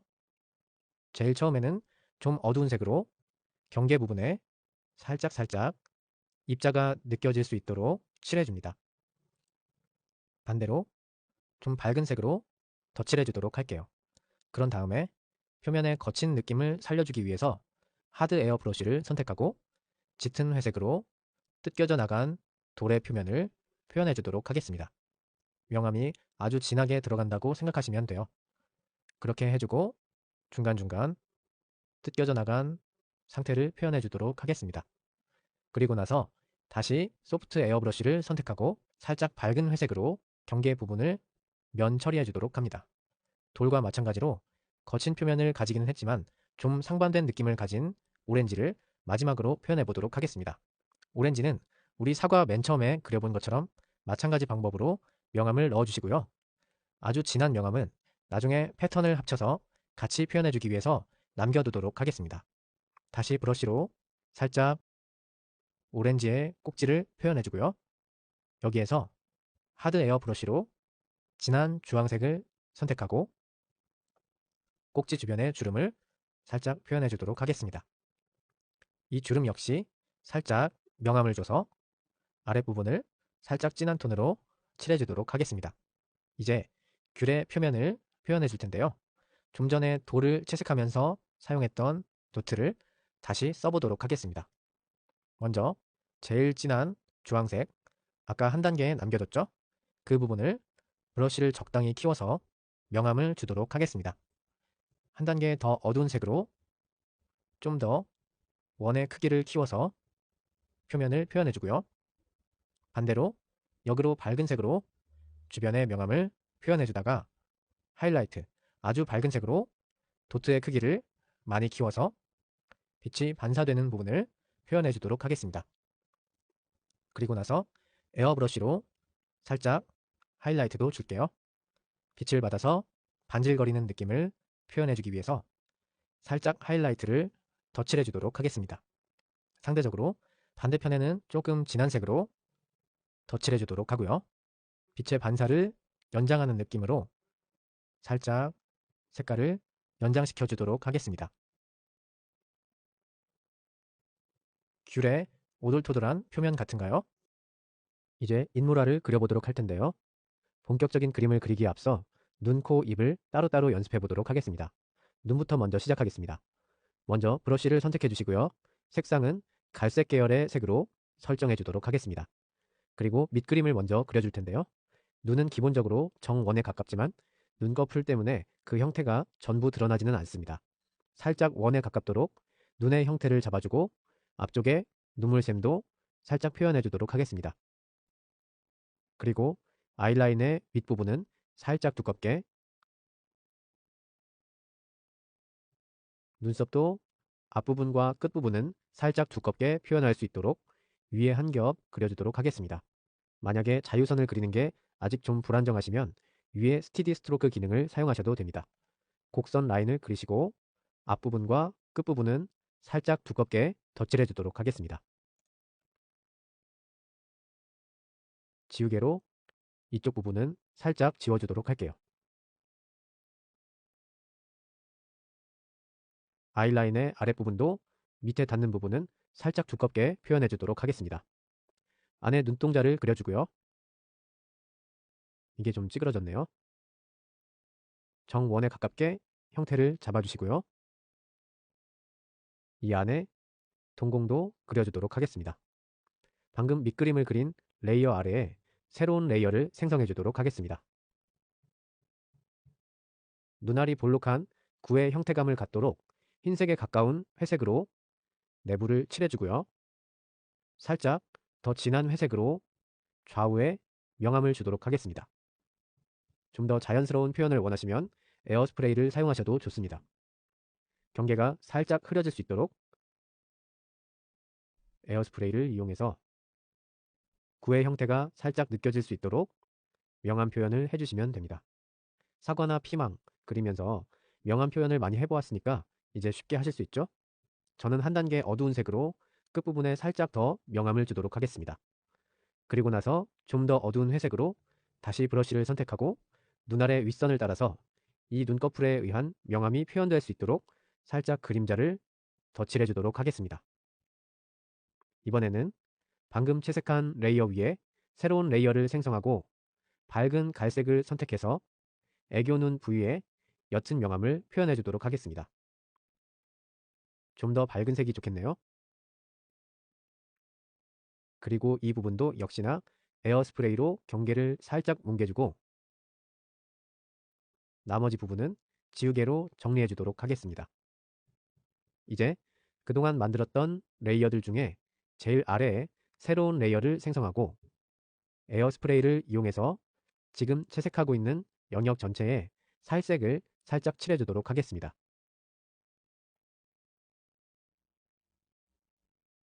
주변 전체 영역에 살색을 살짝 칠해주고요. 이것도 방금 칠한 색보다 살짝 어두운 색으로 눈의 좌우 상단에 살짝 명암을 넣어주도록 하겠습니다. 좀 더 어두운 색으로 그리고 처음에 명암을 넣었던 부분 주변에 명암을 살짝 넣어주도록 하겠습니다. 다시 아주 밝은 색으로 눈물샘 아랫부분에 살짝 하이라이트를 넣어주도록 하겠습니다. 그리고 처음에 명암을 넣어주었던 두 부분 사이에도 살짝 브러쉬 사이즈를 줄여서 하이라이트를 넣어줍니다. 이제 레이어 창에서 제일 위에 새로운 레이어를 만들고 진한 남색으로 눈동자를 색칠해줍니다. 저는 파란 눈을 그려볼 계획이지만 여러분은 에메랄드 녹색을 선택하셔도 좋고 갈색을 선택하셔도 좋습니다. 표현하고 싶은 눈동자 색깔을 선호도에 맞춰서 선택해주세요. 칠하고 이 부분은 살짝 지워주도록 하겠습니다. 이제 레이어 창을 열고 제일 위에 있는 레이어의 정원을 클릭한 상태에서 5시 방향의 머지 올로 드래그 해줍니다. 지금까지 생성했던 모든 레이어들이 하나의 레이어로 합쳐졌습니다. 이제 색칠하면서 뭉개졌던 선들, 또 지나치게 선명한 선들을 다시 한번 자연스럽게 정리해 주도록 할 텐데요. 하드 에어 브러쉬를 선택하고 색상은 눈썹을 그려줬던 색상을 선택한 상태에서 브러쉬 사이즈를 적당히 줄이고 눈썹의 상단은 적당히 선명한 경계를 갖는 상태에서 선형만 자연스럽게 색이 블렌드 될 수 있도록 선을 정리해 줍니다. 그리고 눈썹의 아랫면은 소프트 에어 브러쉬를 이용해서 안쪽으로 접혀 들어간 눈썹 바로 밑부터 눈 위까지가 살짝 돌출되는 느낌으로 이 부분에 블렌딩을 해주도록 합니다. 눈썹에 선을 먼저 잡아준 다음에 중간색으로 점점 돌출되는 느낌의 명암을 표현해 주도록 합니다. 눈썹 정리가 모두 끝나셨으면 동일한 방법으로 눈꺼풀의 선도 정리해 주도록 하겠습니다. 저는 하드 에어 브러쉬로 경계 부분을 매끄럽게 다듬어 주도록 하겠습니다. 선 정리를 하시면서는 위 아이라인은 상대적으로 시작과 끝이 가늘게 가운데 부분은 살짝 도톰하게 해주시고요. 아랫부분은 윗부분에 비하면 상대적으로 가늘게 처리해 주시면 되겠습니다. 그리고 나서 브러쉬 색상을 검정색으로 바꿔주시고요. 안에 눈동자와 위 아이라인의 두꺼운 부분에 덧칠해서 강조해 주도록 하겠습니다.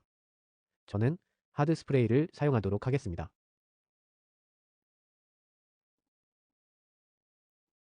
이 상태에서 눈의 아랫부분을 좀 더 정리해 주도록 할 텐데요. 이를테면 아랫부분 아웃라인과 초반에 주었던 명암 사이에 일종의 꺾인 면이 존재한다고 가정하시면 됩니다. 좀 밝은 색으로 눈의 아래쪽 아웃라인을 따라 일정한 두께의 면을 칠해줍니다. 그리고 칠한 면의 아랫부분에 초반에 칠해둔 명암보다 살짝 진한 색으로 꺾인 면의 경계 부분을 표현해줍니다. 나중에 다시 지우개로 한번 정리해 줄 테니까 과감하게 그려주셔도 됩니다. 다시 소프트 에어 브러쉬로 살짝 정리를, 특히 아랫부분의 경계를 흐려주도록 하겠습니다. 지우개로 이쪽은 거의 대부분 지워준다고 생각하시고 뒷부분도 듬성듬성 남기고 지워주시면 됩니다. 속성창을 열어서 저는 투명도를 아주 약하게 주고 앞부분에 살짝 덧칠해 주도록 하겠습니다.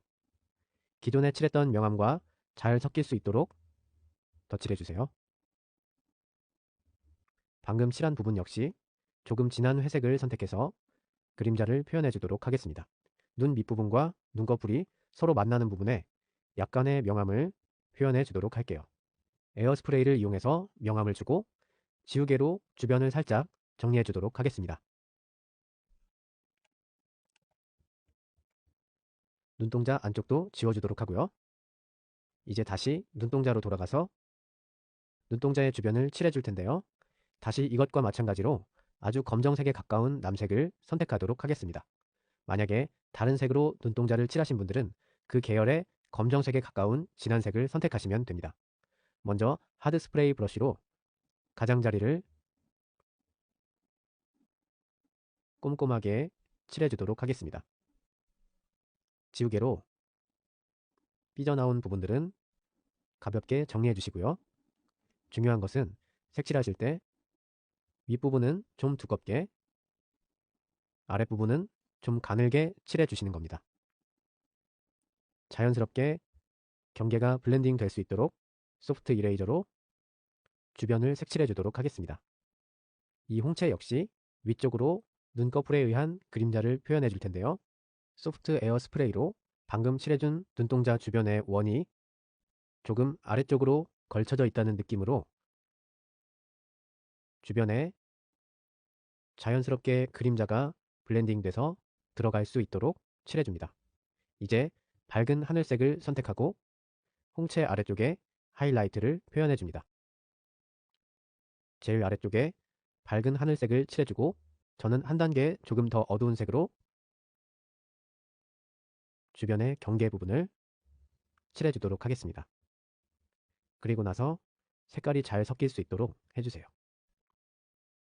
그리고 나서 이 위에 새로운 레이어를 추가합니다. 흰색을 선택해서 망막에 빛이 반사된 것을 표현해 주도록 하겠습니다. 브러쉬를 선택하고 좌측 상단에 살짝 휜 평행 사변형 형태로 그려주도록 하겠습니다. 빛에 의한 반사를 표현해 주고 나면 똑같은 흰색으로 눈동자의 우측 하단부에 역시 빛에 의한 반사로 살짝 하얀색을 칠해줍니다. 이제 진한 남색을 선택하고 브러쉬를 선택해서 속성창을 열고 투명도를 50 정도 준 상태에서 동공과 홍채 사이에 실선을 그려주도록 합니다. 이제 마지막으로 눈썹을 그려줄 텐데요. 여자 눈이라고 상상하시면서 위쪽으로 살짝 말려 올라간 형태로 그려주시면 됩니다. 위쪽부터 그려보도록 하겠습니다.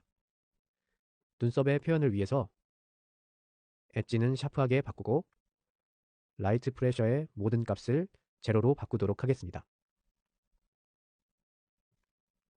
저는 끝쪽으로 그려주도록 하겠습니다. 대략적인 눈썹의 범위를 정하고 나면 그 밑에 새로운 레이어를 만들고 안쪽에 속눈썹을 좀 더 빼곡하게 채워주도록 합니다. 랜덤하게 그리시고 나서 지우개로 살짝 끝부분을 지워서 가늘어진 형태를 맞추셔도 됩니다. 이런 식으로 위에 눈썹을 모두 채워주세요. 다 그리셨으면 이제 아랫 눈썹을 그려줄 텐데요. 윗 눈썹에 비하면 상대적으로 짧고 더 가늘고 듬성듬성 그려주시면 됩니다. 다 그리셨으면 하드 스프레이를 선택하고 색상은 흰색으로 설정해주고 최종적으로 빛을 받는 이 대각선 라인 부분에 하이라이트를 살짝 주도록 하겠습니다. 이것으로 눈이 완성되었습니다. 이번에는 입을 그려보도록 하겠습니다. 소프트 에어 브러쉬로 바탕에 살색을 먼저 뿌려주도록 하겠습니다. 입을 그려볼 영역에 살색을 바탕색으로 골고루 칠해주세요. 그리고 레이어 창을 열어서 새로운 레이어를 만들고 시작하도록 하겠습니다. 하드 에어 브러쉬를 이용해서 먼저 입술 색을 선택하고 브러쉬의 속성창을 열어서 오퍼시티를 80 정도로 낮춰주겠습니다. 그리고 대략 윗입술의 형태를 먼저 그려주도록 하겠습니다. 이쪽에서부터 양쪽으로 살짝 그리고 나중에 명암을 넣어주기 쉽게 윗입술의 중간 부분을 살짝 진하게 칠해주도록 하겠습니다. 이제 윗입술을 칠한 색보다 조금 흐린 색으로 아랫입술을 그려주도록 하겠습니다. 어차피 나중에 다시 잡아줄 거기 때문에 윗입술과 닿아도 크게 상관없습니다. 대략적인 형태만 잡아주시면 됩니다. 그리고 입체감 표현을 위해서 배경에 칠한 살색보다 조금 밝은 색으로 입술의 형태도 어느 정도 잡아준다 생각하시면서 입술 주변을 칠해주겠습니다. 저는 브러쉬 사이즈를 조금 줄일게요. 얼굴 전체를 상상해보면 이 부분이 인중이라고 하고 가정하고 인중을 기준으로 좌우로 갈수록 점점 멀어진다고 볼 수 있겠죠? 이렇게 볼록한 형태니까요. 그리고 입꼬리 부분은 살짝 패여 있다고 볼 수 있겠습니다. 그러니까 그런 얼굴 전체를 상상하시면서 입술 전체의 윤곽을 잡아준다 상상하시고 주변을 밝은 색으로 칠해주도록 하겠습니다. 아랫부분은 윗입술보다 살짝 들어가서 아랫입술이 시작된다고 가정하고 그리도록 하겠습니다. 조금 더 아랫입술을 평평하게 만들어 줄게요. 그리고 어두운 명암 부분을 표현해주기 위해서 살짝 어두운 색으로 변경하고, 입술이 여기 있다면 얼굴 전체에서 턱이 이 정도에 있을 테고, 그렇다면 턱 바로 위에 이 부분이 살짝 안쪽으로 말려 들어가면서 좀 어두워지겠죠? 그럼 명암도 아주 살짝만, 지금 얼굴 전체를 그리고 있는 게 아니니까 아주 살짝만 표현해 주도록 하겠습니다. 그리고 나서 다시 살색으로 입꼬리 부분의 형태를 좀 더 디테일하게 잡아주도록 하겠습니다. 입꼬리가 살짝 말려 올라가는 느낌이 나도록 양쪽 끝을 살짝 덧칠해주고, 이 위에 새로운 레이어를 만들고 조금 진한 회색 계열로 입꼬리 부분에 소프트 에어 브러쉬를 살짝 명암을 표현해 주겠습니다. 끝에 살짝 원형으로 칠해준다 상상하시고요. 덧칠해 주시고, 레이어 창에서 방금 원을 그린 레이어에 루미노시티 블렌딩 옵션을 주고요. 새로운 레이어를 그 위에 생성하도록 하겠습니다. 그리고 나서 이번에는 조금 진한 갈색으로 윗입술과 아랫입술 사이에 선을 그려줄게요. 브러쉬를 선택하고 속성창을 열어서 오퍼시티를 40 정도 줍니다. 적당한 브러쉬 사이즈를 설정해주고, 입술의 양쪽 끝과 가운데는 조금 진하게, 그 사이 부분은 조금 흐리게 그려주도록 하겠습니다. 이 상태에서 에어 브러쉬를 선택하고 방금 그린 선이 중간 영역에서 위로 볼록한 부분은 위 방향으로, 아래가 볼록한 부분은 아래 방향으로 살짝 번져 보일 수 있도록 덧칠해줍니다. 우선 칠하고 나서 반대 방향 부분은 지우개로 지워주도록 하겠습니다. 칠해주고 나서 지우개를 이용해서 명암 표현이 좀 자연스럽게 진행될 수 있도록 지워주도록 하겠습니다. 그리고 나서 방금 그린 레이어 아랫부분에 새로운 레이어를 만들도록 하겠습니다. 조금은 검붉은 색을 선택하고 명암을 표현해 줄게요.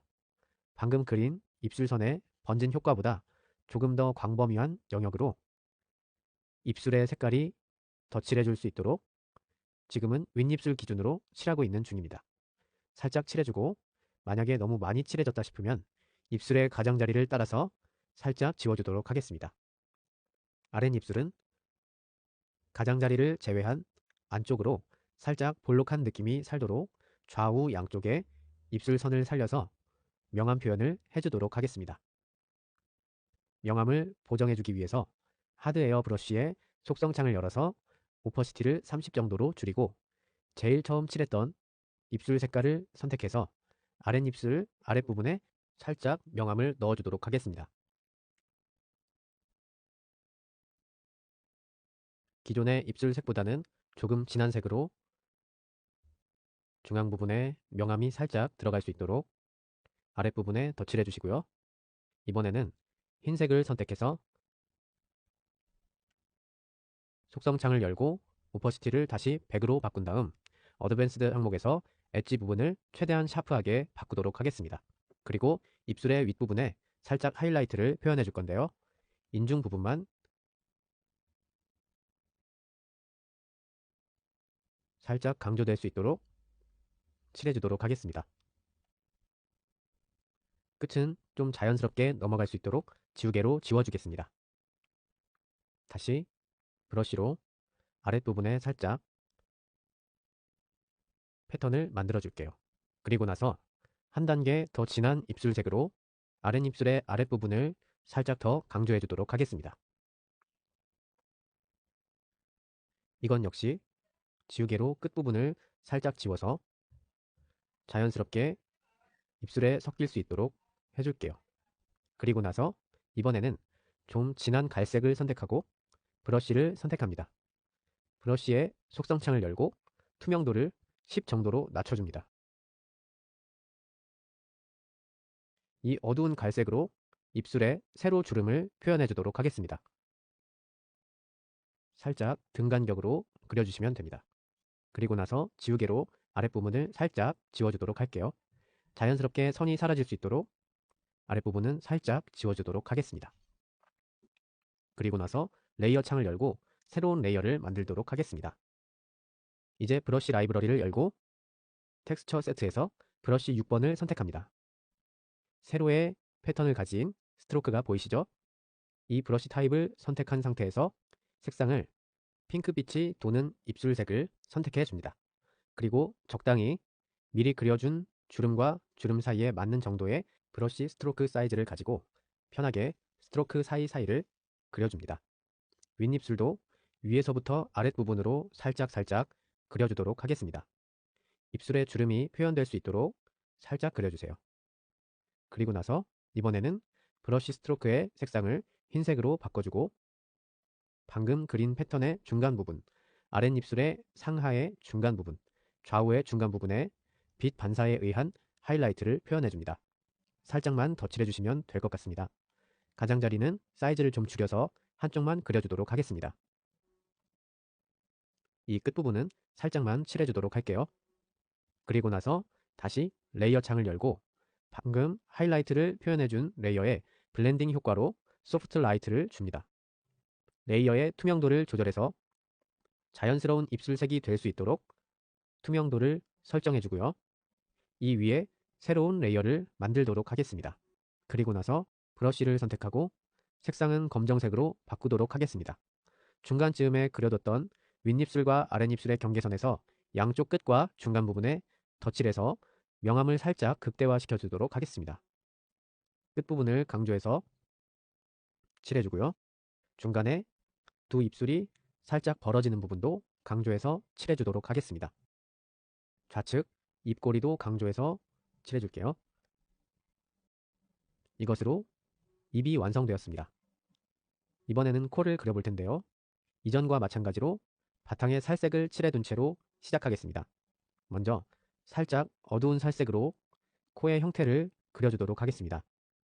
브러쉬를 이용해서 그릴 건데요. 코의 아랫부분부터 그리도록 하겠습니다. 콧망울은 기본적으로 3개의 원반이 겹쳐져 있다고 보시면 제일 간단할 것 같아요. 이 상태에서 이쪽으로 콧대를 그려주도록 하겠습니다. 콧망울이 좀 도드라지게 그려주도록 하겠습니다. 이 상태에서 한 단계 더 어두운 색으로 코의 밑면을 그려줄 텐데요. 브러쉬 사이즈를 좀 작게 해서 아랫부분을 표현해 주도록 하겠습니다. 이쪽에 그린 코의 형태를 따라서 이 정도쯤이 코의 아랫부분이 되지 않을까 싶어요. 여기에다가 아주 진한 갈색으로 콧구멍에 난 그림자를 표현해 주도록 하겠습니다. 저는 얼굴에 한해서는 좌우가 대칭이면 오히려 더 훨씬 어색해 보이더라고요. 물론 코를 그리면서 좌우 대칭 툴을 이용할 수도 있지만 저는 가능하면 자유선으로 완전히 대칭이 되지는 않게 그려주시는 게 훨씬 자연스러운 것 같아요. 이런 식으로 코의 형태를 모두 그리셨으면 이제부터 명암을 표현해 줄 텐데요.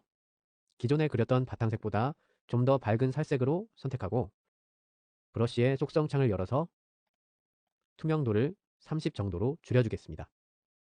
그리고 나서 코의 명암으로 코의 형태를 표현해 줄 텐데요.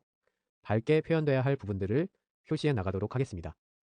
표현이 매끄럽지 않은 것은 나중에 블렌딩을 따로 해줄 거니까요. 걱정하지 마시고 칠해 주시면 되겠습니다. 이 콧망울 부분 또 밝아져야겠죠?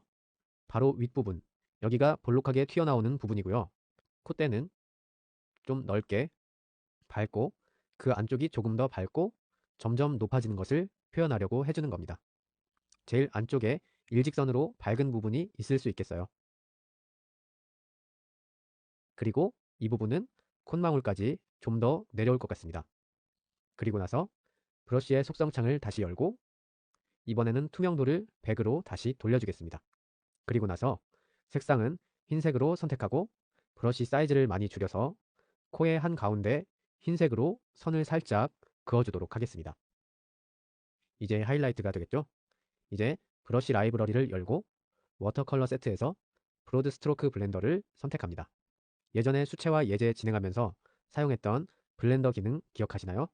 이 브러쉬를 이용해서 각기 다른 색의 경계를 자연스럽게 섞어주도록 하겠습니다. 흰색부터 시작해서 점차적으로 바깥쪽으로 색들이 골고루 섞일 수 있도록 블렌딩해 주겠습니다. 콧망울 부분은 조금 더 형태가 자연스럽게 잡힐 수 있도록 블렌딩 해주세요. 오목하게 튀어나왔으면서 이쪽이 볼록한 형태가 느껴지시나요? 최대한 그러한 코의 형태가 느껴질 수 있도록 색을 섞어줍니다. 그리고 나서 하이라이트로 다시 브러쉬를 선택하고 흰색을 선택한 상태에서 브러쉬의 속성창을 열어 투명도를 50 정도로 설정해주고 아주 가늘게 만들어준 다음에 콧망울의 양쪽 끝으로 살짝 하이라이트를 주도록 하겠습니다. 이것으로 코가 완성되었습니다. 이제 본격적으로 인물화를 그려보도록 하겠습니다. 다른 예제를 진행하면서도 제가 누차 말씀드렸지만 똑같이 그릴 필요는 전혀 없습니다. 여러분들 각자 원하시는 대로 그리시면 됩니다. 꼭 사실적이어야만 잘 그린 그림도 아니고 모사를 잘해서 좋은 그림인 건 아니니까요. 지금 연습했던 눈, 코, 입을 활용해서 얼굴 전체를 완성해 보도록 하겠습니다. 정면을 응시하고 있는 약간 옆모습의 여성을 그려보려고 합니다. 제일 먼저 얼굴 전체에 기본이 되는 살색 톤으로 칠해줍니다. 연습했던 것과 마찬가지로 하드 에어 브러쉬를 사용하겠습니다. 이미 다들 알고 계시겠지만 대략적인 영역에 칠해주시면 됩니다. 디테일한 선은 다시 지우개를 이용해서 언제든지 잡아주실 수 있으니까요. 대략적으로 얼굴의 옆라인이 드러나도록 전체 영역에 바탕이 되는 살색을 모두 칠해주시면 됩니다. 그리고 나서 한 단계 밝은 톤으로 콧대와 양쪽 볼과 턱 부분에 계략의 하이라이트를 주도록 하겠습니다. 이 정도가 볼이 될 것 같고요. 눈, 코, 입이라고 하면 이 정도의 턱이 돌출된 부분이 있겠네요. 그리고 나서 이제는 바탕색보다 한 단계 어두운 톤으로 양쪽 눈이 위치할 만한 눈과 코의 밑부분, 이 정도가 되겠죠. 그리고 입이 위치할 부분에 대략적인 명암을 넣어주도록 하겠습니다. 블러 툴을 이용해서 경계들을 조금 더 스무스하게 바꿔주도록 하겠습니다. 밝은 명암과 진한 명암 사이의 경계가 좀 더 스무스하게 보일 수 있도록 블러 툴로 경계들을 자연스럽게 문질러 주세요. 그리고 나서 이번에는 소프트 에어 브러쉬를 선택하고 속성창을 열어서 투명도를 30 정도로 줄여주겠습니다. 그리고 나서 밝은 톤의 살색에서 약간 화사한 빛이 나도록 오렌지색이나 핑크빛이 살짝 가미된 색으로 중간 명암을 넣어주도록 하겠습니다. 중간 명암은 양쪽 볼과 턱 라인, 그리고 콧망울에 살짝 주시면 됩니다. 이쪽 볼이 상대적으로 더 어둡다는 전제하에 조금 더 넓은 영역에 명암을 주도록 할게요. 그리고 나서 전 단계에서 주었던 명암보다 아주 살짝 조금 더 어두운 톤으로 명암을 한 단계 더 강조해 주도록 하겠습니다. 제일 어두울 법한 턱 라인과 입술 부분, 그리고 눈 부분과 이쪽 눈부터 시작되는 콧대 라인까지 살짝 명암을 주도록 하겠습니다. 그리고 나서 이쯤에서 지우개로 한번 얼굴 전체의 윤곽을 정리해 주도록 하겠습니다. 좀 더 뾰족한 얼굴형을 만들어 주도록 할게요. 이제 이 위에 새로운 레이어를 만들고요. 바탕이 될 만한 입술의 색깔을 선택해서 브러쉬를 활용해서 입술 전체의 영역을 잡아줍니다. 연습하셨던 것처럼 전체 윤곽이나 디테일은 계속 수정 보완하는 거니까요. 아주 전체적인 영역만 설정해 주신다고 생각하시면 됩니다. 이 정도로 입술이 들어간다고 보겠습니다. 이번에는 검정색에 가까운 갈색으로 콧구멍의 위치를 살짝 잡아주도록 하겠습니다. 물론 아직 각도가 정확하게 잡혀있는 상태가 아니라서 조금 어려우실 수도 있는데요. 이건 역시 나중에 수정 보완할 수 있으니까 아주 살짝의 옆모습이라고 생각하시고 대략적인 콧구멍의 형태를 잡아주시면 되겠습니다. 살짝 내려다 보인다고 가정하고 형태를 잡아줄게요. 그리고 나서 살짝 줌인해서 지워진 부분의 경계는 좀 더 매끄럽게 만들어주고요. 반대로 지우개로 아랫면은 실제 그림자가 그런 것처럼 약간 경계가 스무스하게 지워주도록 하겠습니다. 이제 눈으로 돌아와서 약간 진한 갈색으로 전체 눈의 윤곽을 좀 더 디테일하게 잡아주도록 하겠습니다. 우리 눈 연습할 때 맨 처음에 밑그림 그렸었죠? 밑그림을 그린다는 생각으로 눈 전체의 영역을 칠해주도록 하겠습니다. 지금 다른 레이어에서 작업을 하고 있는 이유는 우리가 뭔가를 계획하고 따라하고 있는 그림이 아니기 때문에 언제든지 수정하고 싶으실 수 있습니다. 그 수정을 좀 더 용이하게 하기 위한 거니까요. 마음에 들지 않는 선이 있을 때는 언제든지 지우고 다시 그리시면 됩니다. 얼굴 전체 위치에 감안하면서 눈의 형태를 잡아주도록 하겠습니다. 오른쪽 눈보다 왼쪽 눈이 살짝 더 옆모습이라는 전제하에 눈의 형태를 잡아주도록 하겠습니다. 눈을 모두 그리셨다면 이번에는 코를 그릴 텐데요. 코는 얼굴 전체의 톤과 매끄럽게 이어지는 게 중요하니까 레이어 창을 열고 제일 처음 얼굴 전체의 윤곽과 톤을 잡아주었던 레이어로 돌아가서 작업하도록 하겠습니다. 그런데 이렇게 전반적으로 어두운 명암만 잡혀있는 상태에서 작업을 계속 진행하다 보면 원래 의도했던 것보다 피부톤이 전체적으로 어둡게 그려지기 쉬우니까 지금 단계에서 전체 피부톤을 한번 잡아주겠습니다. 레이어 창에서 레이어를 잠가주시고요. 그러면 이제 미리 그려놓았던 면적 위에만 채색이 되는 거 아시죠? 이제 소프트 에어 브러쉬를 선택하고 속성 창을 열어서 투명도를 20 정도로 낮춰주세요. 명암 작업은 낮은 투명도로 작업할수록 그 작업이 더디기는 하지만 좀 더 디테일하고 스무스한 표현을 만들어낼 수 있기 때문에 저는 평상시에 20에서 30 정도의 투명도로 명암 작업을 하는 편입니다. 이제 밝은 부분은 더 밝게, 어두운 부분은 더 어둡게 만들어줄 텐데요. 지금 제일 밝은 이 색보다 조금 더 밝은 색을 설정해서 밝은 부분에 덧칠해주도록 하겠습니다. 여러분 본인의 얼굴 윤곽을 떠올리시면서 채색하시는 게 좋은데요. 보통 눈두덩이가 안쪽으로 들어가 있기 때문에 상대적으로 튀어나온 코와 광대뼈 사이 볼 부분도 밝은 편이고 콧대도 당연하고요. 이쪽 볼도 앞부분만 살짝 더 밝게 해주겠습니다. 그리고 입이 있으면 코와 입 사이의 이쪽 면이 볼이 내려오고 입까지 살짝 앞으로 돌출되는 부분이기 때문에 이쪽 부분도 좀 하이라이트가 들어가는 편이에요. 그리고 턱도 입술 바로 밑으로는 안쪽으로 들어가지만 턱 부분에서 다시 앞으로 나오죠. 이 중에서도 좀 더 밝은 톤으로 저는 살짝 노란색 기가 돌도록 만들어 볼게요. 더 밝은 부분을 채색해 줍니다. 이쪽 부분, 코와 볼이 만나는 부분도 밝을 테고요. 콧대도 밝을 테고 콧대와 이어진 이마 부분도 살짝 이쪽 부분은 머리카락에 의해서 가려질 테니까 그렇게 크게 신경 쓰지 않도록 하겠습니다. 그리고 아까 말했듯이 이 부분도 하이라이트가 좀 들어갈 거고요. 턱 부분에도 살짝 더해주겠습니다. 그리고 노란색이 지나치게 밝아지면 약간 푸른기가 도는 것 같아요. 초록색하고 파란색 중간 정도의 느낌이 안에 핏줄 때문이기도 하겠지만 좀 비쳐 보이는 부분이 있기 때문에 그런 색들도 살짝 섞어서 써보겠습니다. 먼저 초록색으로 많이 밝은 부분에 살짝 덧칠해 줄게요. 그리고 파란색으로는 이쪽 눈 밑에만 살짝 더해주겠습니다. 그리고 다시 밝은 톤으로 덧칠해서 밝은 부분은 더 밝게 만들어주도록 하겠습니다. 그리고 나서 이제 어두운 부분을 표현할 텐데요. 기존에 칠했던 이것보다는 조금 더 밝은 색을 만들겠습니다. 어두운 부분을 칠해줄게요. 볼이 끝나는 부분, 입술 바로 밑에는 좀 어둡게, 반대편도 좀 어둡게 만들어주고요.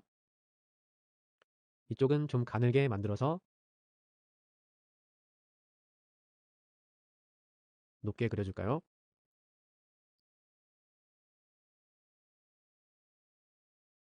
어두운 명암을 넣어주고요. 이쪽도 콧망울 밑으로는 좀 어두워지겠네요. 그리고 지금 어두운 톤과 밝은 톤 사이에 노란 계열과 초록색을 썼기 때문에 살짝 그 사이의 느낌인 주황색 톤으로 그 색을 살짝 연결해 주도록 하겠습니다. 피부가 너무 창백해 보이지 않도록 조금 주었던 명암을 죽이고 넘어가도록 하겠습니다. 그리고 아주 어두운 부분에도 좀 더 어둡게 턱선과 얼굴이 방향이 다양한 곡면들이 만나는 도형이기 때문에 명암 넣기가 사실 쉽지 않습니다. 상당히 까다로운 작업입니다. 너무 걱정하지 마시고 쉽게 칠해주세요. 이제 조금 디테일하게 코 부분을 채워보도록 하겠습니다. 앞서 코를 따로 연습해 볼 때도 그랬고 이번 예제를 시작할 때도 어두운 톤에서부터 시작해서 점차 밝은 색으로 덧칠해주는 순서로 진행 중인데요. 여기에 정답은 없습니다. 밝은 색부터 시작해서 점차 어두운 톤을 넣는 순서로 작업할 수도 있죠. 본인에게 더 잘 맞는 방법을 선택하시면 되겠습니다.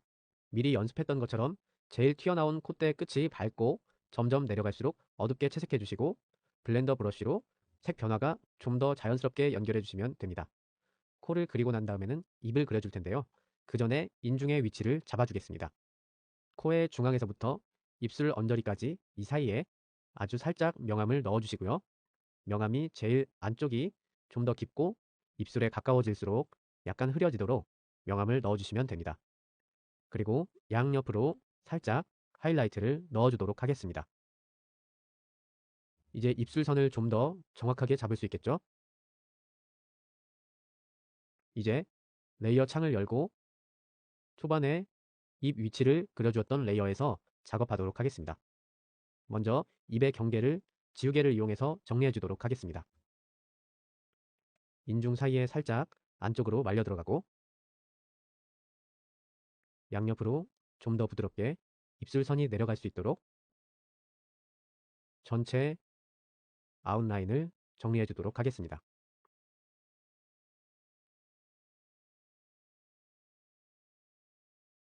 필요한 부분은 수정 보완해 주세요. 이 정도로 정리를 마치고요.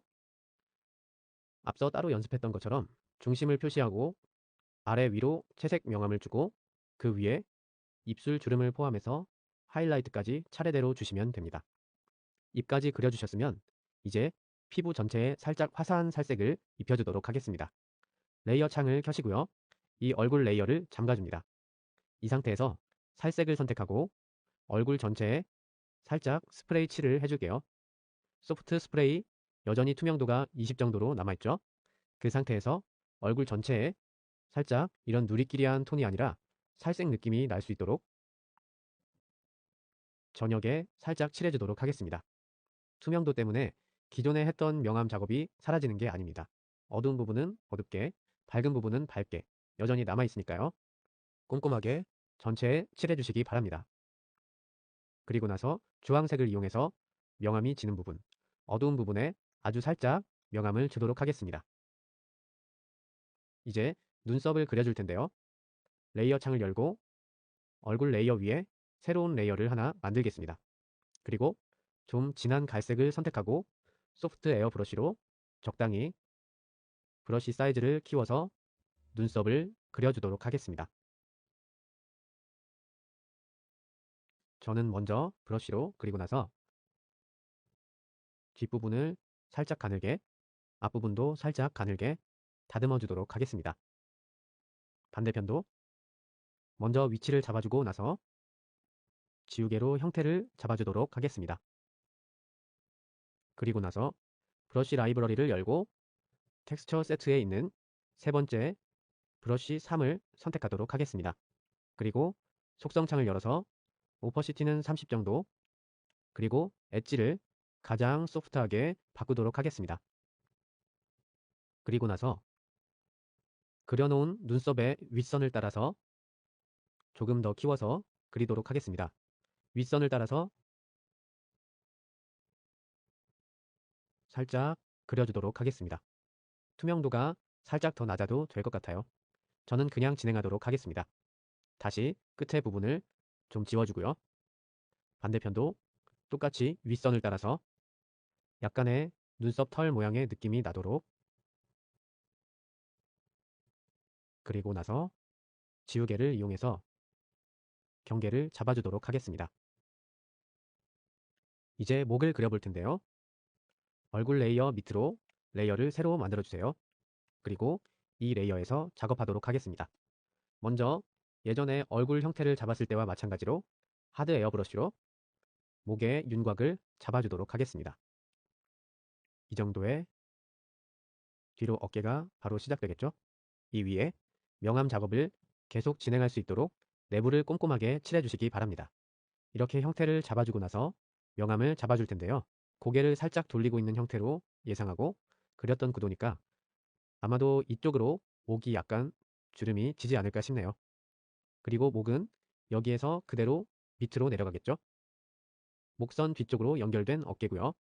이렇게 되면 얼굴에 의한 그림자가 이쪽 부분을 굉장히 진하게 될 것 같아요.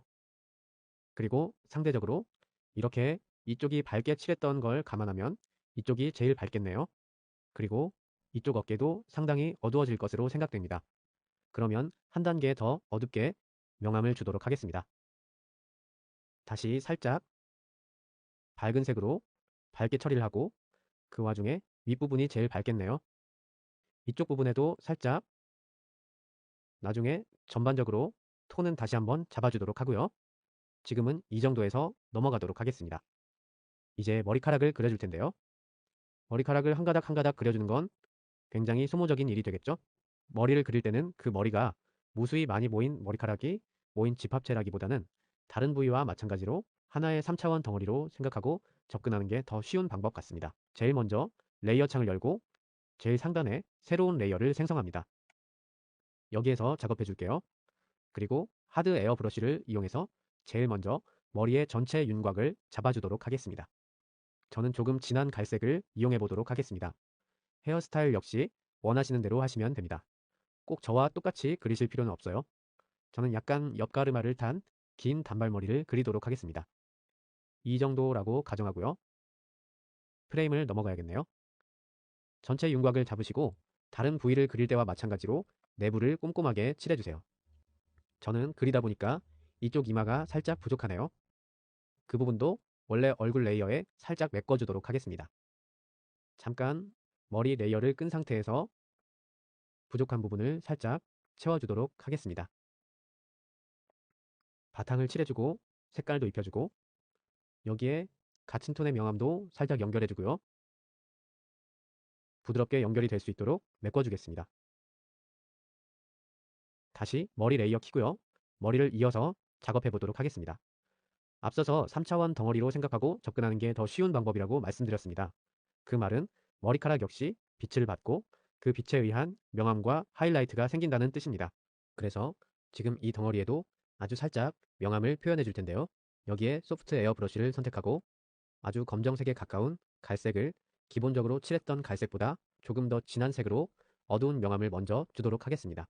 기본적으로 햇빛을 받으면 얼굴하고 지금 약간 비슷하게 간다고 생각하시면 되는데요.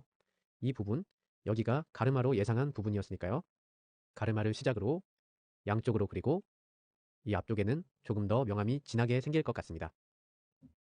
이쪽과 가르마 아래쪽으로 명암이 생기고 상대적으로 이 부분은 굉장히 밝아지겠죠?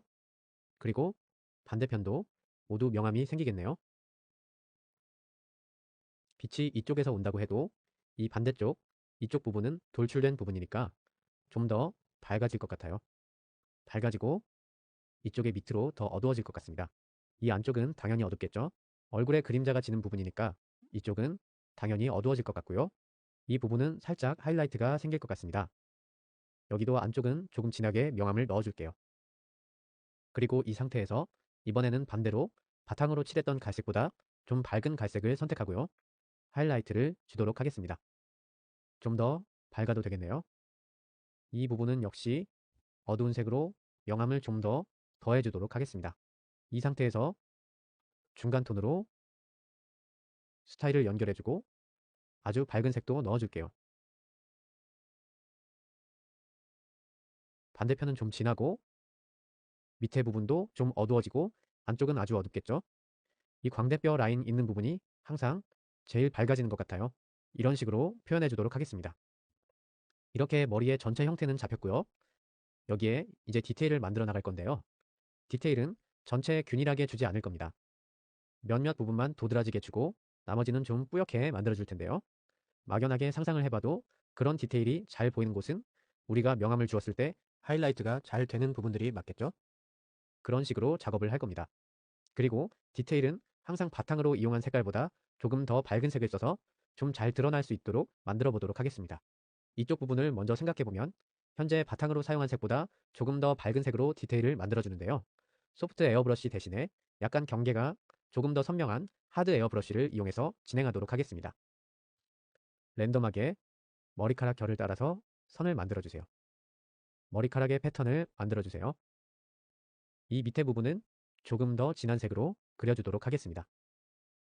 위에 부분은 더 진한 색으로, 이쪽도 마찬가지예요. 바탕색보다 조금씩 더 밝은 색으로 결이 살짝 느껴질 수 있도록. 이 색깔은 너무 진해요.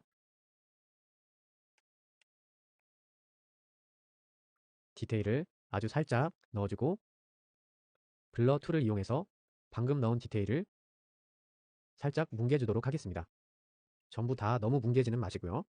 하이라이트 부분은 살짝 살려두고 나머지 부분을 좀 뭉갠다고도 상상하시면 될 것 같아요.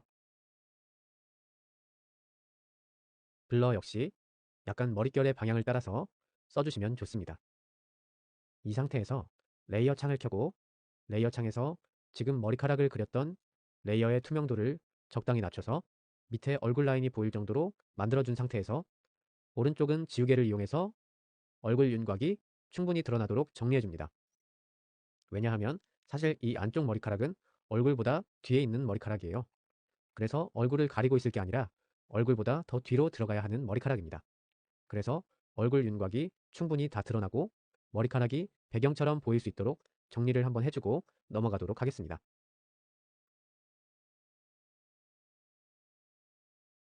그리고 아랫부분도 역시나 앞머리들은 앞으로 넘어올 수 있지만 뒤에 머리카락들은 배경으로 남아있을 수 있도록 처리해 주겠습니다.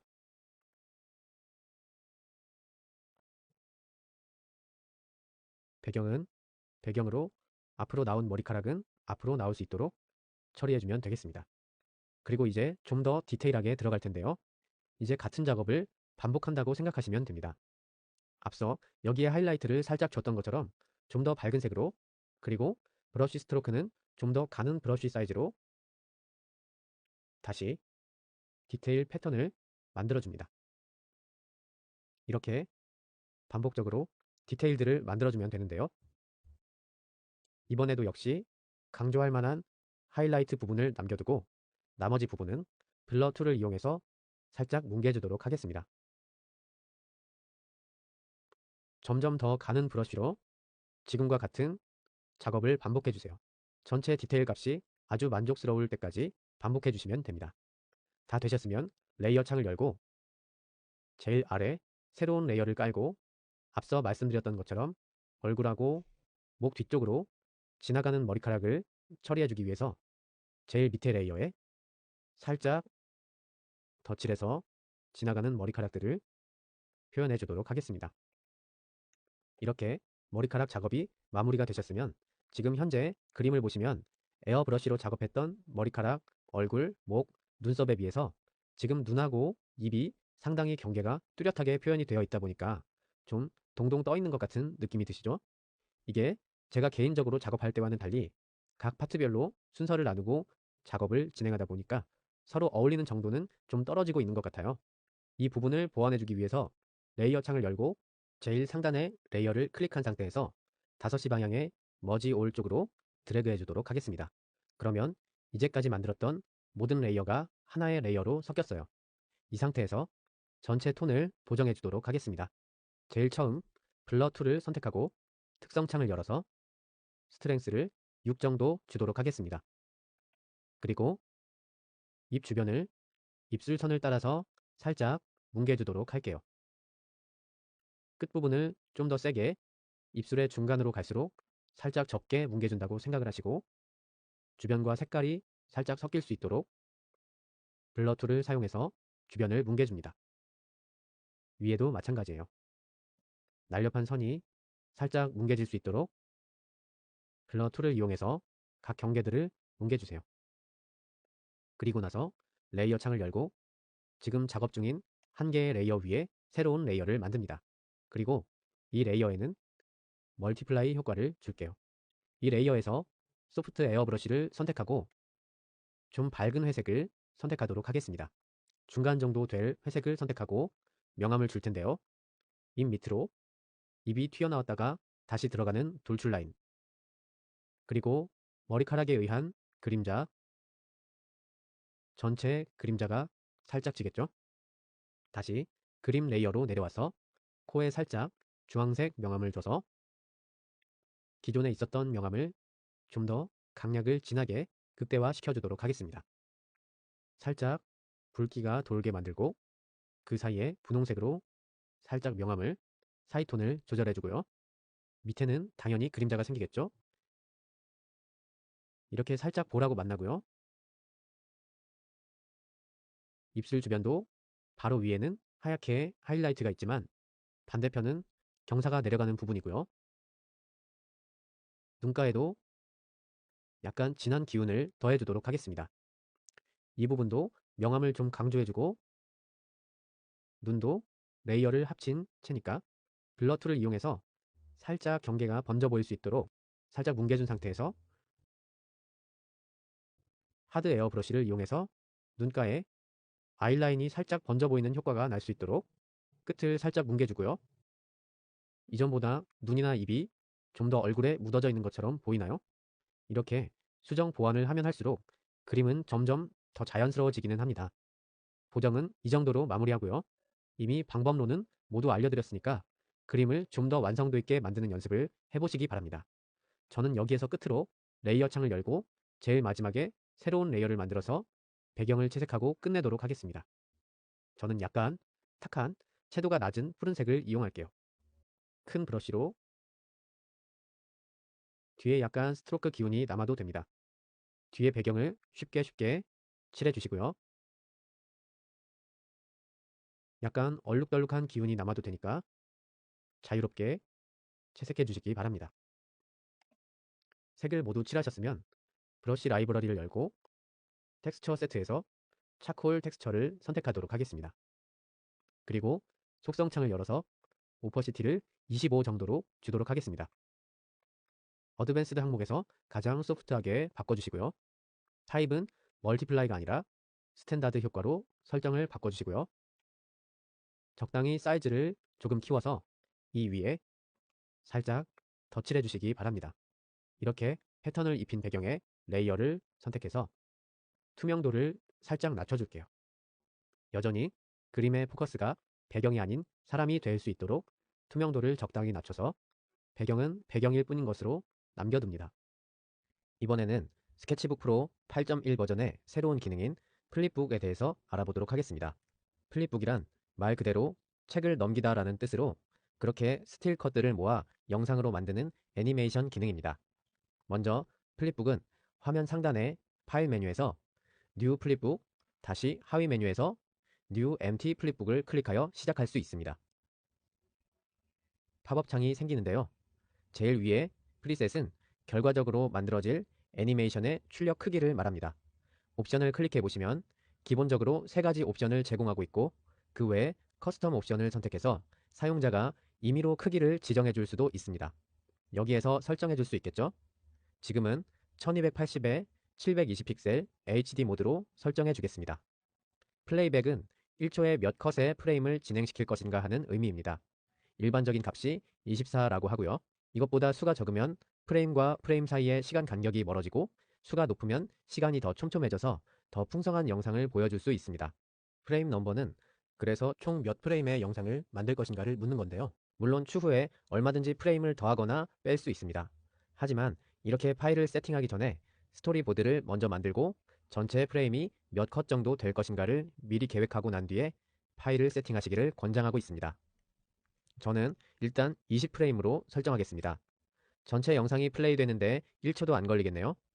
OK를 클릭하면 그동안 본 적이 없는 창이 하나 생겼습니다. 애니메이션 타임라인이라고 불리는 창입니다. 여기 1프레임부터 20프레임까지 해서 이 칸 한 개가 한 프레임을 말하는 거고요. 이렇게 1이 선택된 상태에서 그림을 그리고 그 다음 프레임에서 또 그림을 그립니다. 창 오른쪽에 옵션을 활성화하면 2개의 프레임 앞에까지 이미지가 흐릿하게 보이고요. 이 옵션은 2개의 프레임의 뒤에까지 이미지가 보입니다. 물론 몇 개의 프레임이 보이도록 할 것인가도 설정해 줄 수 있고요. 작업하면서 상대적인 위치나 모션을 참고하는 데 유리하겠죠? 그렇다면 아주 간단하게 원이 점점 작아지는 애니메이션을 만들어 보도록 하겠습니다. 먼저 화면 전체를 보고 원형자를 켜서 크기를 전체 영상 중앙에 적절한 크기로 맞추도록 하겠습니다. 1프레임을 선택하고요. 펜의 설정 창을 열어서 가장 소프트하게 그리고 오퍼시티를 5로 선택하도록 하겠습니다. 그리고 브러쉬 크기를 적당히 키워서 원을 그려주도록 하겠습니다.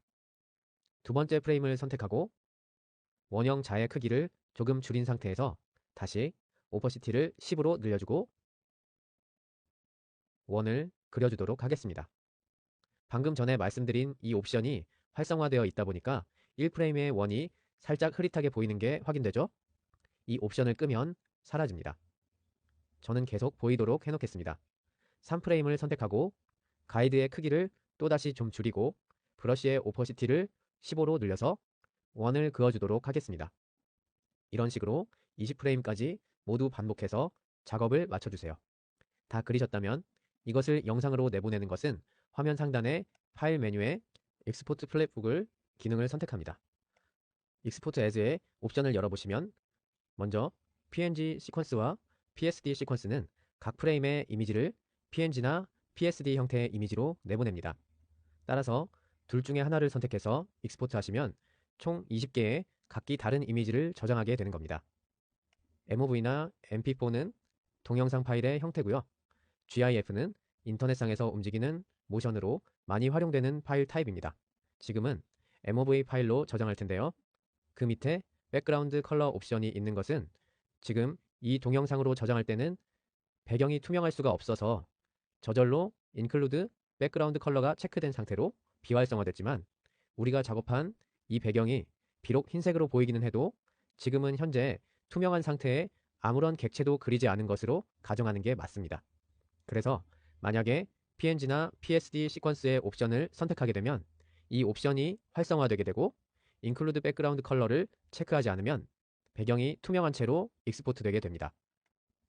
그 다음 레인지는 일정 프레임만을 내보낼 수도 있고 이렇게 전체 프레임을 영상으로 내보낼 수도 있습니다. 맨 처음 다큐먼트 세팅할 때 입력했던 정보를 그대로 유지할 거고요. 여기에서 수정할 수도 있습니다. 익스포트를 클릭해 주세요. 파일을 저장해 주시고요. 저장한 영상을 켜보면 이렇게 우리가 작업한 대로 흐린 큰 원에서 뚜렷한 작은 점으로 변하는 영상이 만들어졌습니다. 이처럼 간단한 애니메이션이든 좀 더 정교한 영상이든 이 플립북 기능을 통해서 충분히 만들어낼 수 있습니다. 새로운 플립북 파일을 열고 새로운 예제를 시작하기에 앞서 레이어 창을 열어주세요. 그러면 그동안 보았던 레이어 창과는 조금 다르게 생겼죠? 레이어가 백그라운드, 미드그라운드, 포어그라운드 이렇게 세 개로 나누어져 있고 우리가 새로운 레이어를 생성할 수 없게 되어 있습니다. 자세히 보시면 포어그라운드랑 미드그라운드에만 프레임 넘버가 적혀 있고 백그라운드에는 적혀 있지 않습니다. 이것은 백그라운드 레이어에 그린 그림은 프레임 상관없이 애니메이션 전체에 그대로 남아있다는 뜻이고요. 미드그라운드와 포어그라운드에 그려진 그림만 프레임에 따라 변화한다는 겁니다. 그래서 일반 그림을 그릴 때보다는 작업하기에 앞서 약간의 레이어 계획이 필요합니다. 애니메이션 전체에 움직임이 없는 부분은 백그라운드에 그리시는 게 아무래도 편할 테고요. 변화하는 부분은 그 결에 따라서 포어그라운드와 미드그라운드에 나눠 그려주시는 게 작업에 더 편할 것 같습니다. 이제 움직이는 그네를 한번 그려볼까 하는데요. 펠트펜을 이용해서 단순한 2D로 미드그라운드 레이어에 그려보도록 하겠습니다. 저는 자를 이용할게요. 자를 수직으로 맞추고요. 전체 아트보드의 중앙 정도의 검정색으로 펠트펜을 이용해서 그네를 그려주도록 하겠습니다.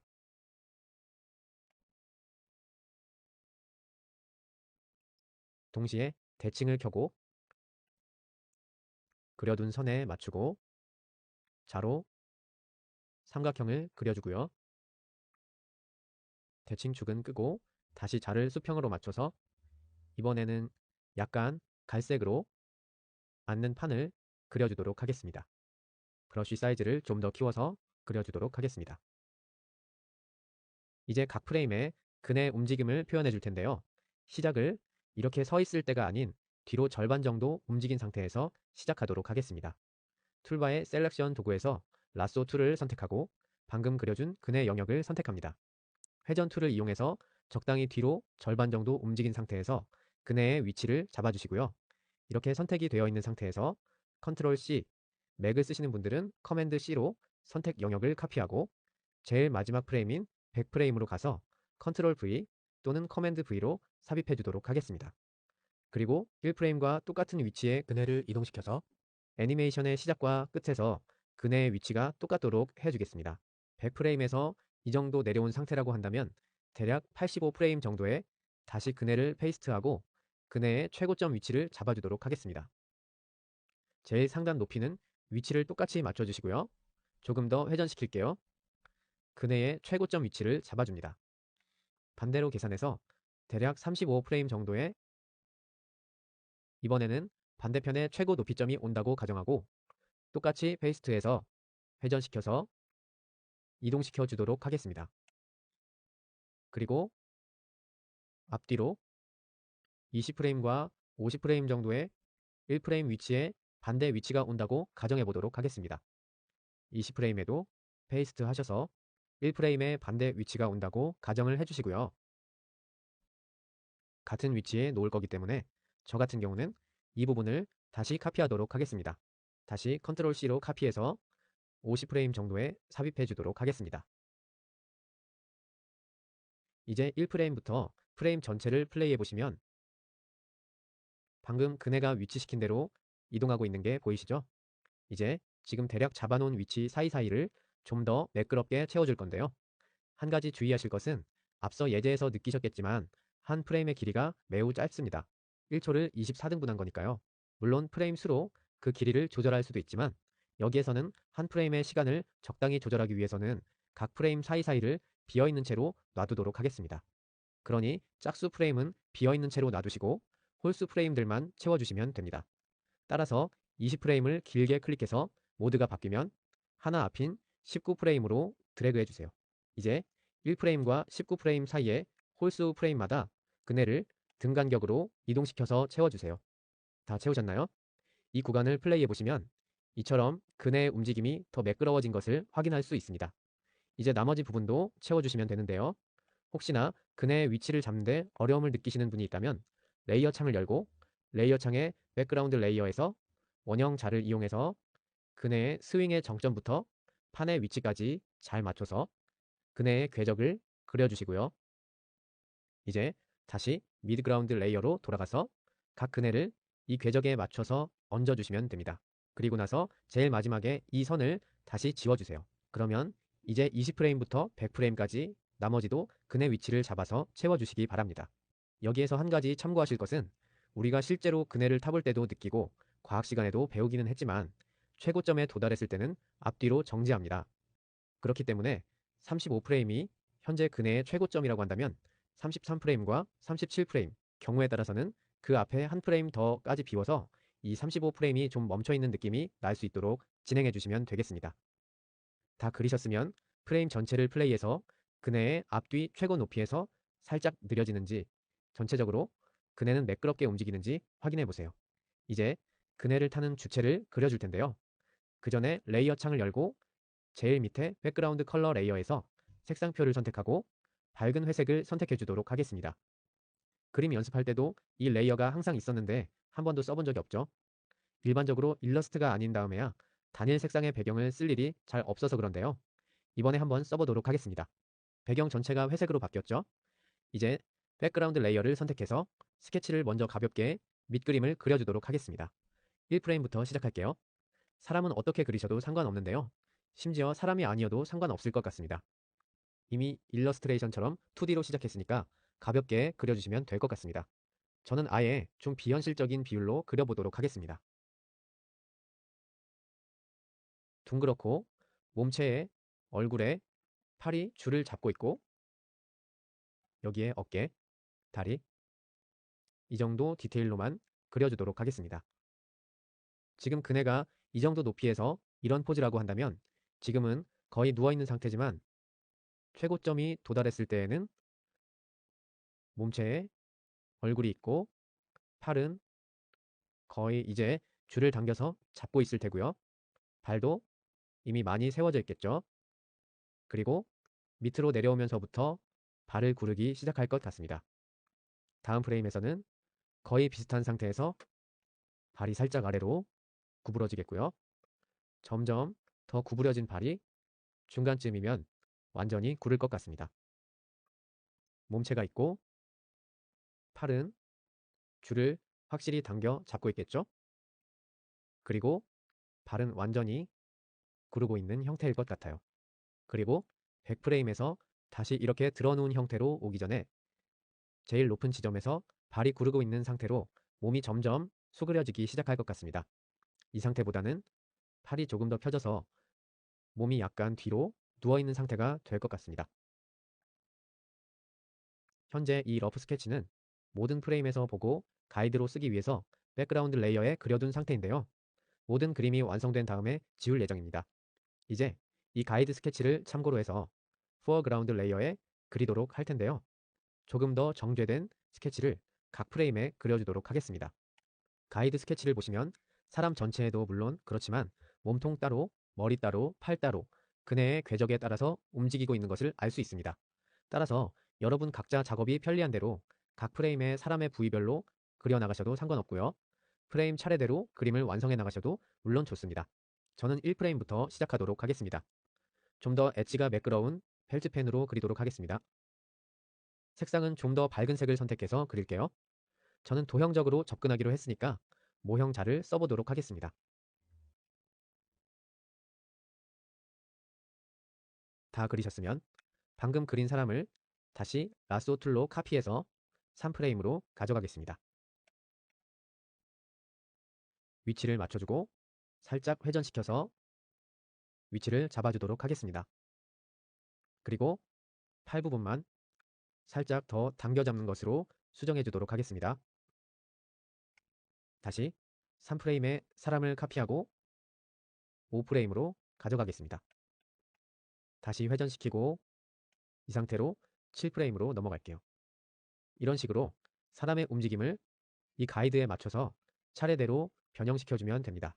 지금은 그네가 제일 높아지는 35프레임에서 사람이 이런 형태를 잡을 수 있도록 현재 5프레임에서부터 차례대로 사람의 몸통을 세워주고 다리를 점점 구부려 주시면 됩니다.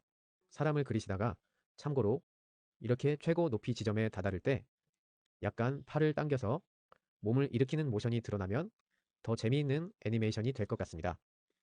그네가 최고점으로 올라가면서 점점 팔을 잡아당기는 모션이 표현이 되었다면 그 다음에 그네가 내려가면서는 상체가 점점 앞으로 나오고 다리는 점점 구부리기 시작하는 모션이 표현되면 됩니다. 그리고 반대편 최고 지점으로 올라갈 때 점점 반대로 고개가 뒤로 젖혀지는 움직임이 표현되면 좋습니다. 사람을 다 채워 넣으셨으면 한번 확인해 볼까요? 여자아이가 그네를 타고 있는 움직임 같은가요? 이제 채색을 한번 해보도록 하겠습니다. 먼저 레이어 창을 열고 이전에 가이드로 그렸던 백그라운드의 그림은 모두 지우도록 하겠습니다. 이제 포어그라운드 레이어로 가서 이 밑그림 위에 채색을 해줄 건데요. 저는 이 스케치를 모두 덮어서 채색해서 결과물에 외곽선이 없이 면으로만 이루어진 그림으로 만들도록 하겠습니다. 그리고 지금 그네가 있는 레이어보다 더 상단에 사람을 그려놨죠. 그네 있는 부분을 피해서 그림을 그려도 되지만 지금은 일단 사람을 모두 색칠한 다음에 그네는 다시 덮어주는 순서로 작업을 진행하도록 하겠습니다. 채색은 원하시는 대로 하면 되지만 임의의 색상으로 진행해 보도록 하겠습니다. 저는 먼저 옷은 약간 파스텔 계열의 초록색으로 색칠을 하도록 하겠습니다. 스케치 선이 모두 덮여서 보이지 않도록 꼼꼼하게 색칠해 주도록 하겠습니다. 이제 팔 소매 부분은 이것보다 살짝 밝은 색으로 칠해주고 좀 더 밝게 바꿔줄게요. 채색하실 때도 여전히 모형자를 사용하셔도 됩니다. 저는 그냥 프리핸드로 그리도록 하겠습니다. 다리 부분은 반대로 진한 색으로 채색해 주도록 하겠습니다. 그리고 이제 살색으로 팔과 다리와 얼굴 부분을 칠해 주도록 하겠습니다. 스케치북 프로 홈페이지에 제공되는 블로그를 가시면 매주 새로운 브러쉬 세트를 제공하고 있는 것 이미 알고 계시죠? 이런 경우에 크레용 브러쉬라든가 좀 더 만화스러운 느낌을 살릴 수 있는 브러쉬를 활용해도 훨씬 재미있을 것 같습니다. 이 상태에서 머리는 약간 주황빛이 도는 갈색으로 칠하도록 하겠습니다. 검정색으로 살짝 눈을 찍어주도록 하겠습니다.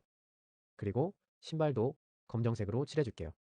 신발과 발 사이에 양말은 흰색으로 칠해주겠습니다. 이렇게 사람을 색칠한 다음에 손으로 잡고 있는 이 부분은 그네가 뒤에 있는 게 맞지만 이 부분은 몸 앞으로 그네선이 나와야 할 것 같습니다. 이런 부분은 레이어 창을 열고 미드 그라운드를 선택한 상태에서 그네가 그려져 있는 레이어죠. 이 상태에서 다시 카피할 영역을 선택하고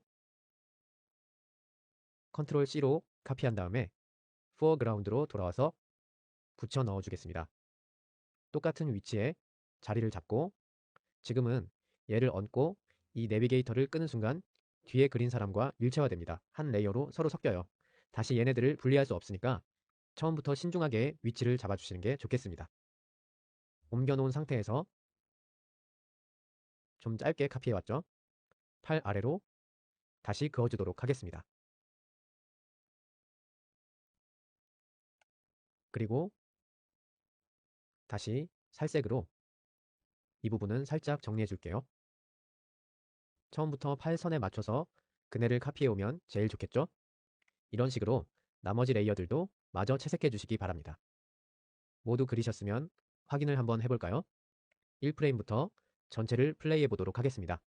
어떤가요? 소녀가 매끄럽게 그네를 타고 있는 것 같나요? 지금은 단순한 2D로 움직임도 매우 축약해서 표현했지만 이제 반복 연습을 할 때는 3D로 좀 더 디테일하게 그려보셔도 좋고요. 타임라인에서 프레임 간격을 조절해서 그네가 떨어질 때는 좀 더 빠르게, 올라갈 때는 살짝 느리게 속도를 달리해 줄 수도 있겠습니다. 지금은 아주 약간의 디테일만 더해 볼 텐데요. 그림자를 넣어주도록 하겠습니다. 일단 애니메이션은 멈추고 브러쉬 팔레트에서 펠트 펜을 선택하고 속성창을 열어주세요. 어드밴스드 항목에서 엣지를 가장 소프트하게 설정해주고 베이직 항목에서 투명도를 60을 준 상태에서 시작하도록 하겠습니다. 계속 바꿔줄 거니까 한 옆에 놔두도록 할게요. 툴바에서 자를 실행시키고 아트웍 하단에 수평하게 내려놓습니다. 레이어 창을 여시면 지금 그림자는 미드 그라운드 레이어에 그려주도록 하겠습니다. 처음 시작부터 진행하지 않고요. 그네가 가장 낮은 지점에 도달하는 부분부터 시작하도록 하겠습니다. 여기에서 적당한 크기로 지금 투명도를 준 상태니까요. 여러 번 반복해서 긋지 마시고 한 번에 그림자를 그어주도록 하겠습니다. 3프레임 정도 그어주도록 할게요.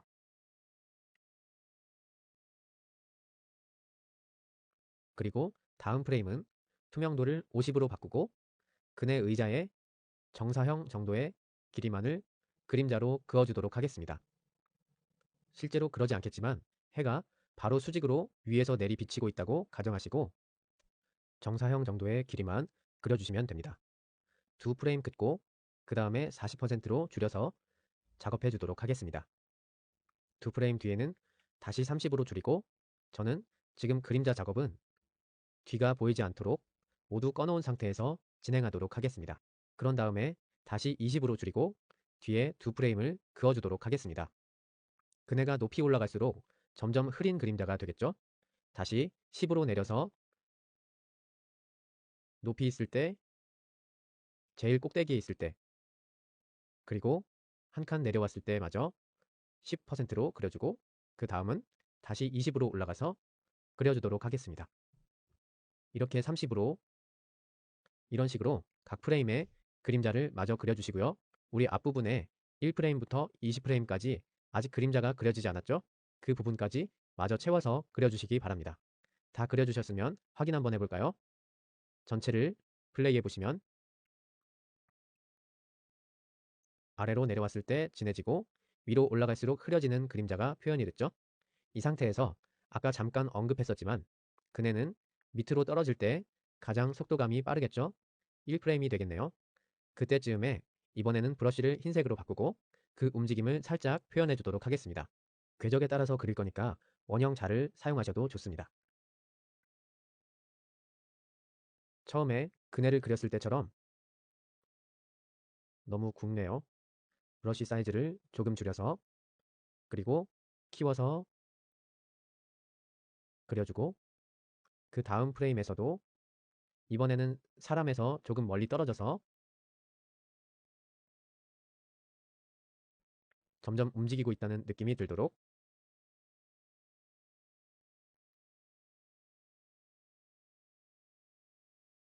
움직임을 표현해 주도록 하겠습니다. 다시 재생해 볼까요? 아주 살짝 지나가죠? 조금 더 길게 내려가는 동안 전반에 걸쳐서 표현해 주셔도 되고요. 저는 포인트로 이렇게 몇 프레임 넣어주는 것도 나쁘지는 않은 것 같아요. 이것으로 이번 예제는 마치도록 하겠습니다.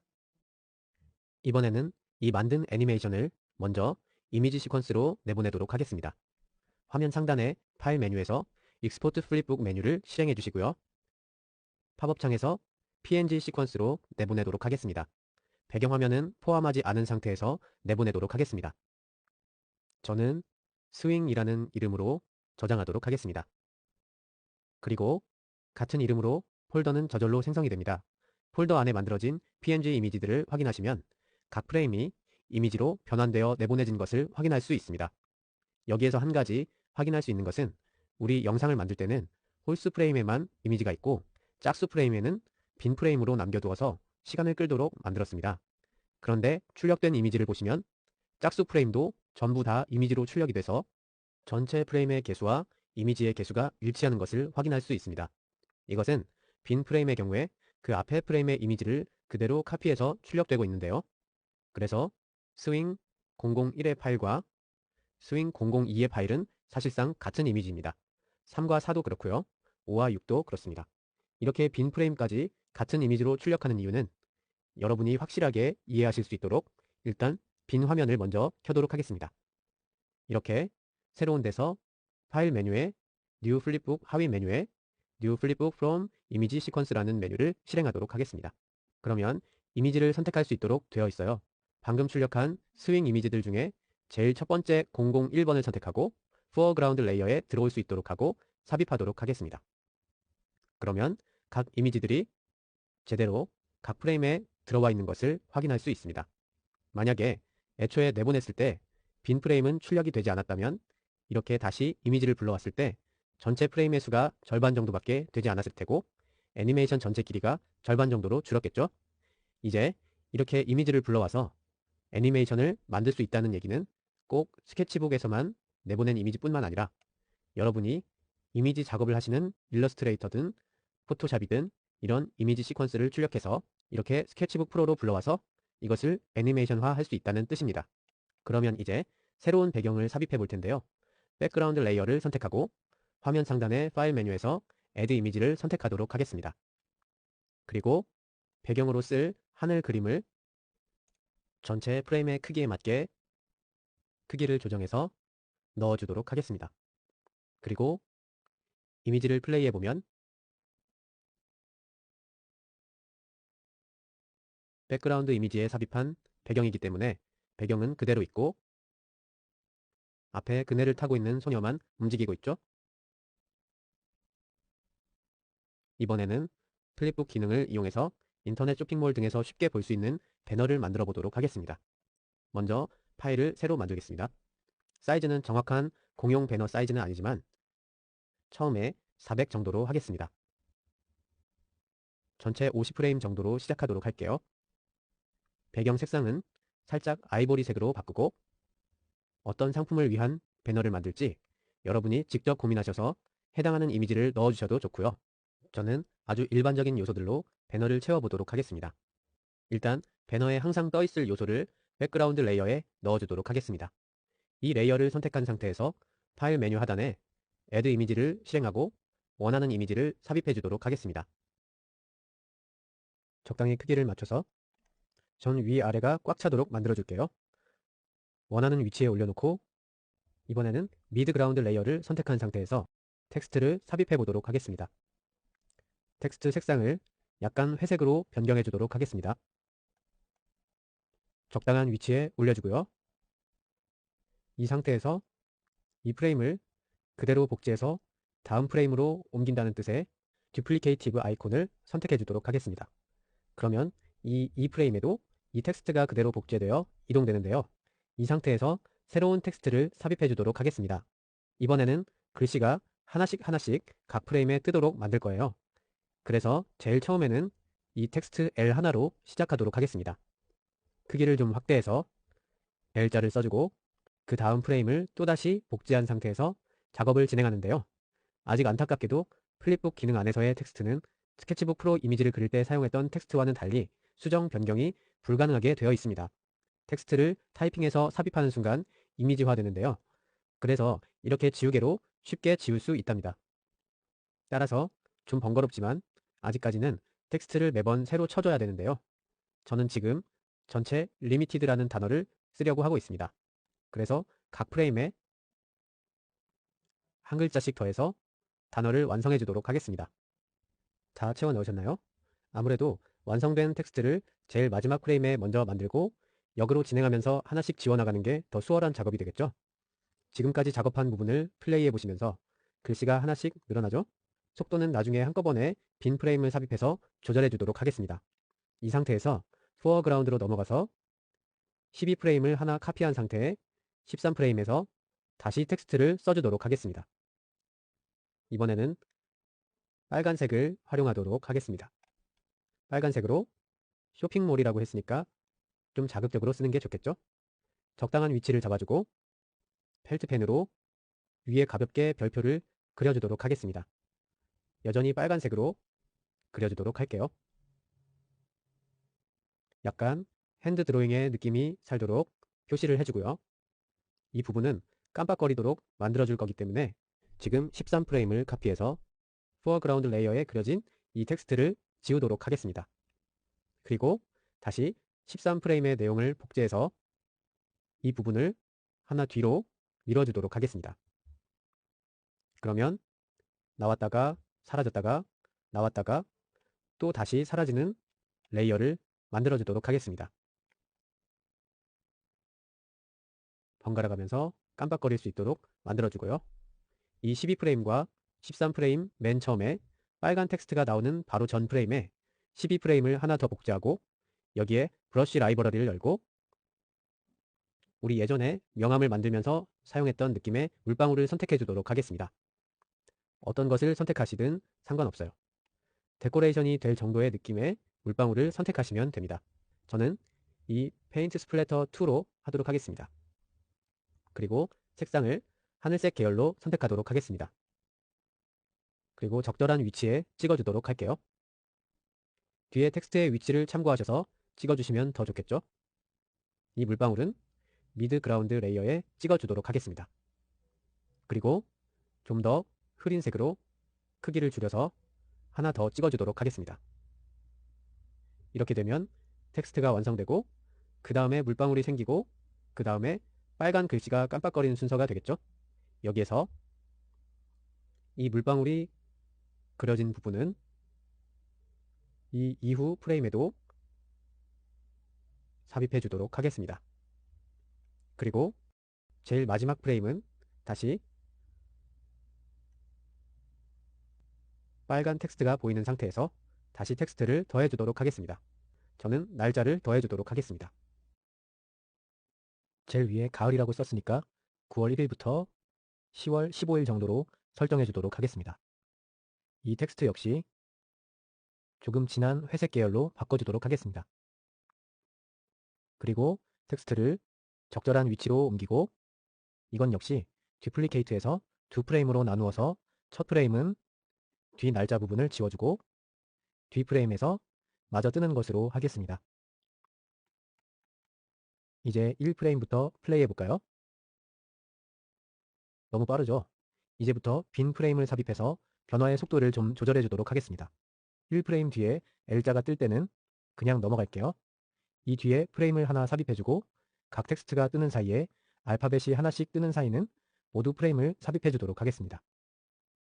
그리고 물방울이 뜬 뒤에는 조금 더 시간을 끌도록 두 프레임을 더해줄게요. 그 다음에 빨간 텍스트가 떴을 때는 깜빡거리는 효과를 좀 더 극대화해 주기 위해서 이것도 두 프레임으로 끌어주고 사라졌을 때 역시 두 프레임을 끌어주고 떴을 때 한 프레임, 나타나고 나서 세 프레임, 배너의 움직임이 끝났다는 의미로 좀 길게 마지막은 끌어주도록 하겠습니다. 모든 정보가 한꺼번에 있는 페이지니까요. 그리고 51프레임부터 나머지는 지워주도록 하겠습니다. 그리고 나서 1프레임부터 다시 플레이해 볼까요? 쇼핑몰에서 자주 보던 배너같이 보이나요? 이렇게 아주 간단하게 배너를 완성해 보았습니다. 이번에는 준비된 이미지를 가지고 짧은 영상을 만들어 보도록 하겠습니다. 미드그라운드 레이어에 이미지를 불러옵니다. 이미지의 높이를 캔버스 상하에 맞추고 좌측에 정렬한 채로 시작하도록 하겠습니다. 카메라가 왼쪽에서 오른쪽으로 움직이는 듯하게 프레임을 복제해 가면서 이미지를 조금씩 왼쪽으로 이동해 줍니다. 혹시나 중간에 더 느리게 움직이도록 하고 싶은 부분 혹은 더 빠르게 움직이도록 하고 싶은 부분이 있다면 그만큼 움직이는 양을 조절해서 작업하셔도 됩니다. 이런 식으로 이미지의 오른쪽 끝까지 프레임을 만들어 주세요. 오른쪽 끝까지 모두 움직이셨다면 이번에는 반대로 왼쪽으로 조금씩 이동하면서 사람과 집이 프레임의 중앙에 올 수 있도록 작업해 줍니다. 여기까지 작업하셨으면 이번에는 4프레임 정도에 걸쳐서 이 사람과 집 영역을 점점 확대해 나가도록 하겠습니다. 프레임을 여전히 복제해서 무브 툴에서 스케일을 저는 똑같이 키울 수 있도록 화면 하단에 보이는 스케일 치수를 주의하도록 하겠습니다. 한 프레임에 103%를 확대했습니다. 복제해서 또 다시 103%를 확대하도록 하겠습니다. 또다시 복제해서 확대하고 마지막으로 한 번 더 복제해서 확대하도록 하겠습니다. 이번에는 점점 이미지 전체가 그레이스케일로 변하는 과정을 만들 텐데요. 마지막 프레임을 다시 복제하고 화면 상단에 이미지 메뉴를 클릭합니다. 하위에 Adjust에서 Hue and Saturation을 선택하고 Saturation 값을 마이너스 15를 주도록 하겠습니다. OK를 선택하고요. 이 이미지를 다시 복제하고 다시 Hue and Saturation 메뉴에서 Saturation을 마이너스 15를 주도록 하겠습니다. 다시 이 이미지를 복제하고 이런 식으로 이 이미지가 흑백 톤이 될 때까지 반복적으로 세츄레이션 값을 낮춰주도록 하겠습니다. 그레이 스케일이 될 때까지 변환하셨으면 이번에는 프레임을 복제하고 이미지에 Adjust에서 Brightness and Contrast 메뉴를 실행하도록 하겠습니다. 그리고 콘트래스트에 25를 주도록 하겠습니다. 그리고 이 이미지를 다시 복제해서 다시 콘트래스트 값을 주도록 하겠습니다.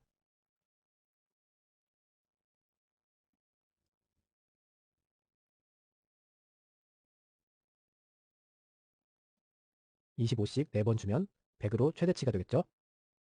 그리고 마지막 프레임에는 전체 검정색을 칠해주도록 하겠습니다.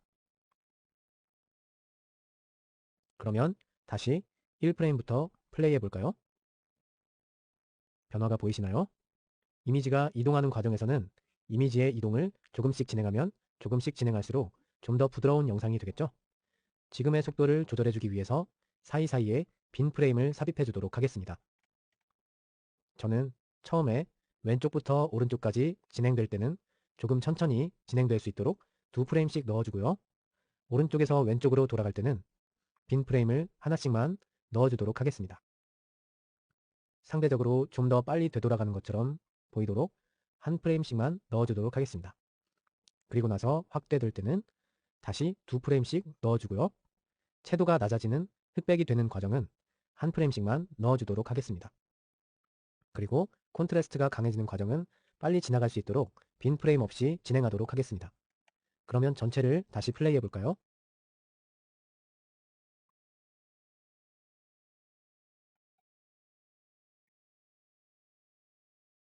이처럼 영상을 만들어 봤는데요. 여기에 아주 살짝의 요소를 더해 보도록 하겠습니다.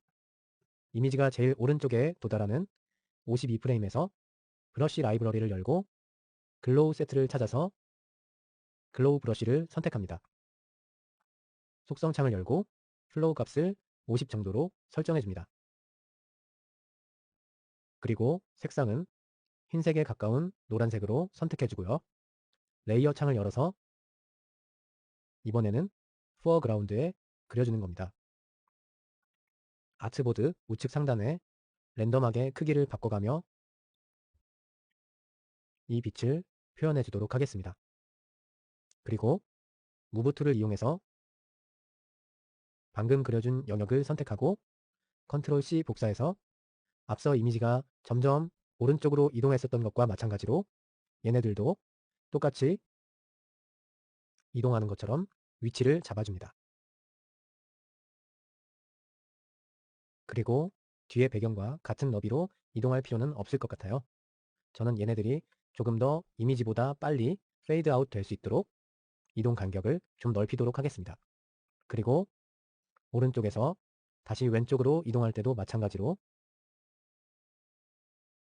조금씩 복사해서 이동시켜 주도록 합니다. 전체 영상으로 모습을 한번 확인해 볼까요?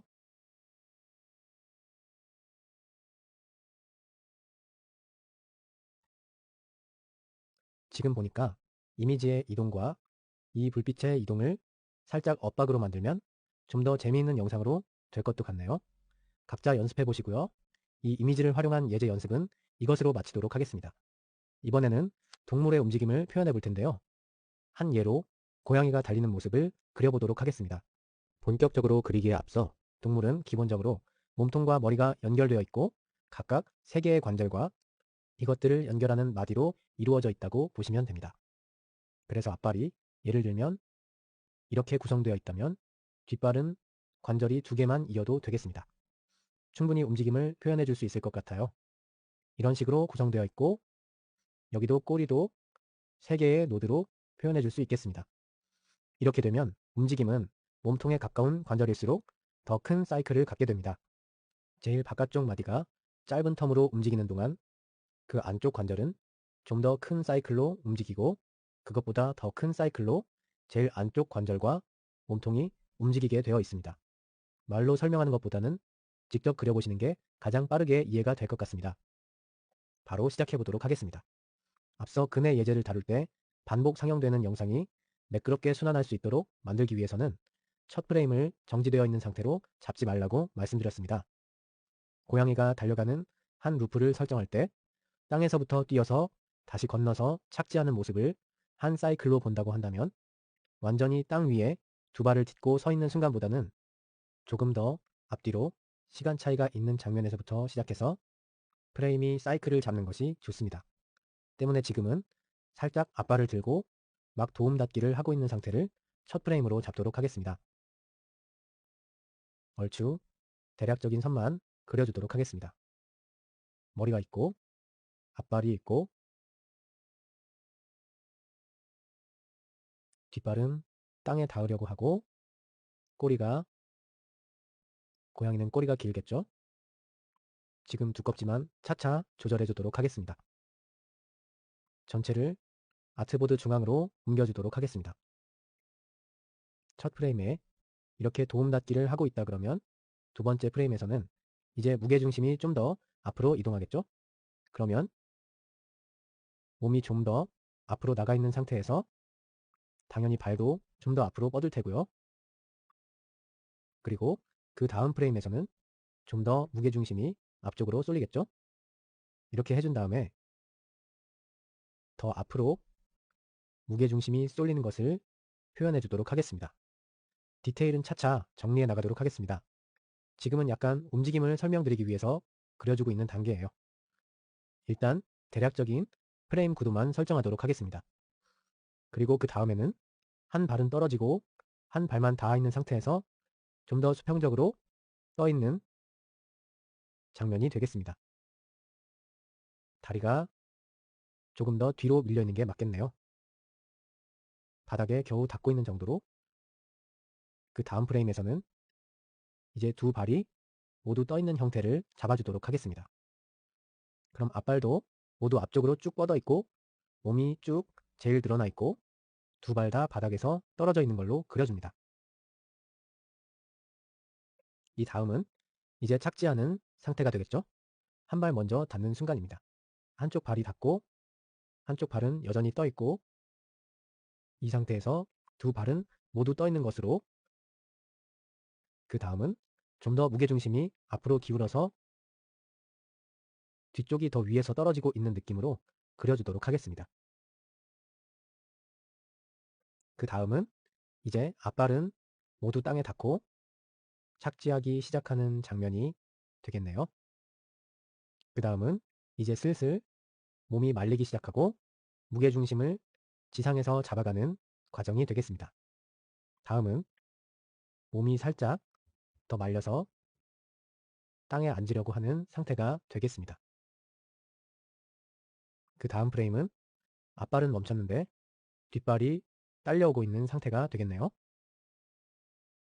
그 다음은 뒷발이 다음과 동시에 다시 힘이 교차되는 상태가 되겠습니다. 그 다음은 조금 더 심화돼서 팔 다리가 완전히 교차되어 있다고 봐도 될 것 같아요. 그리고 나면 뒷발은 땅에 닿고 앞발은 다시 그 다음 스텝을 위해서 상체가 점점 다시 들어지고 있는 형태로 바뀔 수 있습니다. 이제 1프레임부터 14프레임이면 한 바퀴 다시 돌 수 있을 것 같아요. 이 상태에서 다시 이 상태로 돌아오는 거죠. 지금 스케치하면서 그림이 조금씩 앞으로 이동하고 있는데 그 위치까지 좀 보정해 주시면서 다시 뒤로 밀려나지 않도록 1프레임으로 돌아왔을 때 한 자리에서 계속 움직일 수 있도록 그것까지 위치까지 보정해 주시면서 각 프레임에 스케치를 맞춰주시기 바랍니다. 스케치를 다 마치셨나요? 마치셨으면 영상으로 한번 확인해 보도록 하겠습니다. 고양이가 뛰는 장면이 인터넷상에 잘 없길래 다른 고양이과 동물인 표범이나 호랑이나 이런 동물들의 뛰는 영상을 참고로 그렸더니 실제로 고양이가 좀 근육질로 그려진 것 같기는 합니다. 그래도 이대로 진행하도록 하겠습니다. 색상은 여러분 원하시는 대로 얼마든지 마음대로 칠하셔도 됩니다. 고양이 색깔 굉장히 여러 가지잖아요. 저는 제가 좋아하는 회색 고양이로 채색해 보도록 하겠습니다. 먼저